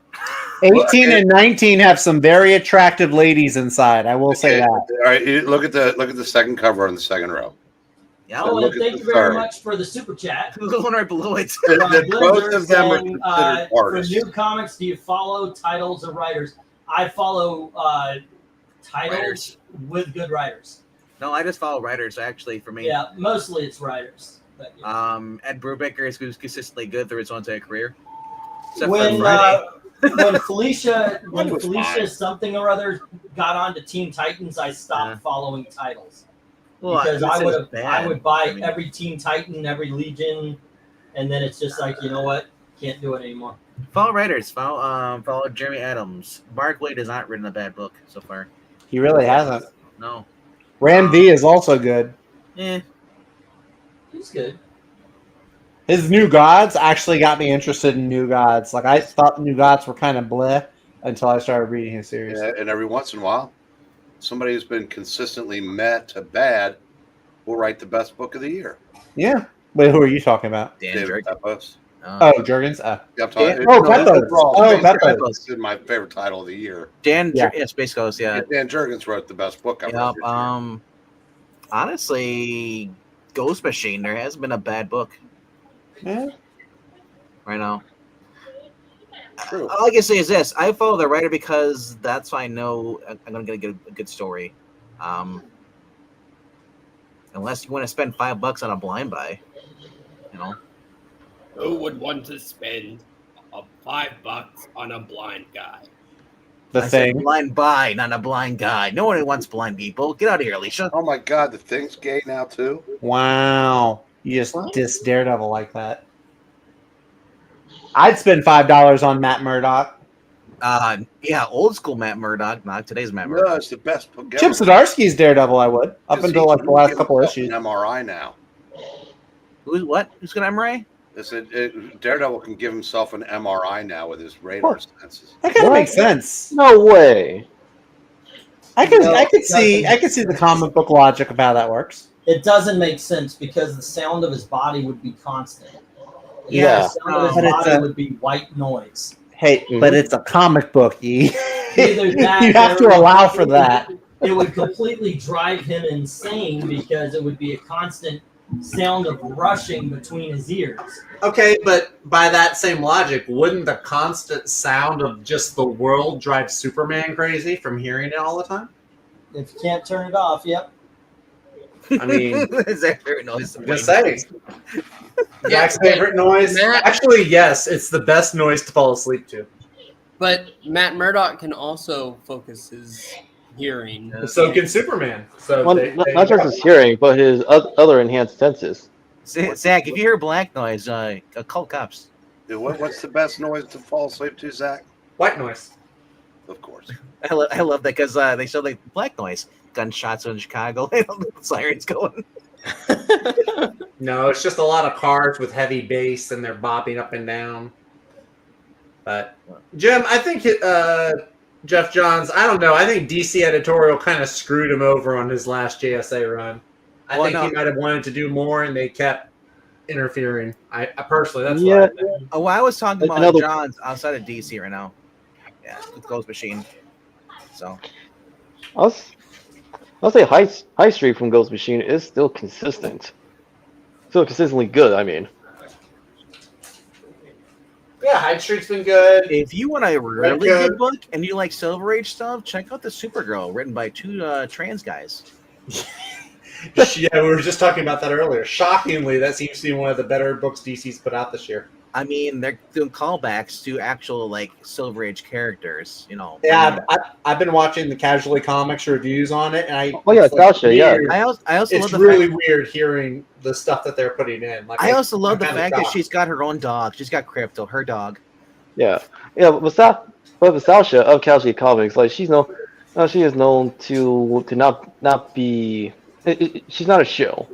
No, So like when I watched it, I remember like when I watched her reveals like covering like the new Supergirl series, like even like she was surprised of how good. Well, I mean, it how that seems like issue of they good. do. These writers they put a lot more research into their books than a lot of other writers at Marvel and DC do. That's it really right. makes Go to everybody else Casual kind of look bad. That's right, kids. Yeah. Go over to Casual Comics, subscribe there, and watch her videos. I mean, heck, like when she did the last video like covering a member of Kara's Rogues Gallery that hasn't been like seen in decades. And it's like even like that surprised me, like, oh wow, like this creative team like really did a deep dive. Yeah. Which I mean, when you do like a book, I mean, it makes sense that you would research it and.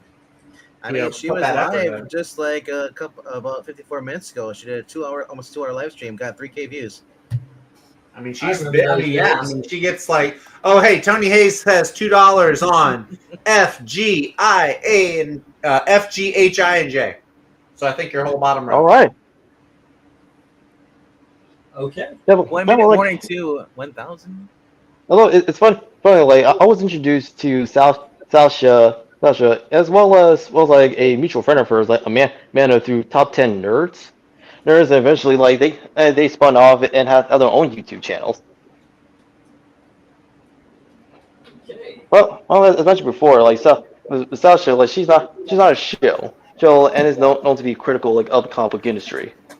Yeah, but I think of that kind of honesty. I think a lot of like the serious writers will probably appreciate that. That's why she's able to get interviews with people like Scott Snyder or Jeremy Mark Adams Miller. or Mark Miller. Yeah, you know what was interesting? I was waiting at the airport the other day, and I was just stuck in traffic, and I was listening to the Mark Millar and Eric July interview. That was a really cool, like, just if you're listening just for like insight on the comic industry, it was a very interesting interview to listen to. I did not watch her interview like with Eric July. No, not her. No, she wasn't doing it. It was Mark Millar interviewing Eric July. Okay. All right, my bad. I remember like seeing that announced. However, I didn't get a chance to watch that interview in its entirety. I jumped really suddenly from Casually Comics to Mark Millar, so that's on me. Speaking of Mark Millar, the last time he had those people on the comic book shop owners, he still had the guy from Coliseum on there, but what frustrated was that he asked him, "Well, how are comic books and stuff?" And he said, "Like, oh, it's better now with DC and stuff." It's like, but none of them mentioned the whole distribution problems. Well, yeah, and also Diamond essentially like holding like those books hostage. So Wes did a video I saw recently talking about how DC, the little compact books, are really blowing up big with a lot of comic shops, like the big bookstores like Barnes and Noble.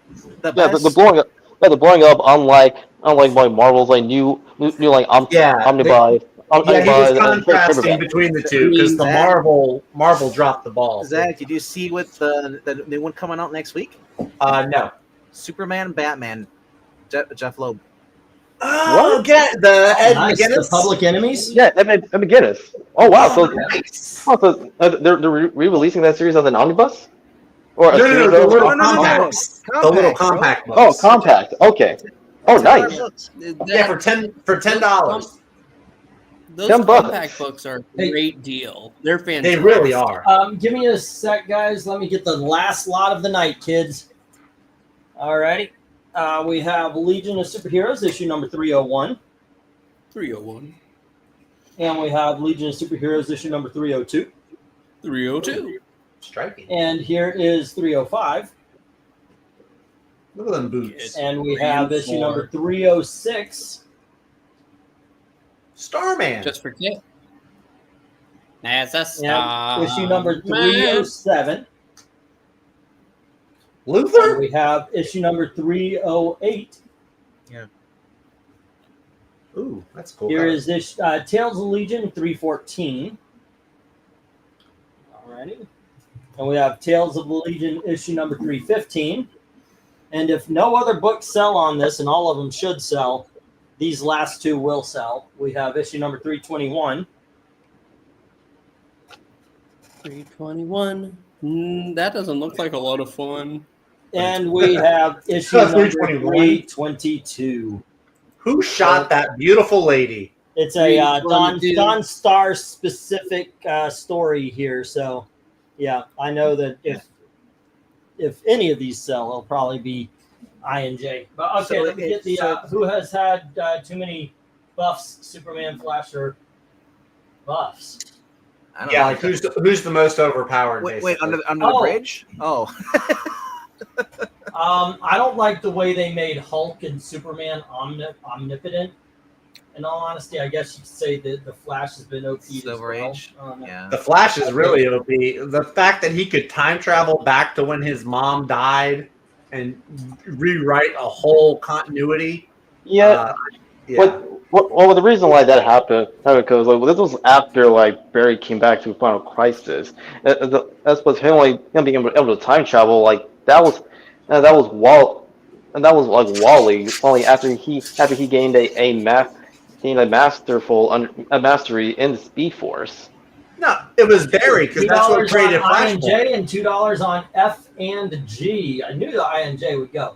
Dawn Star sells. Yeah, she does. Earlier today. Oh yeah, she's a rather enduring character within the Legion of Superheroes. I would say Endearing, yes. Superman was so OP to the point where they had to come and bring Doomsday in to kill him. Well, that wasn't the reason they did it, but that's why they brought John Byrne in. Yeah. So he could power him down a little bit. And, yeah. And we all know the best run of Superman was the Those 30 years, Byrne, Triangle Era. Post-Crisis, yeah. Triangle Eras, all four of them actually, not just John Byrne. John Byrne created the first part, but then they were all working together, keeping that. Yeah, with storyline Dan going. Jurgens and you're right. You're right. The Triangle Era probably is the best. You know what? I think I love the Mike Grell. I love that era of Legion of Superheroes, but I think my favorite is the '90s with the Legion of Superheroes and the Legionnaires. I love the Triangle Era, but me too. Honestly, Superman Adventures is right up there with quality. Oh, very much. And also Mark Miller. Mark Miller. He also wrote stories for Superman Adventures. Yeah. He's in the Compendium 1 that just came out. Nice. Yeah, I'm surprised. It took DC this long to reprint their books for the DC animated universe. I don't know how much more they're gonna do. I mean, DC has a problem with printing stuff, and then Marvel just repeats everything they print. So I don't know. Hopefully, it's been changing with all the DCs we're putting out. The next one they're putting out is I think it's Weird Science. I'm not sure what's it called. What is the one, Breen, with the Gorilla City? The Gorilla Science. It's science fiction gorillas or something. Yeah. Science fiction. Really? So that's another deep cut. So it's like Strange stuff. Adventures stuff. The stuff we did the cover ranking on the first one. So yeah. Hey, wait. I'm sorry. Gorilla City. Okay. Yeah. That's deserved. You earned it. I would say much like with the creative team of the new Supergirl, we're actually doing a deep cut by bringing back one of Carol's Rogues Gallery, who hasn't been seen for decades. In fact, DC is actually bringing that back, and for the compact editions, it showcase that things are changing for them. Yeah, actually, because what they've been doing is they're putting out the $10 DC compacts and then the $40 DC Finest, which is all the other ones. I want those All Stars so bad. So I'm still waiting for an omnibus.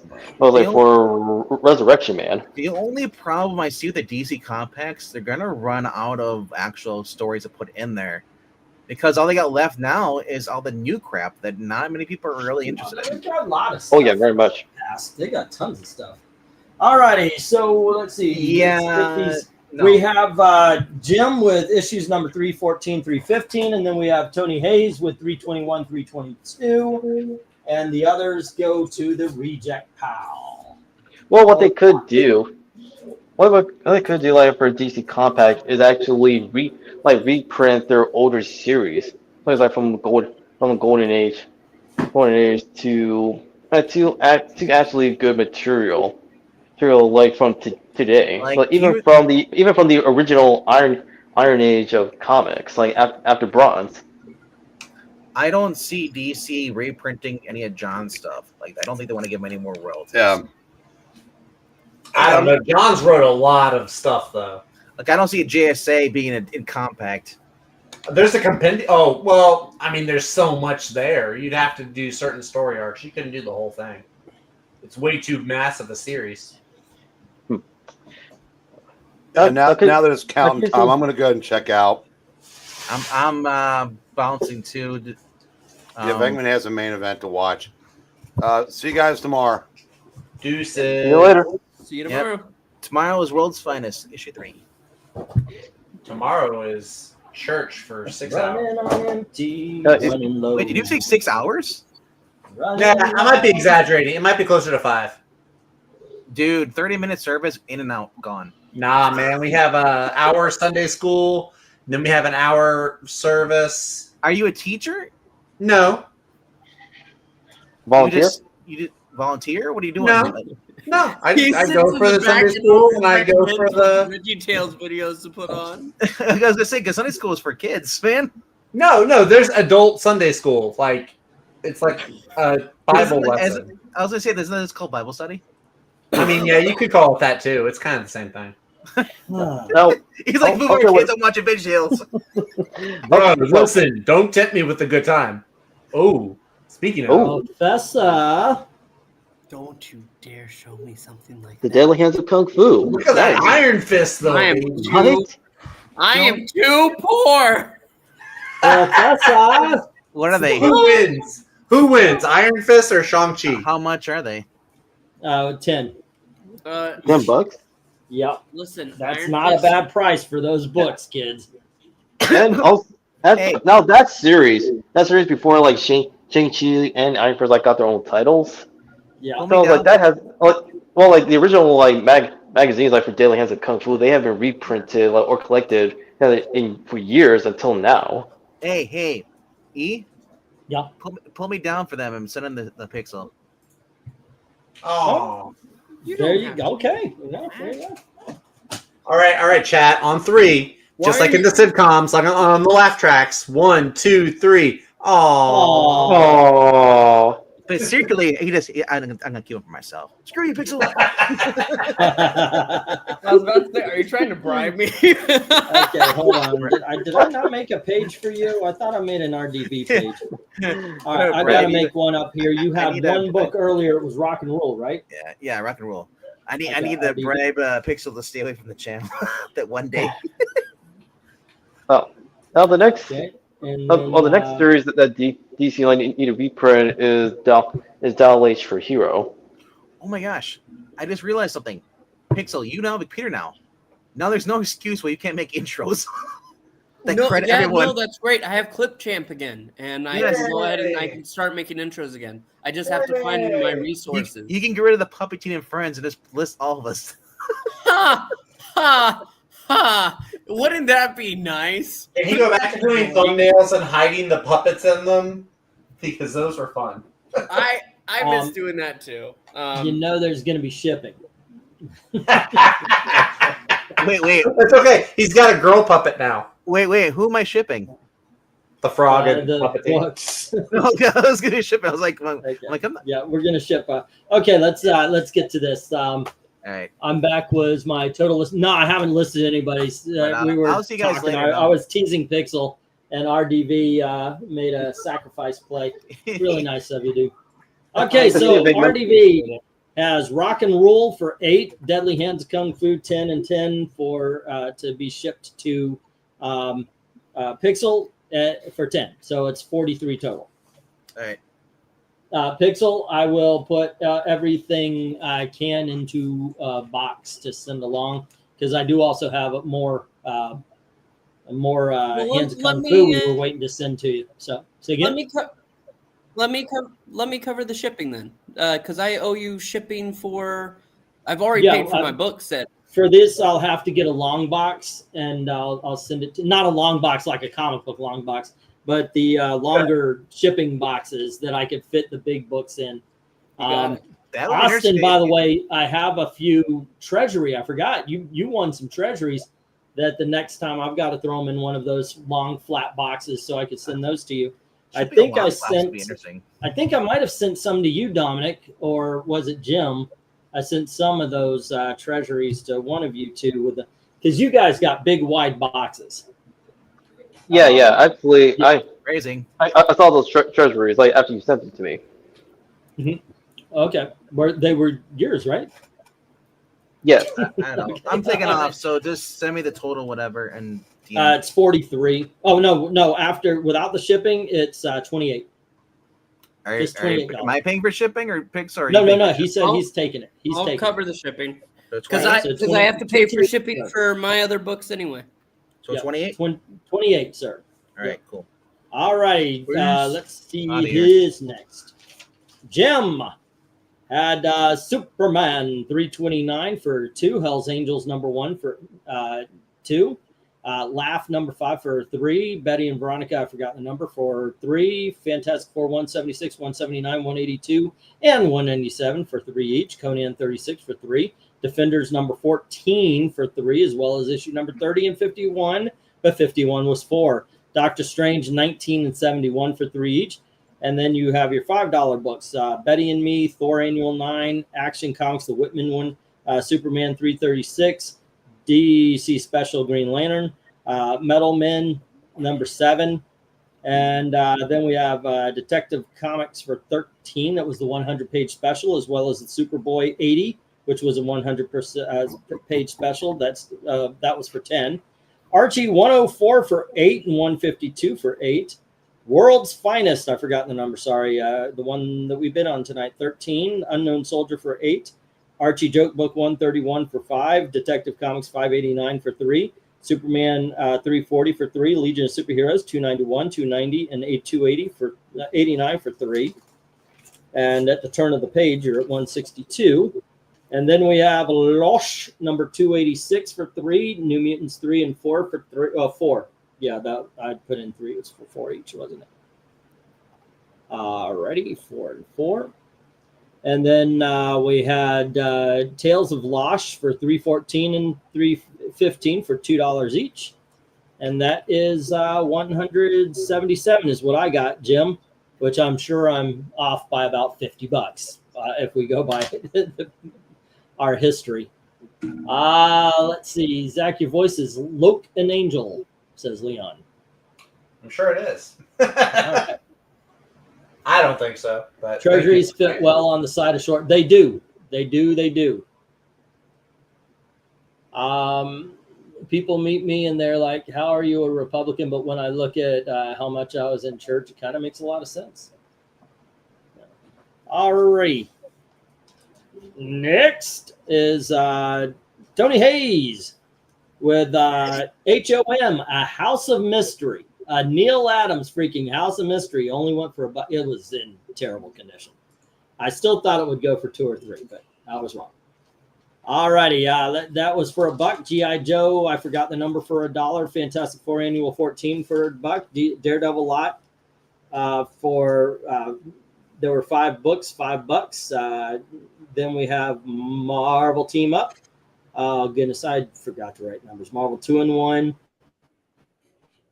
for $2 each. Then we had the Sledgehammer set 1 and 2 for $8. We had Predator. Really?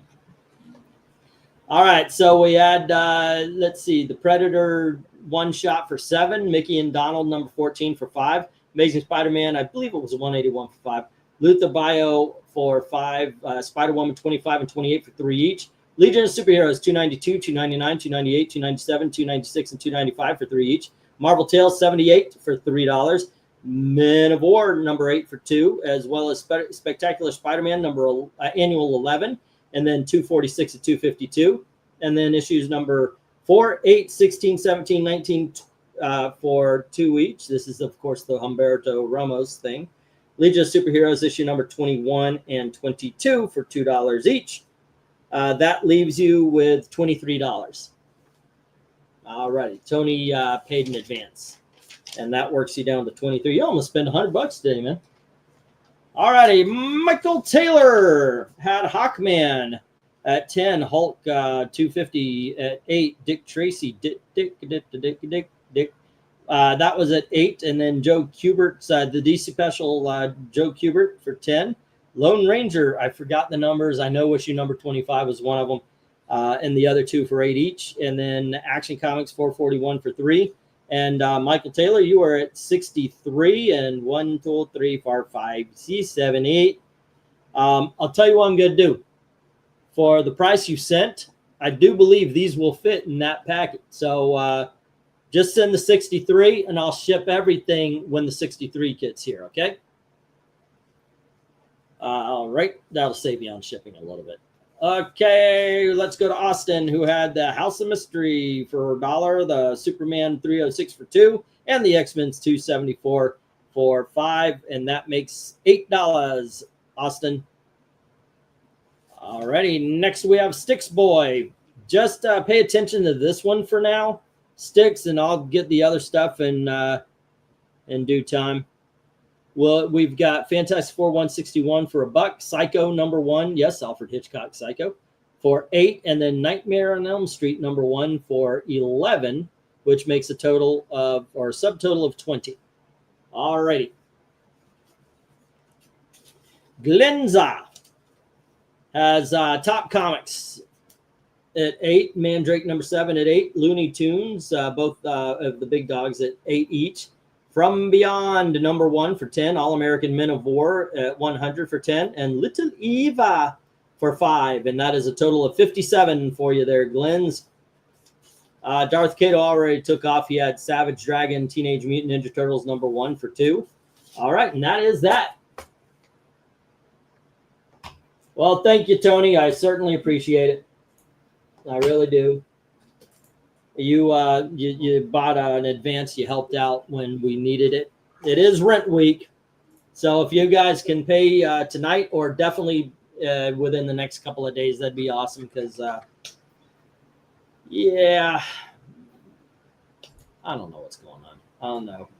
Hopefully we'll hear from somebody, because I'd rather give money to move than to live. But we got to pay rent. What you gonna do? All righty, but that is that. He is like a dealer for comic book junkies. That is the plan. I see. Okay, Jim. That's how he gets you. I know, right? Except for I never had the first ones for free. I'm too cheap to do that's for free. To be fair, that was never the case with me and your comic books either. He didn't mail out a free sampler. Right. Like right. COVID made me a comic book reader. Whoa! Oh, well, thank you very much, Frag. That's very, very kind of you, sir. Appreciate it. Appreciate that. All righty. And hello. How have you been, man? It's been a while. All right. Yeah, good to see you're doing well. I had 65. You missed Looney Tunes 99 for 5 and A Date with Judy for 3. That was the time when I was paying attention to trying to get back on air. So, okay, let me find your sheet here, man, and I'll fix it up. There it is. Looney Tunes 99 for 5. Okay, Looney Tunes 99. And do you know Looney Tunes is spelled Tunes? Yeah. I actually was spelling it wrong when I was young. All righty, and then we had A Date with Judy for 3.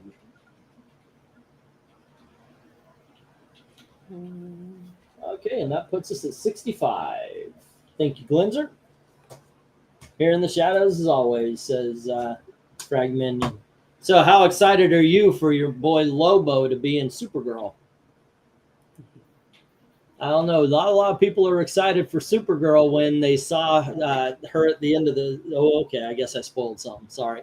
Wow, he broke his rule. I'm the worst at it too. I made the rule, but I am the worst for breaking it. I do apologize because it's stupidity like that. I just bring it up and just whoops. All righty. I am actually more interested in the Supergirl movie now. Actually, I read the book, so I know the story. I mean, basically, I know the story because I saw both versions of True Grit. So I'm okay with the story though. If it's a good story, I can hear a few different versions. Yeah, you got 162 and I got 177. So this time around, I'm shoving books on you. You don't remember bidding on the Unknown Soldier. That might have been a thing where you bid on something and I thought it was something. Okay, so let's get rid of Unknown Soldier. All right. And that brings what I've got down to 169. Nice. 69. Okay, so there's another $7 of something that I've got that you did not do there, Jim. I'll tell you what, you just send the 162. I'll trust you. And if you end up getting another comic book out of it, it's not like you haven't helped me out a ton before. I did get a money order just the other day. So, just like yesterday or the day before, it's in my wallet. I haven't had a time to take it to the bank. But I got those money orders. I was packing up your stuff. That's why I think I can fit this stuff into it. Yeah, so I'll get that going. So if you want me, I'll send stuff right now, and we'll just wait. I was just offering it up. Pretty sure YouTube won't allow me to make that kind of comment. All right, old men in their chat. Hey, man, you know what? If somebody needs to send a money order, I say it's okay, no problem, man. We're all friends here. All righty, there you go.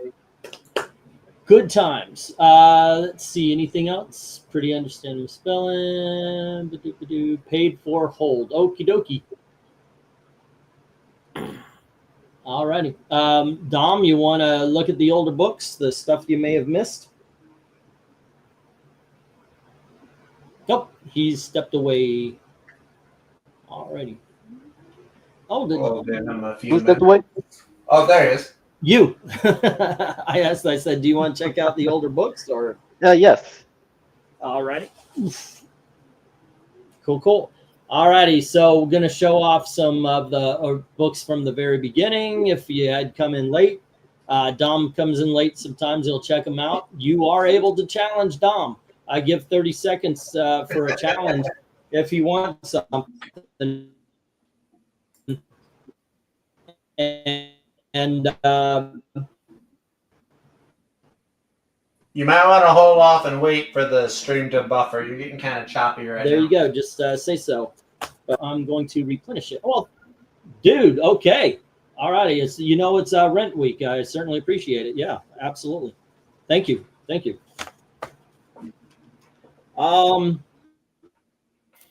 What just happened?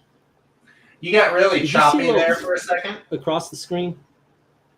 Wait, what?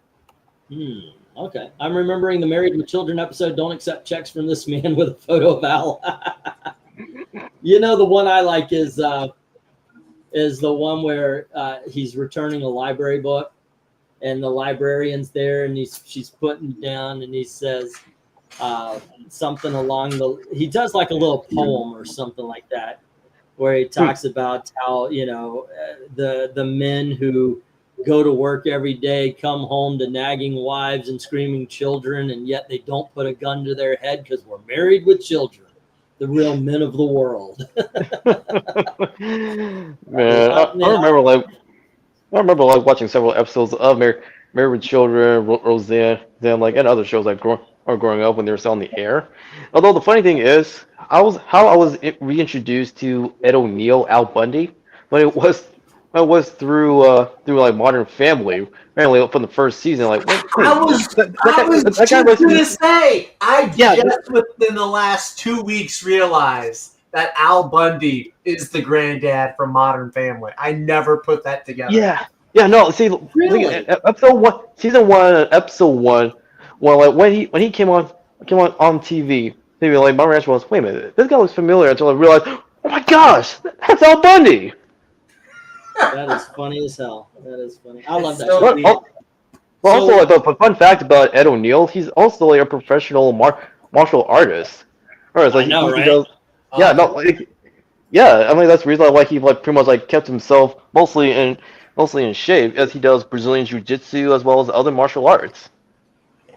Interesting. Don't fuck around with Al Bundy. Exactly. Some of my favorite episodes are Al Bundy beating the shit out of people that Peg tells her to. Yeah, it's yeah. Can you tell me what books are in the package? Not off the top of my head, might tell you the truth. Give me send an email or something. I can send it back to you. But yeah, I was gonna send them. I'm gonna do a send either Monday or Wednesday. After we pay rent and we make sure everything's cool, but I was gonna send them around there. But yeah, if you want me to wait, I'll wait. If you want me to send them, I'll send them. Eglantine, what do I need to pay you for shipping? The shipping, I know we've got probably about 15 Shang-Chi books. We got about that many Shang-Chi books, which is a little bit too big for a single package. But unfortunately, it's that much too big, you know. And I wish it were. I could tell you it was more. But with these, the magazines definitely would mean I would have to send a long box. So that's about 18. They cost 19, but you could see it across. I asked for 18 for the long boxes there. It's a priority box. Okay. Yeah, no, that's fine. I'll probably have to pay on Tuesday. Is that okay? Yeah, that's fine. Okay. I'll make a little note for myself. Anything that keeps everything past the rent is really cool. Ever see that new Batman? I tried. I didn't like the first Batman Ninja. I'll probably make my way through it because I know it's on HBO Max now. But when I first saw it, I was like, I don't know. It's not helping me at all, you know. If I get a chance to sort, you'll be seeing my extras and ones I don't think I did on set, Jim. When I get a chance to sort, you'll be seeing my extras and ones I don't think I did. Oh, okay. Okay, I see what you're saying. All right, Dom, we started off with some dollar books, and we had a Teen Titans Rebirth issue number 9. Oh, that's a nice cover. New Teen Titans New 52 issue number 6. We had Teen Titans issue number 23. And then we had, this is a pre-52 41. Nice. All right, then what do you say, yay or nay? Oh wait, well I want to see the rest of the books. Oh, okay. The dollar books, we also had Green Lantern New Guardians. And then we had Green Lantern Corps issue number 6. Ooh. Stay. And, well, if you want, Zach.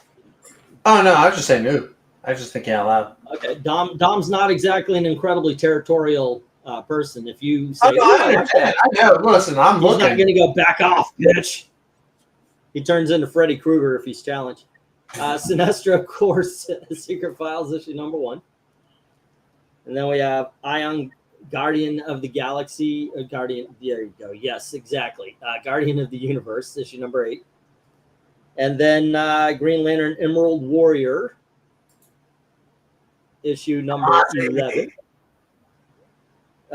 World War Hulk Frontline issue number 4. Alrighty, and then we had Superman issue number 179 and issue number 221. issue number 226. Pay on Tuesday. That's Wimpy's line for paying for his hamburgers. All right, we have issue number 225. Ooh. Oh, and issue number 224. Is that Jim Lee? Uh, It looks like Jim Lee. Venice. Oh, Venice. Oh, okay. That's it. Okay, Venice. Okay, continuing with the $1, we have from the Ed Brubaker run, Daredevil, issue number 92. And we have Daredevil Marvel Knights with Joe Quesada, issue number 6. And we have issue number 20. I do believe that is Charles Soule's run, though. And then we have more Brubaker with issue number 109. And issue number 102. Oh, the Enforcers. I like that. That is a great illustration of the Enforcers. I haven't heard that in a very long time. And then we have Over the Edge, Daredevil Man Without Fear, issue number 344. All right. Those are the dollar books. Yeah, just all of them. Okay, so I'm just going to put dollar lot then to save time. Okay. 1, 2, 3, 4, 5, 6, 7, 8, 9, 10, 11, 12, 13, 14, 15, 16, 17, 18, 19, 21. All righty. Michael Taylor, I got it. Oh, boy. Yep. Okay.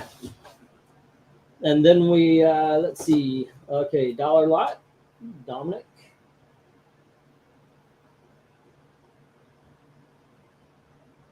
Powell. Yes, right? Yes. Okay, DP. Okay.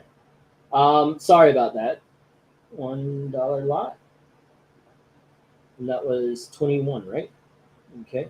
Sorry about that. I had a moment. England team does math poorly. The stream. Yes, of course. But yeah, I got your letter. So yeah, I have no reason to not believe that these are in there. Including the Lone Ranger you gave for free because of very poor condition. Yeah. Cool. But I do appreciate the reminder. I always appreciate a reminder. I mean, for freaking hell, I've known Dominic for 8 years now, and I just had a brain blast. And unfortunately, that has been happening more and more often. All right. Let's get to some $2 books. Got a blast. Yeah. Brain blast! I actually picked up a pop figure of Jimmy Neutron because I saw it selling for a decent price. Wow. Count on. Oh man! Jimmy You know those eggs that were banned for a long time, but now they're back and everything. The Kinder eggs. No, No, I don't think so. they're basically little eggs that have like Nutella chocolate on one side and then a little toy on the other. Oh, And Austin. Oh, I'm sorry.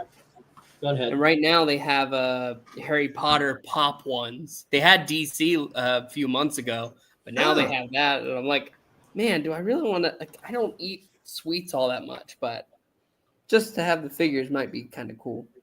yeah. I keep every time I go to like our little nerd shops down here or GameStop, I'll take a look at the pop bobbleheads because I have an app. One of my friend's kids showed me they have an app for the Funko Pops. And you can actually look up different pops and see how much they're selling for on eBay. So if I see one that's selling for like $30, $40, $50 and it's right there in front of me for $16, my plan is to buy it and then turn around and flip it on the internet. So we'll see how well that works though. Man, I'm just too lazy because every time I think about it, selling on the internet. Yeah, that's true. These are the $2 I haven't sold them books yet that though. They're just kind of Ray stacking up Bradbury- here. Sorry. Ray Bradbury Comics, issue number 5. And Elmer Fudd, issue number 6. Yeah, it's E. These are the $2 books. This is $2 for obvious reasons. There you go. Woody Woodpecker, issue number 89.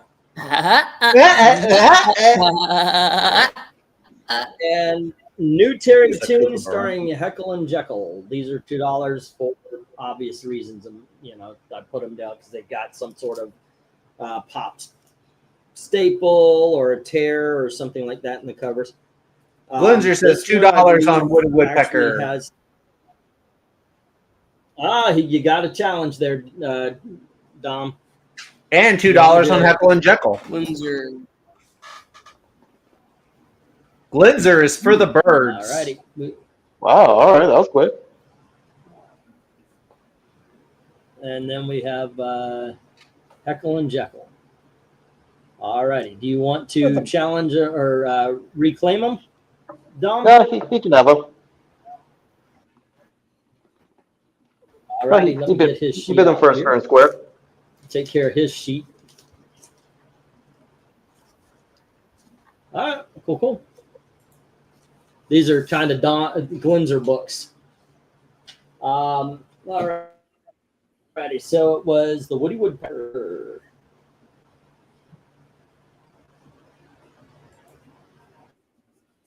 And what that was 89, and then the Heckle and Jekyll. Heckle, Jekyll. He's heckling and Jekyll. Okay, and that puts you up to 67 right now, Glenn's. Let me put these over here. Now, I wanted to explain, once again, these are older books that are in the $2 lot, so they're in $2 shape. This one has a tear right across the top, and I think the cover splits to about here on the top, right? Okay. All right. Okay, so we got Classics Illustrated. All righty, I already showed the under FUD. What the hell is this in the $2 for? I gotta be What? reminded. Amazing Fantasy It's, 15, 10 cent. guys. Actually, well, the Classics illustrated. I know it's got really has been. Okay, so it's really dirty. That's the main thing. You can actually see the dirt and the water damage. Yeah, Oh, I can yeah, see it's it. dirty. Look at that duck taking a It bath. does have a tear on the corner. Good. I know, right? Peeping Um, on that. The cover's attached. This is 1958. The Wow. cover's attached. It's not attached. Like it's not tight, but you can see it's not coming off. Okay. I might put this. Goodness. I might put this to 3 or 5. It's not. Why did I have this in $2? I don't get it. This should not have been in $2. I'm sorry, but but it is. You know what? Fucking. Everybody else had a chance to buy it at $2. You guys have a chance to buy. Well, I'm not sorry. Wait, did I just go into the $3? Is that why it's there? Because I've got some more. Okay, I know this one was $2 because this is Romeo and Juliet, and it looks beautiful from the front, but the back has a split and it's taped.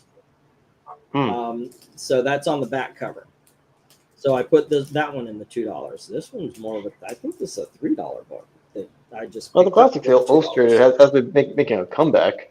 Well, albeit through reprints, but it puts a smile to my face to see see that series like coming back after all these years.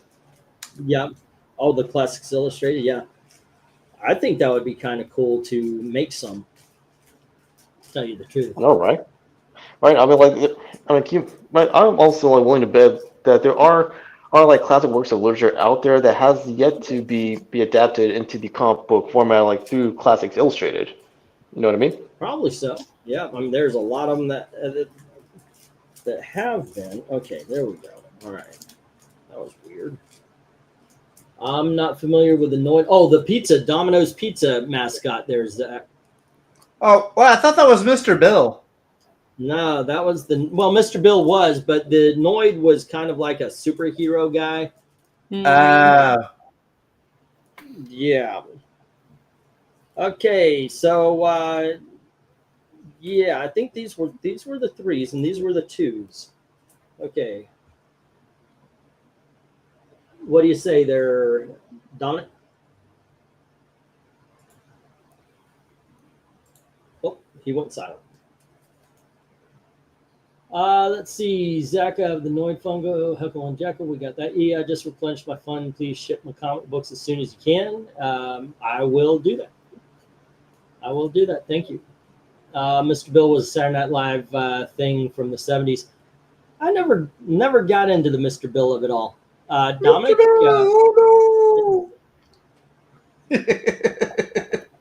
Sorry. Used to do it to my mom all the time. It drove her I crazy. don't think the Where's the Beef lady's going to make a comeback. Nope. I don't think so either. It depends on how medical the medical community have done with curing death.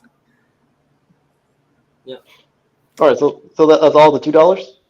Yeah, that's all the $2 that were left. I have a couple of $3. You know what? I'll throw this one into Donald Duck, Malay. I guess all of them. Okay. Let me write these down here. All right. While he is writing that down, gentlemen, I have to bow out for the night. It's a little after midnight here.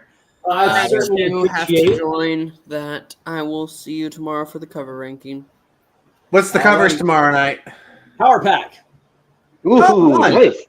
Fun times, yeah. I'll come on, I'll like, be Power Pack watching is a for sure. classic series.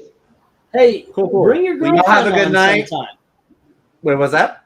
Bring your girlfriend some. Bring She her doesn't on. do online like streaming. She deals with people all day, so when it's off time, she likes to decompress. So, Tell her I say pish tosh. Come on in. all right, guys, y'all take it easy. I pissed her off enough. Don't do Bye, that. Pixel. All righty. Let's see. Donald You later, Duck fellas. in Malaya.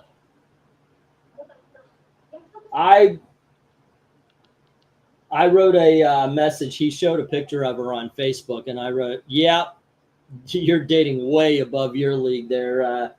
And she got mad that I insulted him like that. So I'm like, okay, she's good, people. She's looking out for my boy. But I think she would, if she got mad at that, the way we tear into him sometime, I think she would not be very happy with us. But that's I don't know. I've always been in friendship groups that were like that. If you were friends, you kind of ranked each other out, you know? Little insults and all that kind of stuff. Have you never been like that? Your friends? Well, with my friends, like, yeah, there was sometimes like get on my nerves, but whenever that happens, I rein them in. I rein them in to get them like grounded again. Okay. That's just show. But when it comes to friendships, like you need someone to not only to like call you. I call you back into reality, but also like to tell things like they are. Yeah, well, what I'm talking about is like you know how you hang around us. You know how me and Eric, we insult each other, or we call Zach racist because he made a mistake, or you know, trust me, like yeah, it's just trust me, friendly. like between myself and like my friends, like in California, and in Oregon, like we pretty much like roast each other and the like. Yeah, exactly. That's what I'm talking about. It's just it's a guy thing.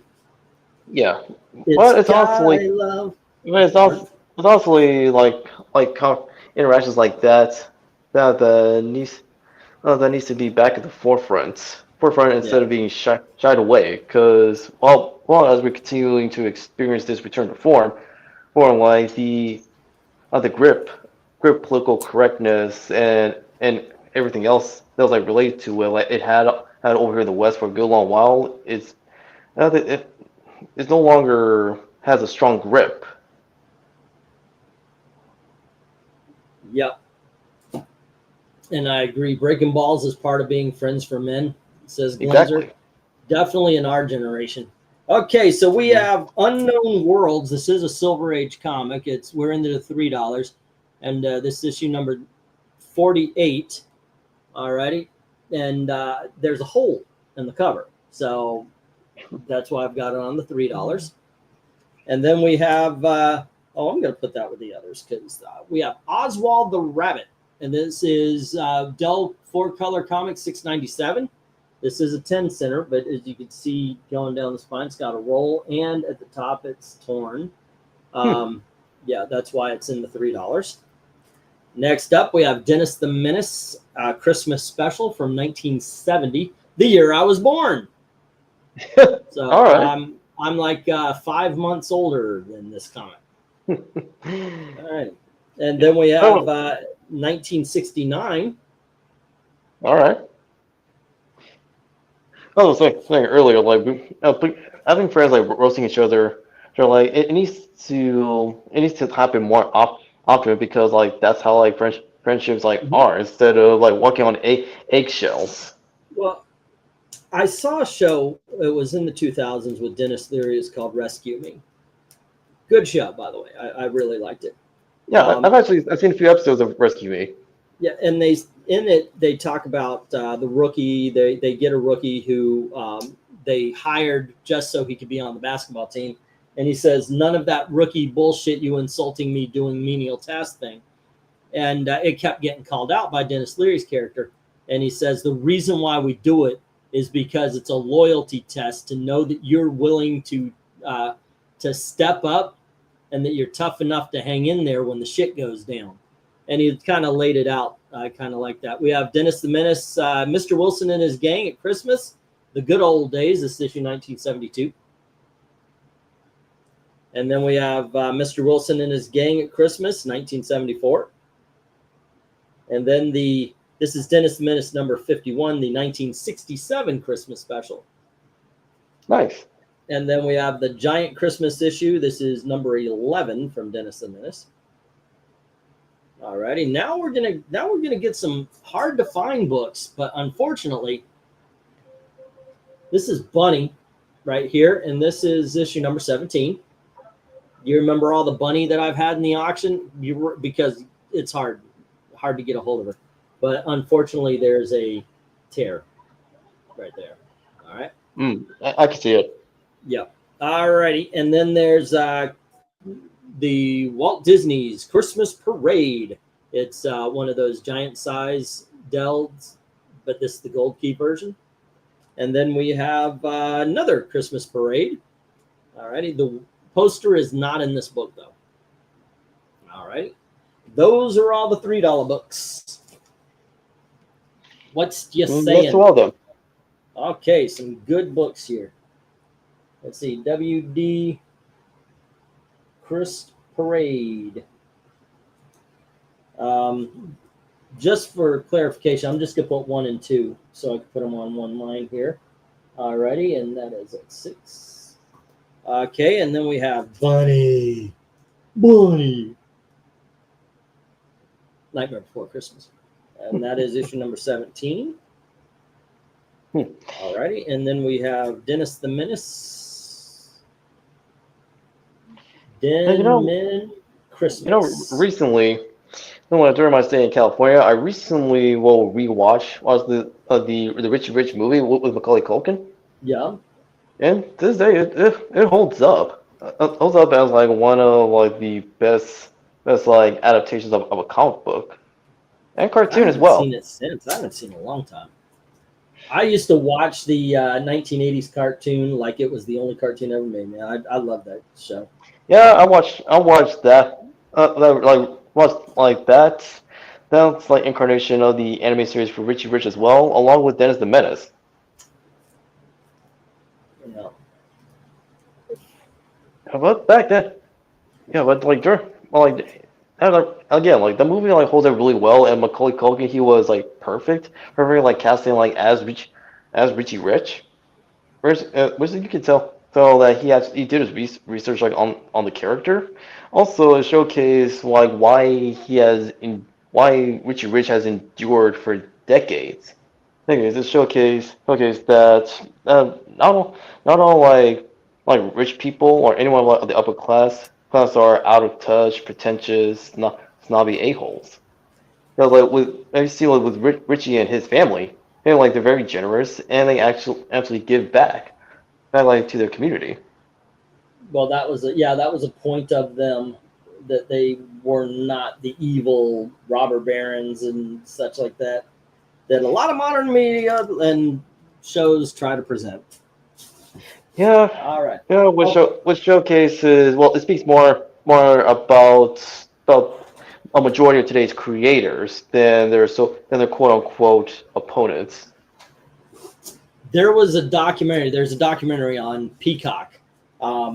It's about Jaws. It's Jaws the 50th anniversary. They talk about the making of and all. It's not bad. It goes into some good detail.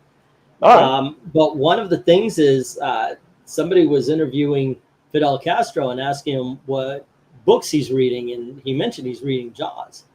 And they're like, why the hell are you going to read an American capitalist book like that? He goes, no. This is not a capitalist book. It's an anti-capitalist book. Because in the book and in the movie, you see them, they have to keep the beaches open, even though people are dying to make money. So Castro reads this. It's an anti-capitalist book. All righty. We're going to move on to some $5. Well, that's a fun fact I didn't know. Yeah. Go figure. Yeah, I learned that then too. Guys, today walk on eggshells. In my day, we threw rocks at each other. I know, right? I know, right? I mean, heck, like back in my generation, like Gen Y, aka the We have millennials, like everybody. rock fights. But like that type of conversation was actually continuing on like in my generation, Gen Y, aka the millennials. Tony Hayes, on the 29th of July, I turned 55 officially. Yeah. My wife wants to take us to an amusement park. Ooh. And because she knows I miss my theme parks. And I told her, they're amusement parks. They're not going to have dark rides like Small World, Pirates Caribbean, and everything. They're going to have twirly whirls and roller coasters and all that kind of stuff. She says it's okay. Everyone has a water park around here, so if she wants to do it, I'm fine for it. I told her one thing I would like to do, though. Between here and there is a comic book museum, and I want you to go in with me and turn the camera on so I can make a video for the YouTube channel. I would love to do that. Wait, there's a comic book museum or museums in Indiana? Yeah, there's one, at least. I saw it. Wow. It doesn't look huge, but okay, if somebody's putting in the effort, I don't mind going. I want to check this thing out, Wow. Okay, so we're on $5 books, and we've got Topps Comics, issue number 1 of Zorro. Oh, nice. I know, right? It's a shame that Topps Comics didn't get a chance to really continue on as a publisher, And then we have Topps Comics again with Ray Bradbury Comics, issue number 1. Yeah, I gotta say, back in the '90s, there were a lot of comic books or comic book series based on or inspired by Ray Bradbury. Here we have Star Trek: The Next Generation, the series finale. And then we have a DC movie special, Star Trek 3, A Search for Spock. And then we have Baron Werewolf's Haunted Library, issue number 47. And from Atlas Comics, we have Wolf the Barbarian, issue number 1. Oh.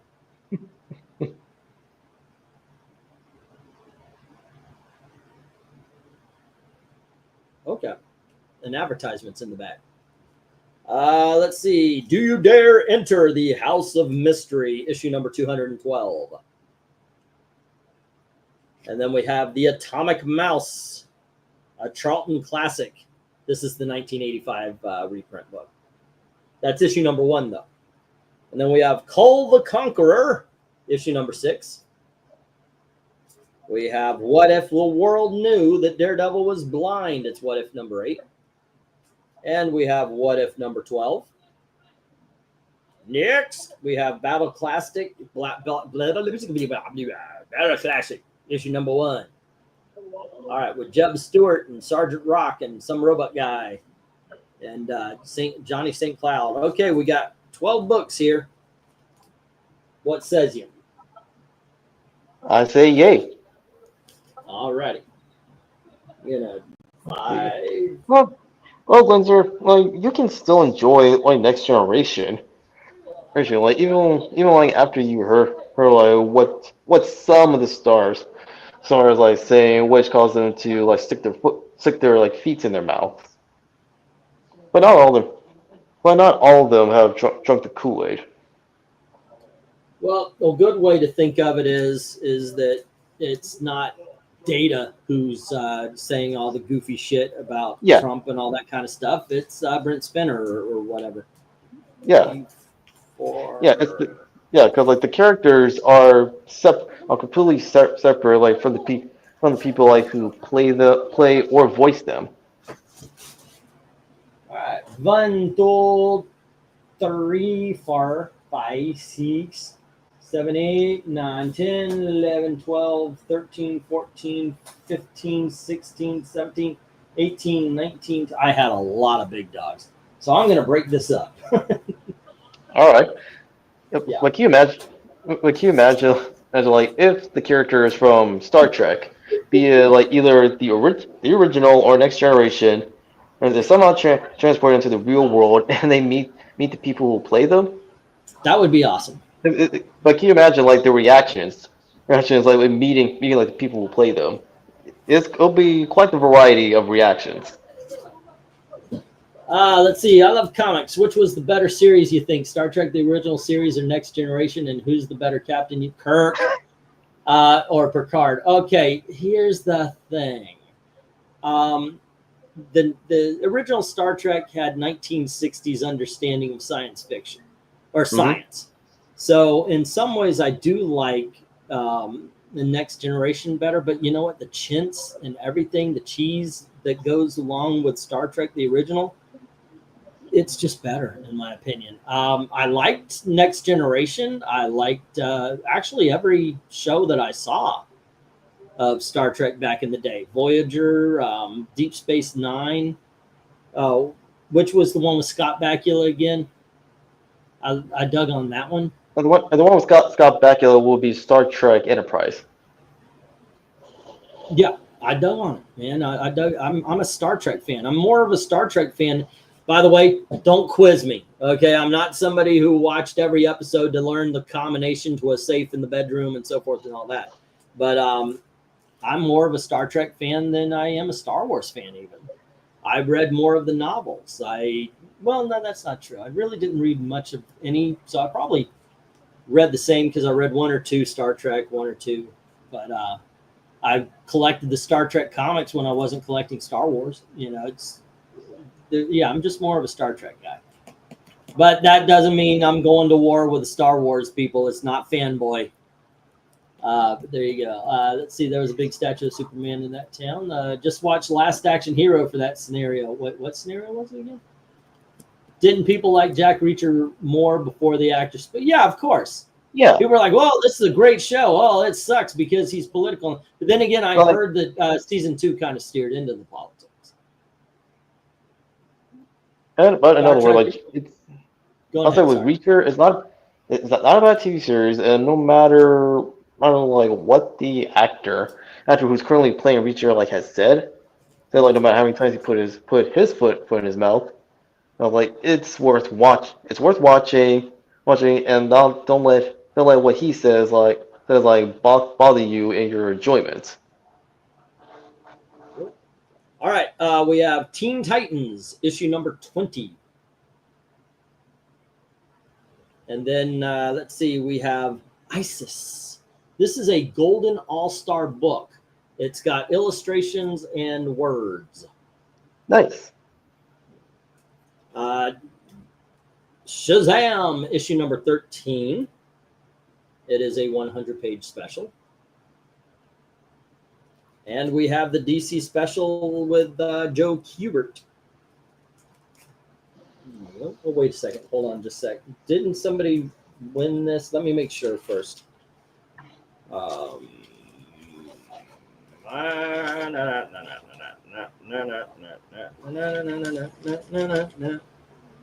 Hawkman, Hulk, Dick Tracy. Okay, I got to take that one out. Sorry. All right. Not the Joe Kubert. Let me put that back over here.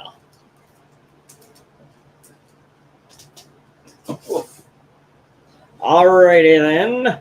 We have X-Men issue number 210. And we have X-Men Teen Titans crossover. We have Superboy and the Legion of Superheroes issue 226, first appearance of Dawnstar. Guardians of the Galaxy issue number 1.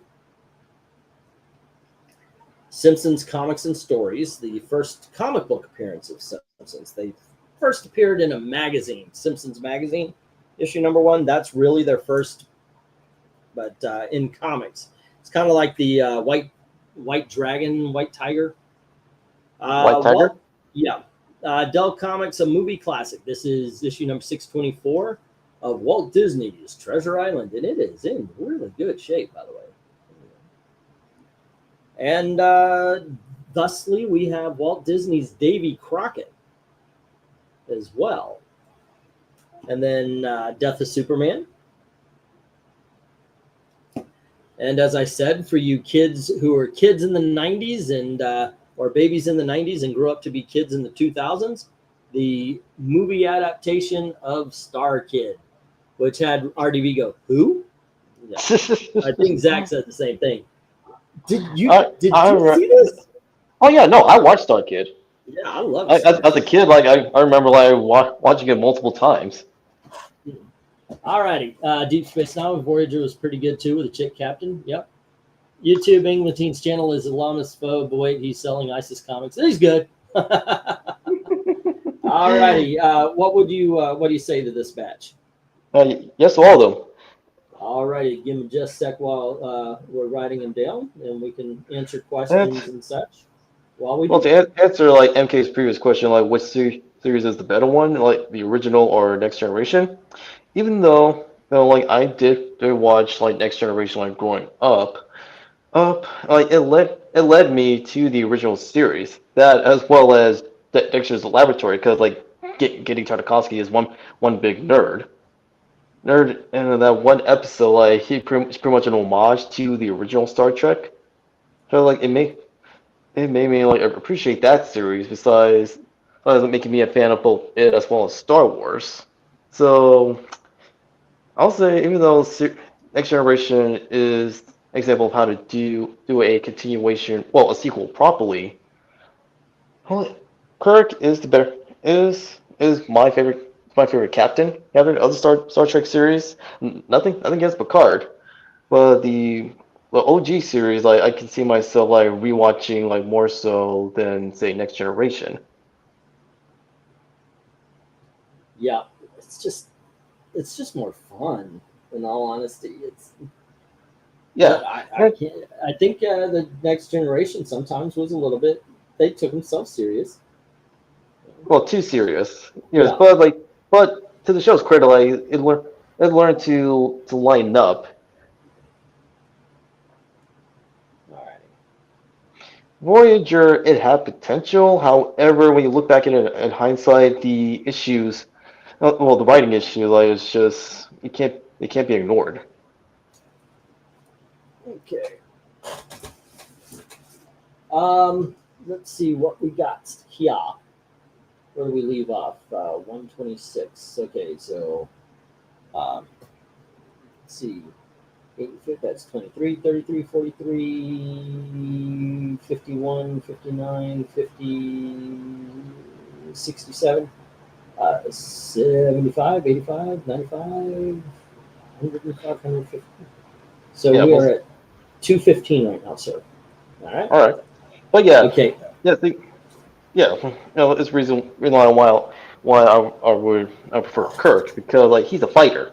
Whereas Picard, he's more of a diplomat, or a diplomat, but a diplomat nonetheless. He's a speak first and action later guy. Okay, there's 14 more big dogs, and you may be able to solve what I think is a little bit of a crime. As a matter of fact, I'm going to bring these out first. because I cannot believe they did not go in last week's auction or this one. Flash Gordon, issue number 19. And look at the shape these books are in, man. I can tell that they're in good shape. Here's issue number 20. And I still say that's Kirk Douglas playing Flash Gordon. And here is 21. And 22. 23. 24. 25. And 28. Alrighty, and along with this in this lot was, you know what? First, let me ask you this because I'll just put Flash Gordon lot. Yay, nay? Yay. Okay, so 1, 2, 3, 4, 5, 6, 7, 8. Alrighty then. Dude, let me ask you something. You're not somebody who usually gets offended, but I do what I call my Speedy Gonzalez. I love Speedy Gonzalez. Me too. But he's got an accent that I like to. Does that ever offend you? If it Nope. as a Latino person or a Latin person? That's the first time I heard someone like to say that I'm Latino or Hispanic, because for years like people thought I was Filipino or half Filipino. I could pass as one even though I'm not Filipino. You are Latino, though, right? No. You're not? No. Oh, okay. That's the first. Oh, okay. I saw you. Your name's Dominic. You know, so I'm like, okay. I don't know. I just assumed. Go figure, man. But growing up, I love all the Looney Tunes, but Speedy Gonzalez, he remains like one of my favorite characters, and it's hilarious. Like when I see the political correctness, like busybodies, like trying to say like him and other characters outside, besides the Looney Tunes and like others outside of them, like they say like they're offensive because they represent stereotypes. Like, please, like everybody loves Speedy, even like the Mexicans, Hispanics, and Latinos. Oh, I like Fluffy, man. Gabriel, what's his name? He stepped up. He hates that people thought he was he thought he was what you call it, offensive. He goes, it's our character. It's our character. Yeah.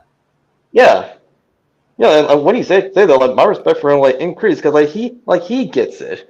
He gets it, and he never saw like Speedy Gonzalez as offensive. Like the only people like who sees Speedy and others like offensive are really the political correctness busybodies. Yeah, it's weird people. So I've got something weird here. I want to show it off because actually I checked the condition, but I haven't really looked at it. It's kind of like the ISIS thing, I guess. It's like I found it at the same booth at the show, and it's an oddball. It's called Starstream. Have you ever heard of these? Starstream. Actually, I've heard in passing. It's a collection of science fiction comic books. Oh, nice. Yeah, and it reminded me of like the Reader's Digest kind of things where you would have or the compilations on the side. All right. Yeah. Actually, well, looking at it right now, I don't think.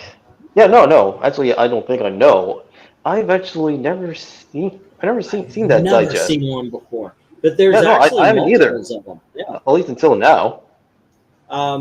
It's got some sci-fi writers on it: Theodore Sturgeon, Jack Williamson, Anne McCafferty, and A.E. And I don't recognize those names. To tell you the truth.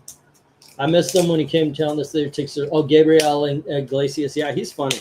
And God bless him for sticking up for Speedy Gonzalez. And his cousin is Slowpoke. Yeah, but let's not forget his cousin Slowpoke, who packs a gun. Yes, he packs a gun, and also like he has some psychic powers because he's able to essentially hypnotize Sylvester to put him down. Ghostly Haunts from Charlton Comics. This issue number 41. And we have Billy the Kid from Charlton Comics, issue number 89. And then we have Del 4 Color Comics, issue number 562. This is 10-cent Goofy, so it's in the 50s. And then we have, I was asking 20. I'll go 15. We have G.I. Joe, issue number 2, the 75-cent second print variant. All right. It goes for $25-30 on the eBays, but all right. Panic number 1 from the I think this is a 1983 reprint and then 1989 reprint of Weird Science number 1. And that is the last of the big dogs. That's all the big dollars. Oh, yep. That is the last. I do need to bring this one up because it dropped and I forgot to write it down. But you said yes to it already. It's the Dawn Star. All right. What do you say? Yes, to all the big dogs. Okie dokie. Now, MK. Okay, well, again, like, with the people who try to cancel Speedy and the other like Looney Tunes, they're like they're anything but liberal. They say they're liberal, but when you really pay attention to their actions, they're anything but liberal. No, well, I would say, Tony, like don't conflate like real liberals with leftists. The two are completely different. Yep. And yes, like MK, even though like I'm not Latino, I'll just say I'm mixed. There. Alrighty, now we flip the page at 295. All right. By the way, keep taking comments if you want, because that just keeps the conversation while I'm writing stuff down. Well, for American says that G.I. Joe should be a steal. It's the first appearance of Quinn, isn't it? Fun read. Is it? Well, there you go. Yeah. Well, I was actually responding to Tony Hayes' comment earlier, saying all liberals are bad. Like, no, like I said, do not conflate leftists with real liberals or moderates or libertarians who lean classical liberal.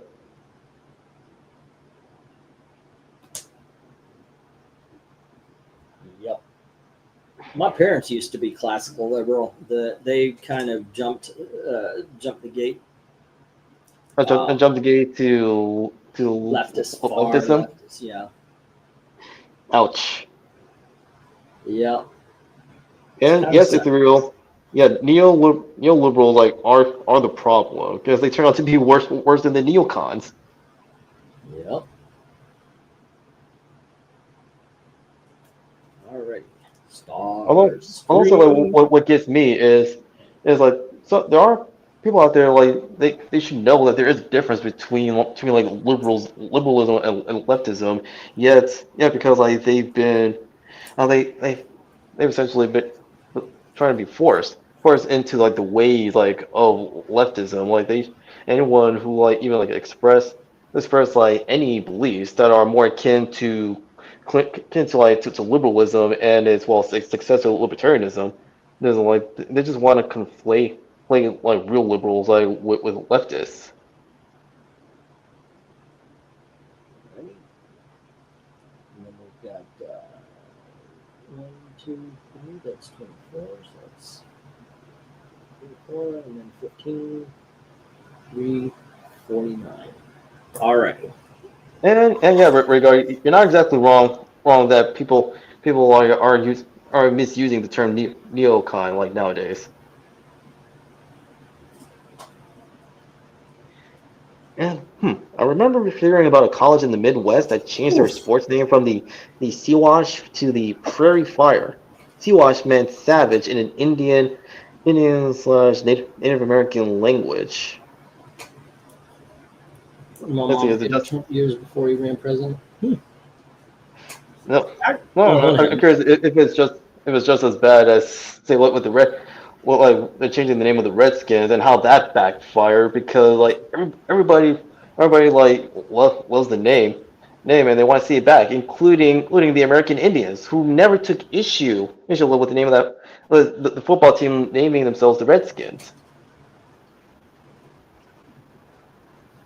I hate calling out race, but god dang it, white liberal women just need to shut the hell up. It's more like accurate to say white leftist women. Leftist. Yeah, white leftist women. Yeah, because you find out they're the ones that are voting for all this crap, and they're the ones on Twitter complaining about it. I don't have. I had numbers last week. I do not have numbers, so it's just going to have to go by the cover and everything. Apologize for that. Walt Disney Comics and Stories. Also, I would like to point out. Look at that. This is a comic book for kids in the 1970s. Right. Before new shops opened and everybody was bagging and backing boarding everything. That is awesome. Right? Oh, and of course, like, with kids comics, kids comics, like the writing isn't dumbed down. There you go. Comics and Stories, nice. Here, this one I've got the number 2 because Whitman puts them on top of their logo. This is $4.95.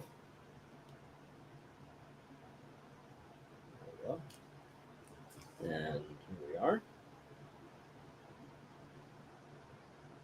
These are in $5 books. We're done with the big dollars. Then we have, remember when they, oh, hold on. Let me get that through these. We can read some other comments and such. Ooh, nice. Yeah, so from what I'm looking at, like these books look brand new. I know, right? It's really impressive.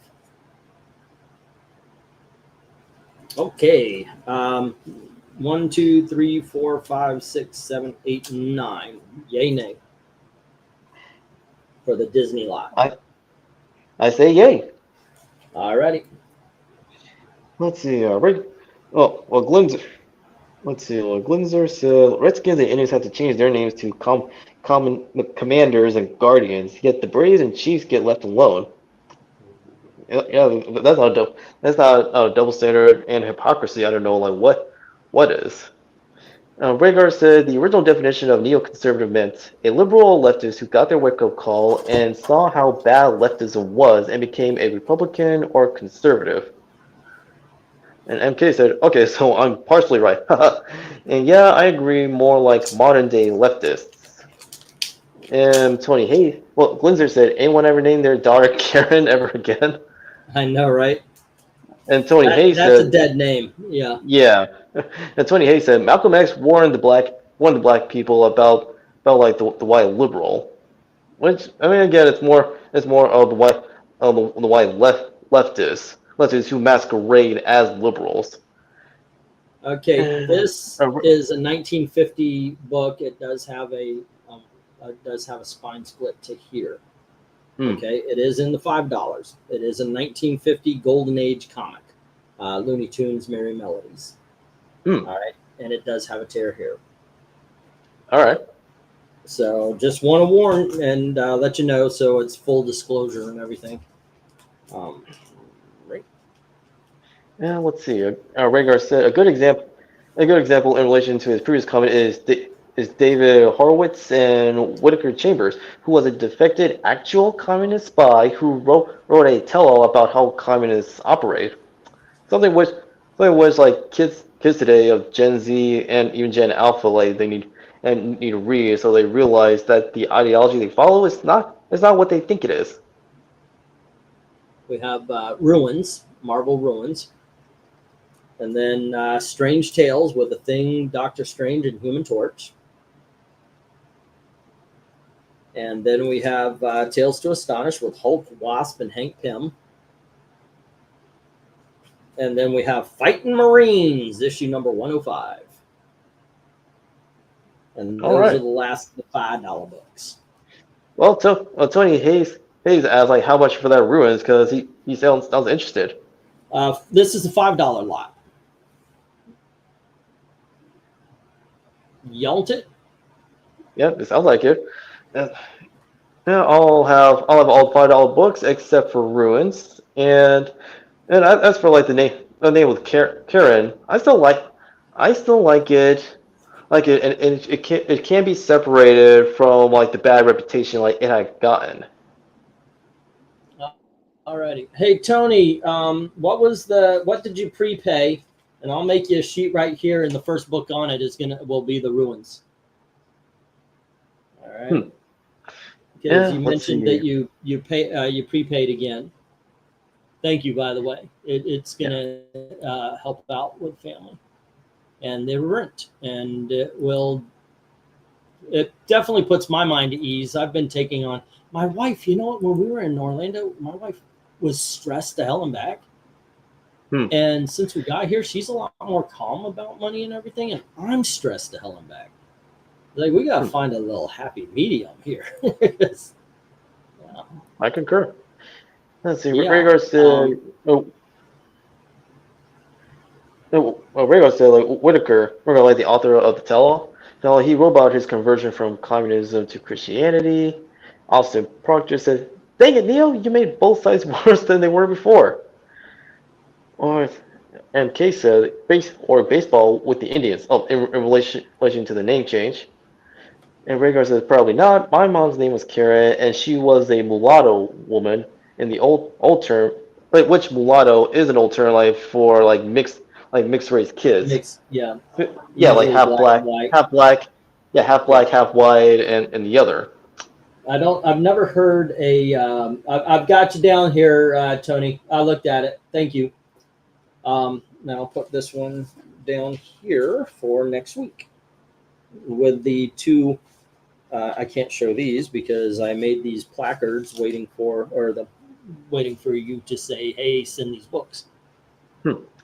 Like the MK said, Aaron Judge and Derek Jeter are half black, half white, which is true. And like, I still like the name Karen from Rhaegar. If Mom was still alive, she would probably find it hilarious that her name is now a slur. She had a good sense of humor. That's good. And Ethereal says the second Pink Super Sentai member is Karen Mizuki. And MK's asking us, who do you guys would make a worse president, Newsom or AOC? Oh, come on, AOC. See, here's the thing. I think Newsom, if people start yelling at him like they yell at Trump, I think he would actually change some things. I think AOC will look. You don't know. We know. You don't know.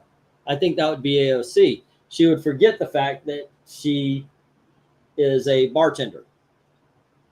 By the way, and that's the whole point of politics, and we've lost sight of that. Donald Trump represents America.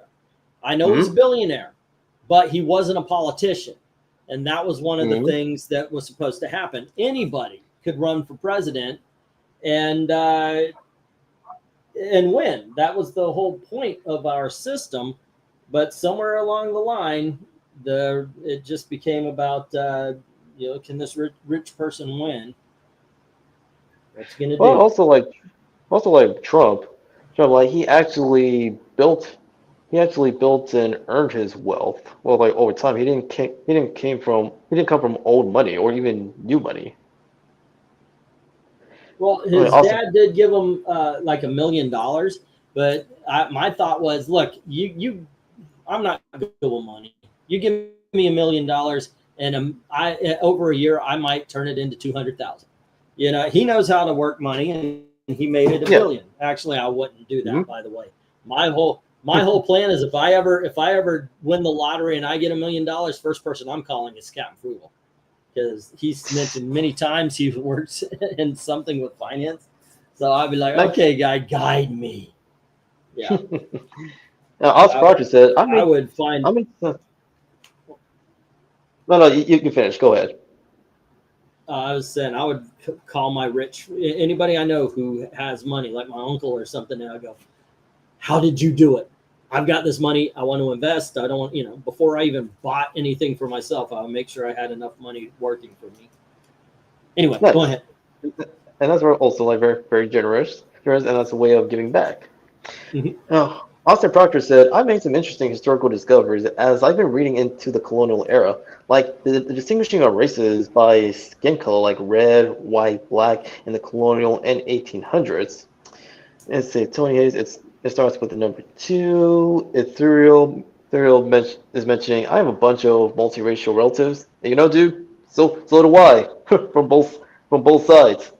But before then, color wasn't used as a distinguisher as much, just where you came from, which is also true. Well, I came from a very country family. We don't have a lot of interracial, definitely not from my generation, like Right. moms and dads and aunts and such. I may have been one of the first. I don't know if I was the first, but one of the first in the family that had an interracial relationship. And God bless my grandmother. My mom would hate to hear that. She hated her mother.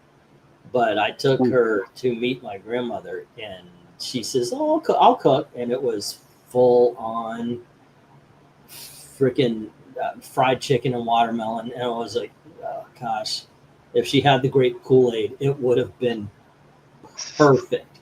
In her mind, she was doing happy.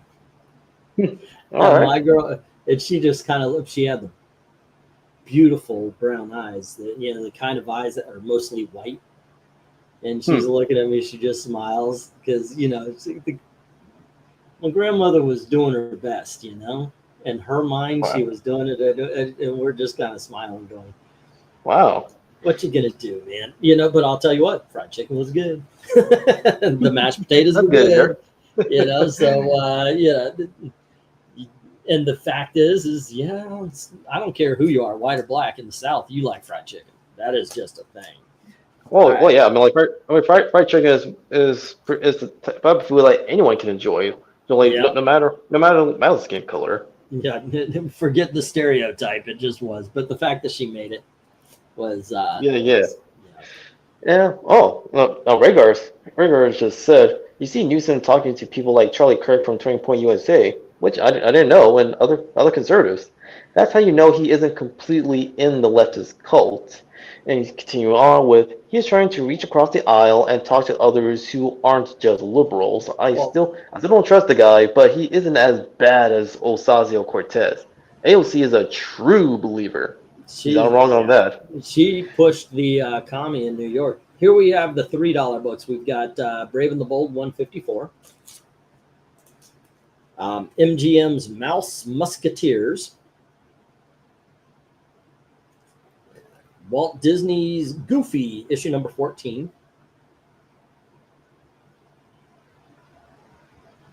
Alrighty, and Chick Young's Blondie, issue number 195. Nice. Alrighty, then we've got, you know what? Let me work around this real quick because this is a definite lot that's after this. What do you say to these four? Yes to all of them. Alrighty. Yeah, no, Rhaegar, I don't eat fried chicken like as much. Of course, it depends on the chicken when it's cooked right, and also it's not too greasy, so it doesn't become a health concern. Yeah, if you've got your chicken done right, the grease is not an obstacle to your enjoyment. Mm-hmm. And Ethereal says, F the commies. My dad's side came from Poland to escape them. Yeah. I mean, a lot of people came here to the States, and otherwise to escape from communists and communist, socialist, and fascist regimes. I saw a video where a Russian who lived in Russia during the Cold War, he was interviewing people who said they were communists.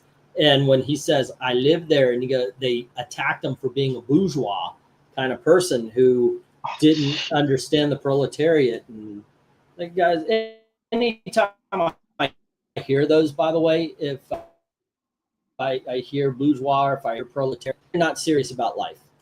You know, don't. You're not going to convince me that you actually give a shit about people.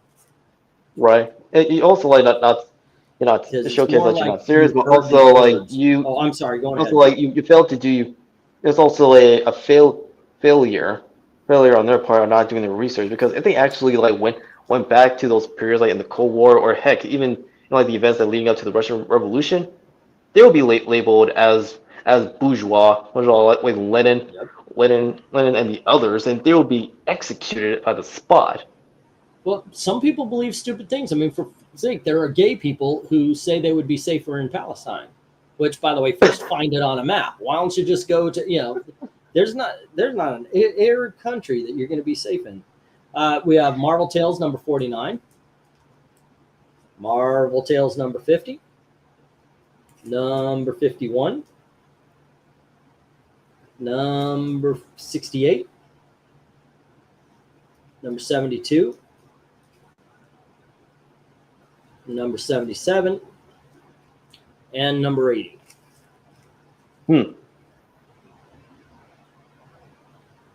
What says you?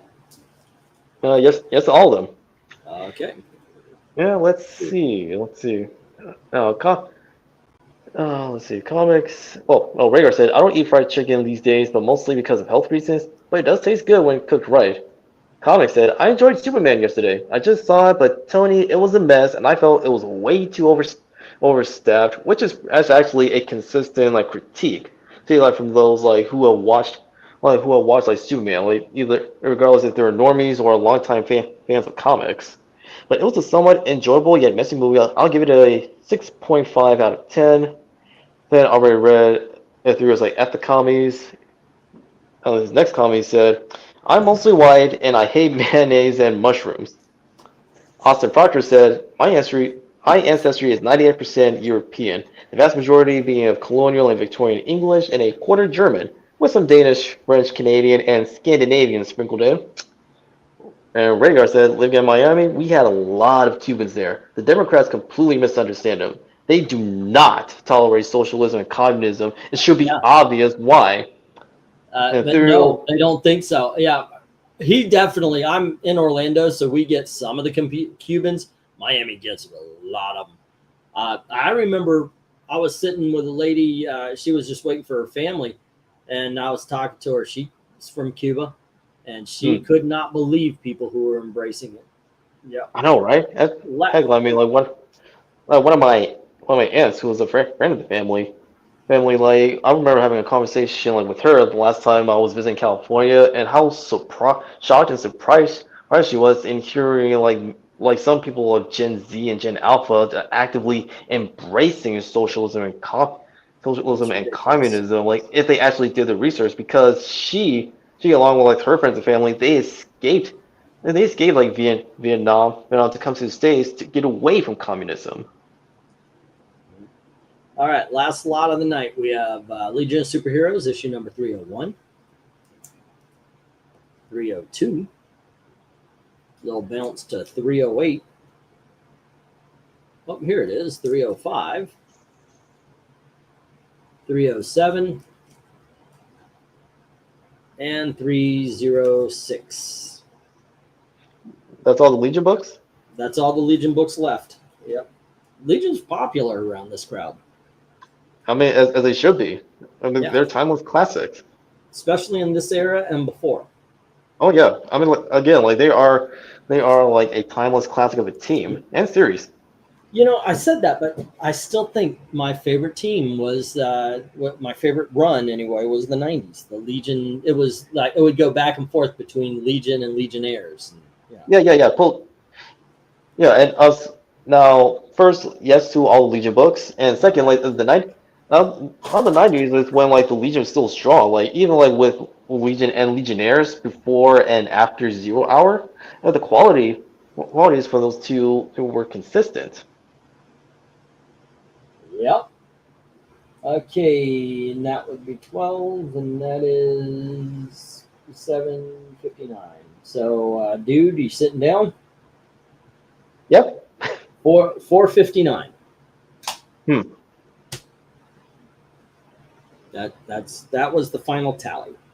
All right. Yeah. All right. All right. I'll make sure to send it to you before. I'll make sure. I'll send it to you like for like the red date, whenever that is. The last day we could get it is the 15th. On the 16th, they start their evacuation. Not evacuation. What do you call it? When they kick you out of a house. Eviction. Yeah. I told them I'm tired of the threat. I really am. I was talking to them about the fact that I don't have an air conditioning. They said they were going to fix. They said they were going to fix our dishwasher. It's still not connected to the counter. So anytime we open it, we got to hold it up because otherwise it'll fall forward. I don't have an electrical outlet in my bathroom. We've got black mold in the top bathroom and we've got it in the basement. So I can't even fucking go down there, store stuff. It's the coolest room in the house because that's the only place that any kind of cold air is flowing from that air conditioner. There is so freaking many things in that same kind of vein. Yeah, we've got a light we can't open. I don't know about that. I don't want to Conan that off the ceiling and then have to pay for it. They said they would come and fix that for a while, but no, nothing gets fixed, and yet evict. So yeah, I'm telling you, Gail will come up. What do you think about? Yes, she'll she looks at houses, and I tried it, by the way. She can look at houses, and I'll just say yes. I look at houses. She goes, "You didn't consult me? I don't care. I want to get the fun. Any move. I don't care, even if it's cheaper. If it's the same rent, so long as we're not here, would be better." And I told her why. If we moved into a house, or I prefer a house or an apartment that's like this, but it's got a good basement, we can then get stuff out of a locker or storage locker that we should have gotten out last year, but we couldn't because we had no place to put our stuff. So that's an extra $150 off the bill right there. So yeah, I am. Like I said, I've turned into a ball of stress over here. My wife, however, that's a bull crap. Like the landlords should be treating their tenants with respect, not as the slumlords of old. It is ridiculous, sir. It is right? totally ridiculous. Yeah. Yeah. Let's see. Getting back to the comments. All right. Anyway, it's not that. Oh yeah. Okay, so after reading like Rhaegar's, Ethereal said, "At the best you can hope for being gay in those countries is jail, because the other option is a bullet between the eyes." Yeah, or flight lessons. Mm-hmm. Right, Mia said, "That's some jive-looking Spidey stuff." Yeah. And also Proctor says, "One mysterious name from a fifth great grandmother of mine. All we have is her name and the guy he married, and the guy." Wait, is her name and the guy she married. Her name was Antoinese. She was born in Virginia. She might be the one Indian branch." And Ethereal said, "Weaponized Nerd Rage Dad is a Cuban refugee." And Brad Minion is commenting that he likes Legion himself. And oh yeah, very. I mean, Legion and Rebel. By the way, I also like the Mark Wade run, which I know Eric Green doesn't like it, but I did. I liked it. Right. Yeah, and also, I will say briefly with one of Mark Wade's current projects, and which is the new history of the DC universe. So far, from what I've been observing, it's been getting a mixed reception. Some people find it yet. Yeah, I like to say it's a mixed reception. Some people like it, some say it's okay. Others don't like it. Don't like it because it's just further. I wouldn't say tarnish, but it's making the DC universe's history even more of a mess. Yep. Let's see. Rhaegar.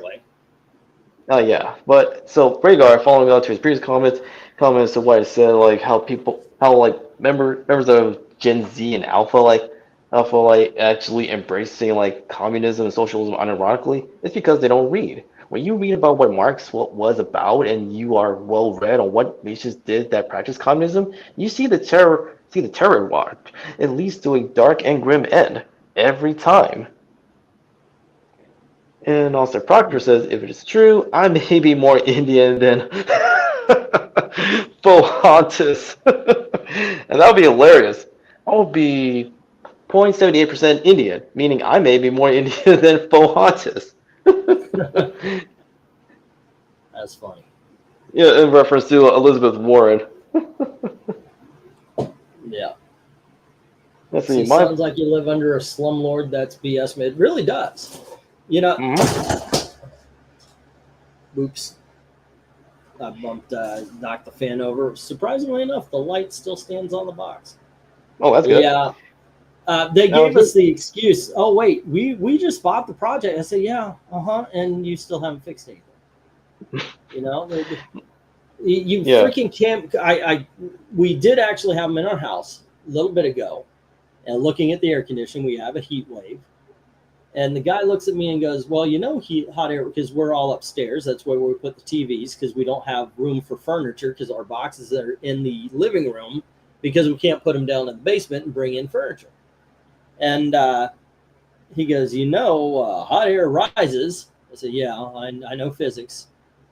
And he says, and we are going through a heat wave, and your air conditioning is too small for your unit. It really is. It's a tiny thing. And I say, you just named the fucking problem. And he walks out. You know, it's just, they didn't fix it. They didn't get a bigger air conditioning unit. And I got mad. I called him up and said, you come in to tell me that hot air rises and we're going through a heat wave? I come from Florida. These heat wave temperatures are every day. And guess what? Our houses aren't 88 degrees. They're our recluse from the heat. And you're acting like it's normal to have a house at 90 degrees. Fuck no. I was ticked. You know, just get us there. I'm like, if somebody agreed to rent us a house tomorrow, they could start their eviction process, because we'll already have a fucking U-Haul at the back door. They say, well, we'll just charge away. I ain't paying shit. I'm so mad at this place. I'm sorry, guys. I shouldn't be going off on it. Happy topic, whatever. Yeah. Hey, but you need a defense. So we understand. Let's see. Getting back to the comments. Let's see what we got here. Oh, yeah. Well, Rhaegar, where saying like, sounds like you live under a slumlord. That's BS, man. Austin Proctor said that would be hilarious. Where in relation to his previous comments, like he'll be more Indian than Warren. And Frank Minion said, at this point that van down by the river sounds like an upgrade. I know, right? Ethereal says, my mom's Sicilian grandma was so dark that she was surprised that her brothers and my DNA ancestry results didn't come back with African, which is not far off, because Sicilians say like they do have like a darker like tannish like skin color because of like exposure to the sun. Hey, you want to see something funny? I don't know if it'll come across on camera, but I drive everywhere because of our car. I don't want Gail to be pulled over and get arrested or anything, because she fucked her license up before we left. She apologizes for that constantly, that she didn't get her shit ready. All of this problem with the car should have been settled before we left. And she does. She hates the fact that she let it happen. She was not feeling herself because she felt really oppressed by her mother, which she was. But so I'm driving all the time, and we have no air conditioning in that car. So I'm driving, window open, arm at the door. Look at that. Look at that beautiful tan. Look at that shit. I thought, holy shit, I gotta be a passenger for a while. Let this arm get going here. Look at that. While the other one gets a 10. Yeah, because I hang this one out the window. It's like, I said, holy shit, I've driven somebody somewhere every day this summer.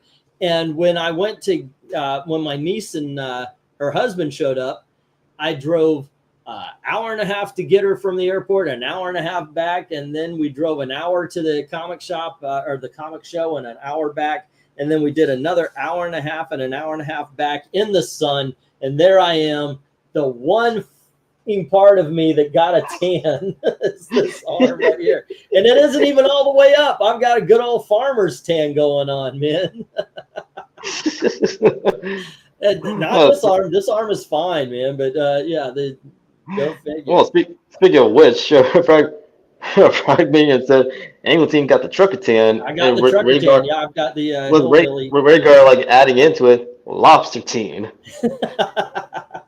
I looked at myself in the mirror, and first of all, Gail noticed because I sleep with my hands over my head, and she saw it. She goes, "Oh my God, I can't believe your arms." And when I was in the bathroom, have my shirt off, I look and I look at I looked at her and said, "Thank God you already love me, because this is a reason to leave me." That's so stupid. Ethereal said, "So like I think Sicily is further south than any part of Spain, and you'll be correct. You'll be correct about Sicily being south of Italy."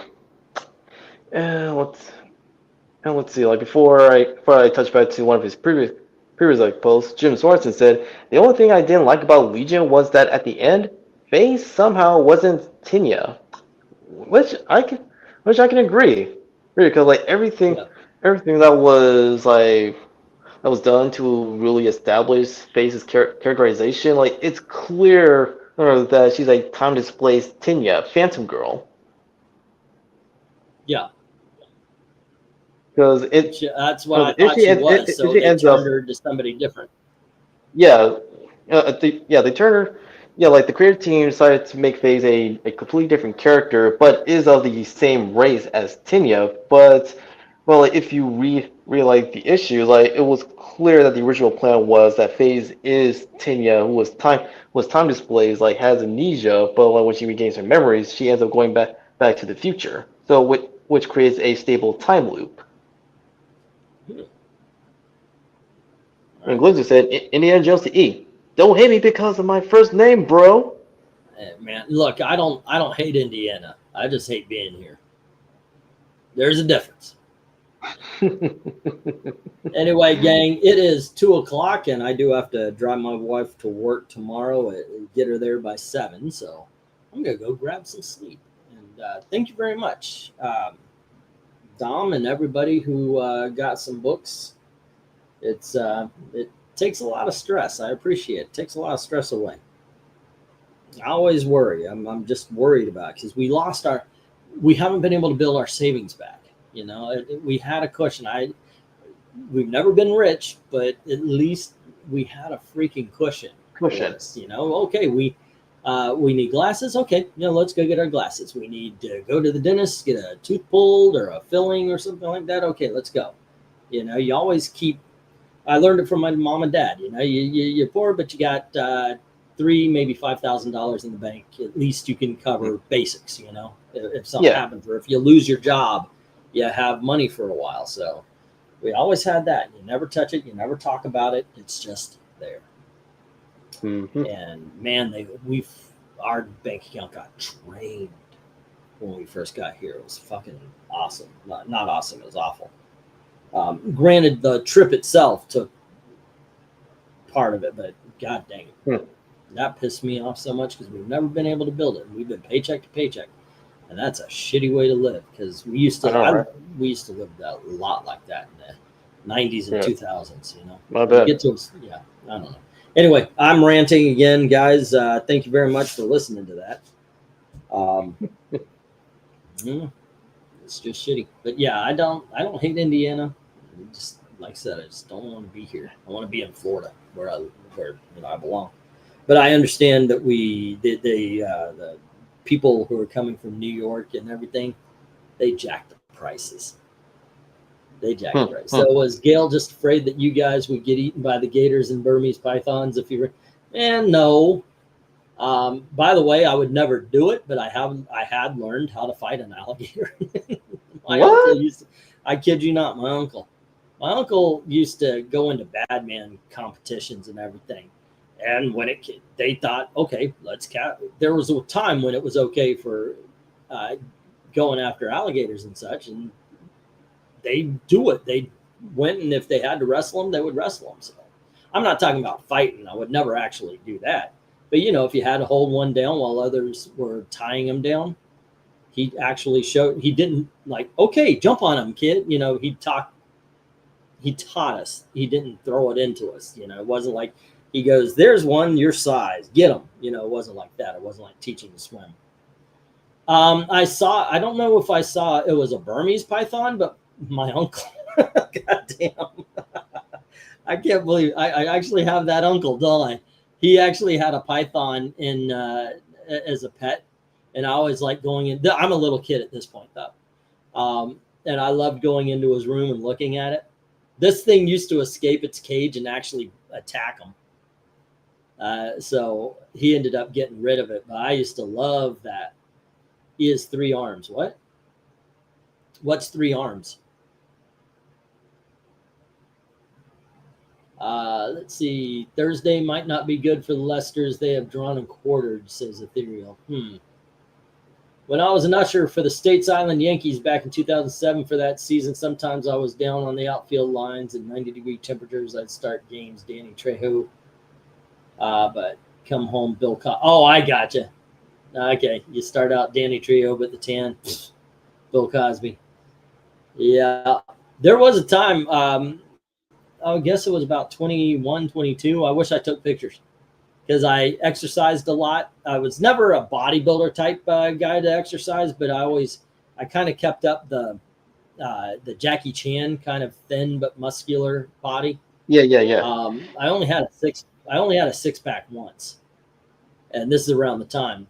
My friend Rob, who does extreme movies, he was like, "Holy crap, he looked good," because we were walking in and it didn't happen very often. But I remember one day we walked into a Hardee's, and I was a surfer bum.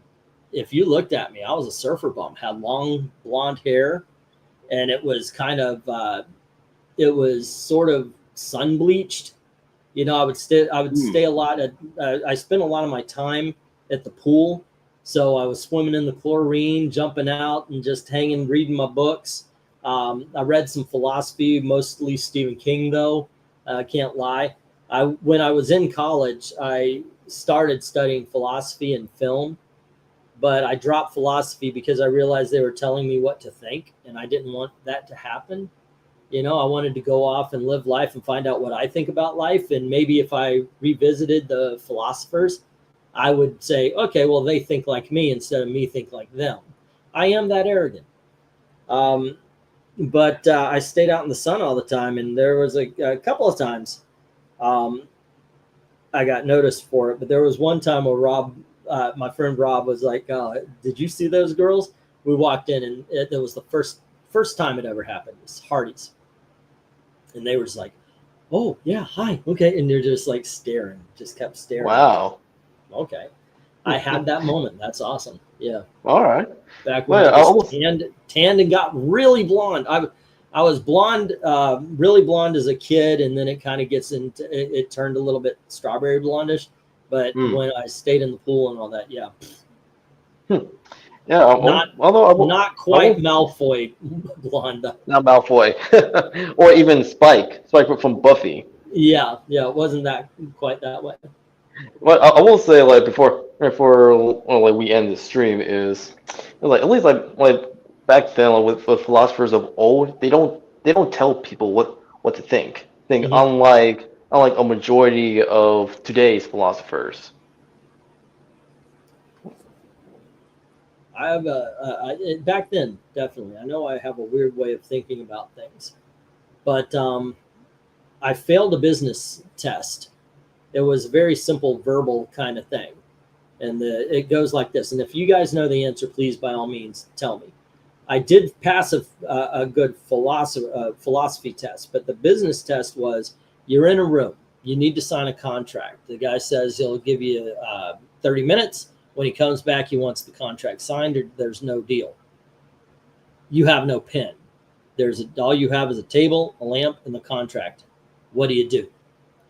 and people were tossing out, you break the filament of the light bulb and you write it. No, you take the table leg and you curse and you no, and everything that somebody said he shot down. And I raised my hand and I went, I'll wait. I'll say, you know what? This is a great deal. This will help our businesses. And but when you walked out, you didn't leave a pen. I don't have one of my own. So let me borrow your pen, and I'll sign this contract. We can get to business.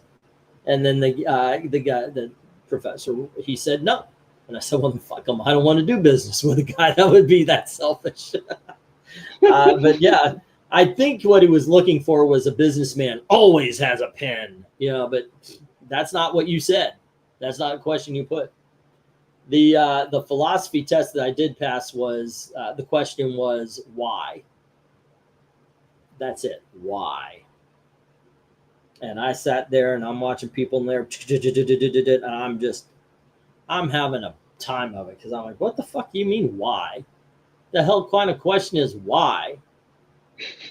Why? And so I went, why not? And it turned out that was the correct answer. I wish I could say, well, I was thinking deeply about it, and I realized the reason why it was the right answer to the question is because everything you put, no matter what you put, why? Because the dinosaurs came, they died, they turned into oil, blah, blah, blah. Okay, well, why? Even if you say because why? You can, any answer you put to, you can re-question why. So if you give a reason, okay, well, why did that happen? Why did that happen? But if you say why not, that ends the conversation. Why not? Conversation done. Because I'm Batman. I gave that to you there, Austin. All right, but yeah, that was fun time. Sorry, I could talk about myself like nobody's business here. Yeah, I'm right, Elizabeth. Do I talk about myself way too much? Yep. Yes. Even when I'm not online. Yep. So on a scale of 1 to 10, 10 being the most, how arrogant and conceited would you place me? And understand that you sleep when I'm awake.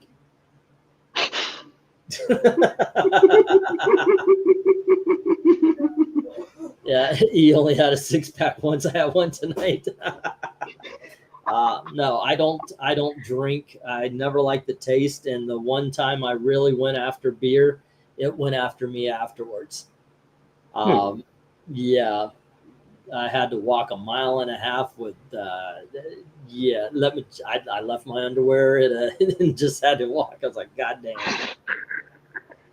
Are you keeping it? No, actually, they're night owls. They'll go to sleep somewhere about 9 o'clock in the morning. Well, if you don't like drinking, have you ever considered like finding some trying out non-alcoholic beers? Oh, that sucks. One of the main reason I don't like drinking is the taste. So non-alcoholic beer is like getting all the bad stuff without any of the good. But when SeaWorld used to be the home of the Budweiser horses, and they would actually have beer. I don't know, maybe Busch Gardens still does this, but they would have a tap house where you could go in and you can actually sample some Budweiser beer. And so we would go with our parents, when my mom and dad was there when we were kids, they would give us a little taste of beer. And then, of course, they came up with the non-alcoholic, so we could just go in and we would, we're getting the beer. And we got it, and we would take, because it tastes like shit. So yeah, I did the same with my daughters when they were younger. And I said, I want to teach you guys why you never should drink beer. And they said, why? I said, here, drink this. And they took a drink and they hated it. I said, that's why it tastes like shit. Yeah. So that was good, because what ended up happening was Elizabeth decided she's not going to be a drinker, and Ashley's a little bit of an alcoholic. She drinks whiskey, And that we are going to get that bottle. We're going to find a day where we can do it because I told her, set up a PayPal account.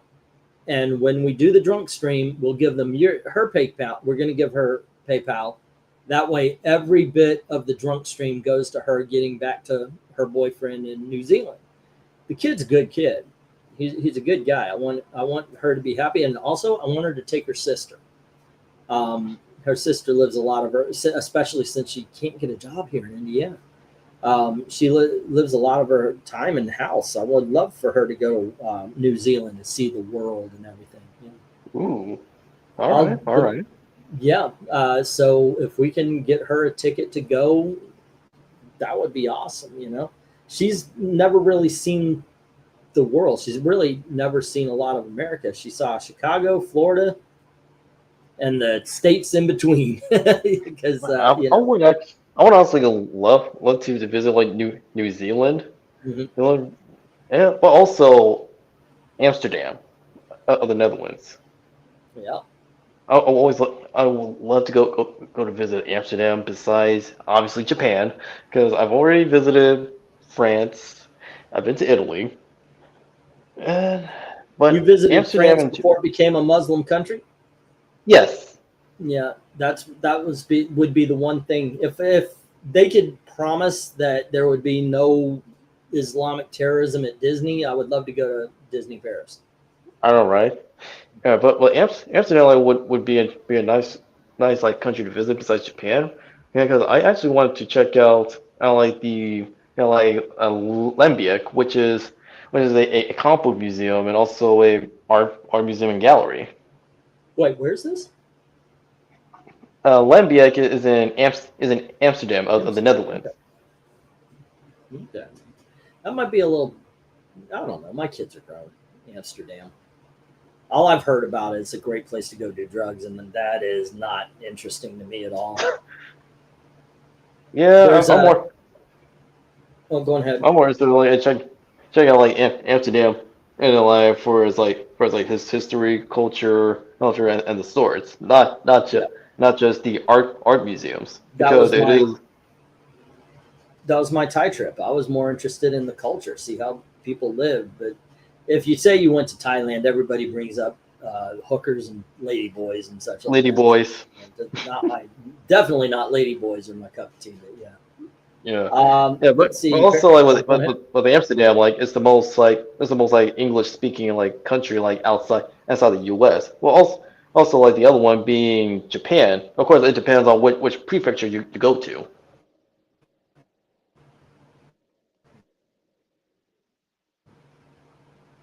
Japan. By the way, I told my wife I want to go theme parking. We were talking, and I said if we won the big one, if we won the Powerball, I said I would gather as much as the England team that wants to go, and we would go to Dubai for that indoor Warner Brothers park where they have all the Batman, the Looney Tunes shit. So I'd pay. Let's go, guys. Yeah, that still sounds Are like you awesome. asking say again? That's that's so awesome, like an indoor theme park. Yeah, it looks great too. If you're talking about when I lost my stomach, what it was we were a friend of ours, his dad married his stepmom, and it was a wedding not a ceremony, but afterwards, banquet, whatever. And there was a big tub of beer. I mean, these guys were hillbilly central. And so they were doing a backyard, what is it called? The reception. Yeah, after the wedding, you have the reception. And they had big ass tubs of beer, and we were just hanging around. We had our little hot dogs and hamburgers and everything, because that's the way you cater a hillbilly wedding. And when we noticed nobody's watching, we went over to the tub. We each stole a couple of beers and ran into the woods. And so we were, oh, you do it, you do it, you do it, you do it, you do it. And so I said, here you go, popped it open.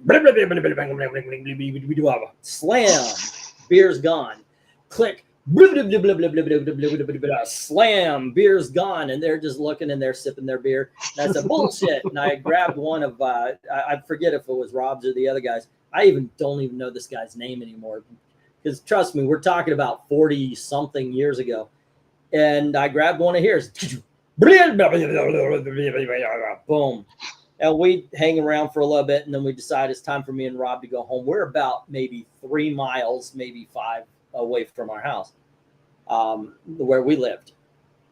And so we're walking through a construction site. I go, oh. And Rob goes, what's the problem? I said, and I run to find some place that I could do my business and did not make it. And Rob decided that was a perfect time to say laters, and he left. I'm not having a bit of it. So he left, and I'm sitting there, God dang it, because I did not make it. So, throw away the drawers, and now I've got to walk 5 miles. And you know what? I was looking. I was like, I know someone's got a pool between here and there. Dang. That's pretty funny. We weren't bad kids, but we were mischievous like that, Mischievous. So, yeah. No, there's a difference between being a mischievous kid and a bad kid. So I was thinking, if I find a pool that's unattended, I am jumping in and getting cleaned up. And so I'm walking down. It's God dang, it was from Beacon Hill to. I'm saying this like this, guys. Beacon Hill to Meadowbrook. And what was the road, like Powers Drive or Pine Hills Road or something like that? I forgot the name of the road. But I walked every freaking inch of it, and I got miserable. And look, at that point in time, I think I was about 12, 13 around then. So I got to admit that I started off miserable. And by the time I got home, I was just, my mom watched me coming up. She saw, and she opens the door. She goes, "What's wrong?" And I told her. I told her I didn't lie about, what happened. I told her we popped a couple of beers. I drank 3 beers, and she was like, "Oh, okay." And it was just one of those things. She later admitted that you were punished. I didn't have to punish you. I had to walk 5 miles with shitty drawers and pants and such like that. It was, you know what? It's a story now. It was embarrassing as back then, but it's a story now. So it's one of those things, stupid things. I mentioned sometimes that my life was, at some points, my life was like a Lucy skit, where I can't believe you got into that situation, and yet you still live. One of those things. Right. Yeah, that was embarrassing as fuck back then. I don't care now. It's like I said, it's just a story. But yeah. Okay. All right. But for real, before closing out this stream, MK asking like, which is better, Superman or Thunderbolts? Superman. Thunderbolts was good, and it ended the way it needed to end. Instead of going big, it went small and personal, and that's what makes it a better movie, is because you actually feel for the characters at the end. I don't know, and it might be, maybe if I watch them again, I can watch the Thunderbolts again, but I think I would go Superman on this one, but it could be recency bias. So bias. Yeah. Common American's a VTuber. People who live the longest drink alcohol. Go figure. Go figure. Yeah. But there you go, gang. You kids have a great time. It is getting late, and I do have to get up early. But thank you very much for helping the family, and I hope you enjoy the books you got. And thank you, Dominic. And I'll talk to you guys later. Show up tomorrow. I send you the invite, Dominic, every time. Like this time I will be showing up. For the cover ranking. I was going to go for the Darkwing Duck cover ranking. However, something came up on my end, and because I mentioned before, I went to see a concert. Yeah, that's pretty good. I definitely would go. Oh shoot! God dang it. Okay. Oh no! Wait, when is it? I just realized the theater is doing Schoolhouse Rock this weekend. I wanted to go see that. Yeah. Anyway, you kids have a great time as always. Thank you very, very much for watching. Have a good night. See you all later. Fun times. There you go.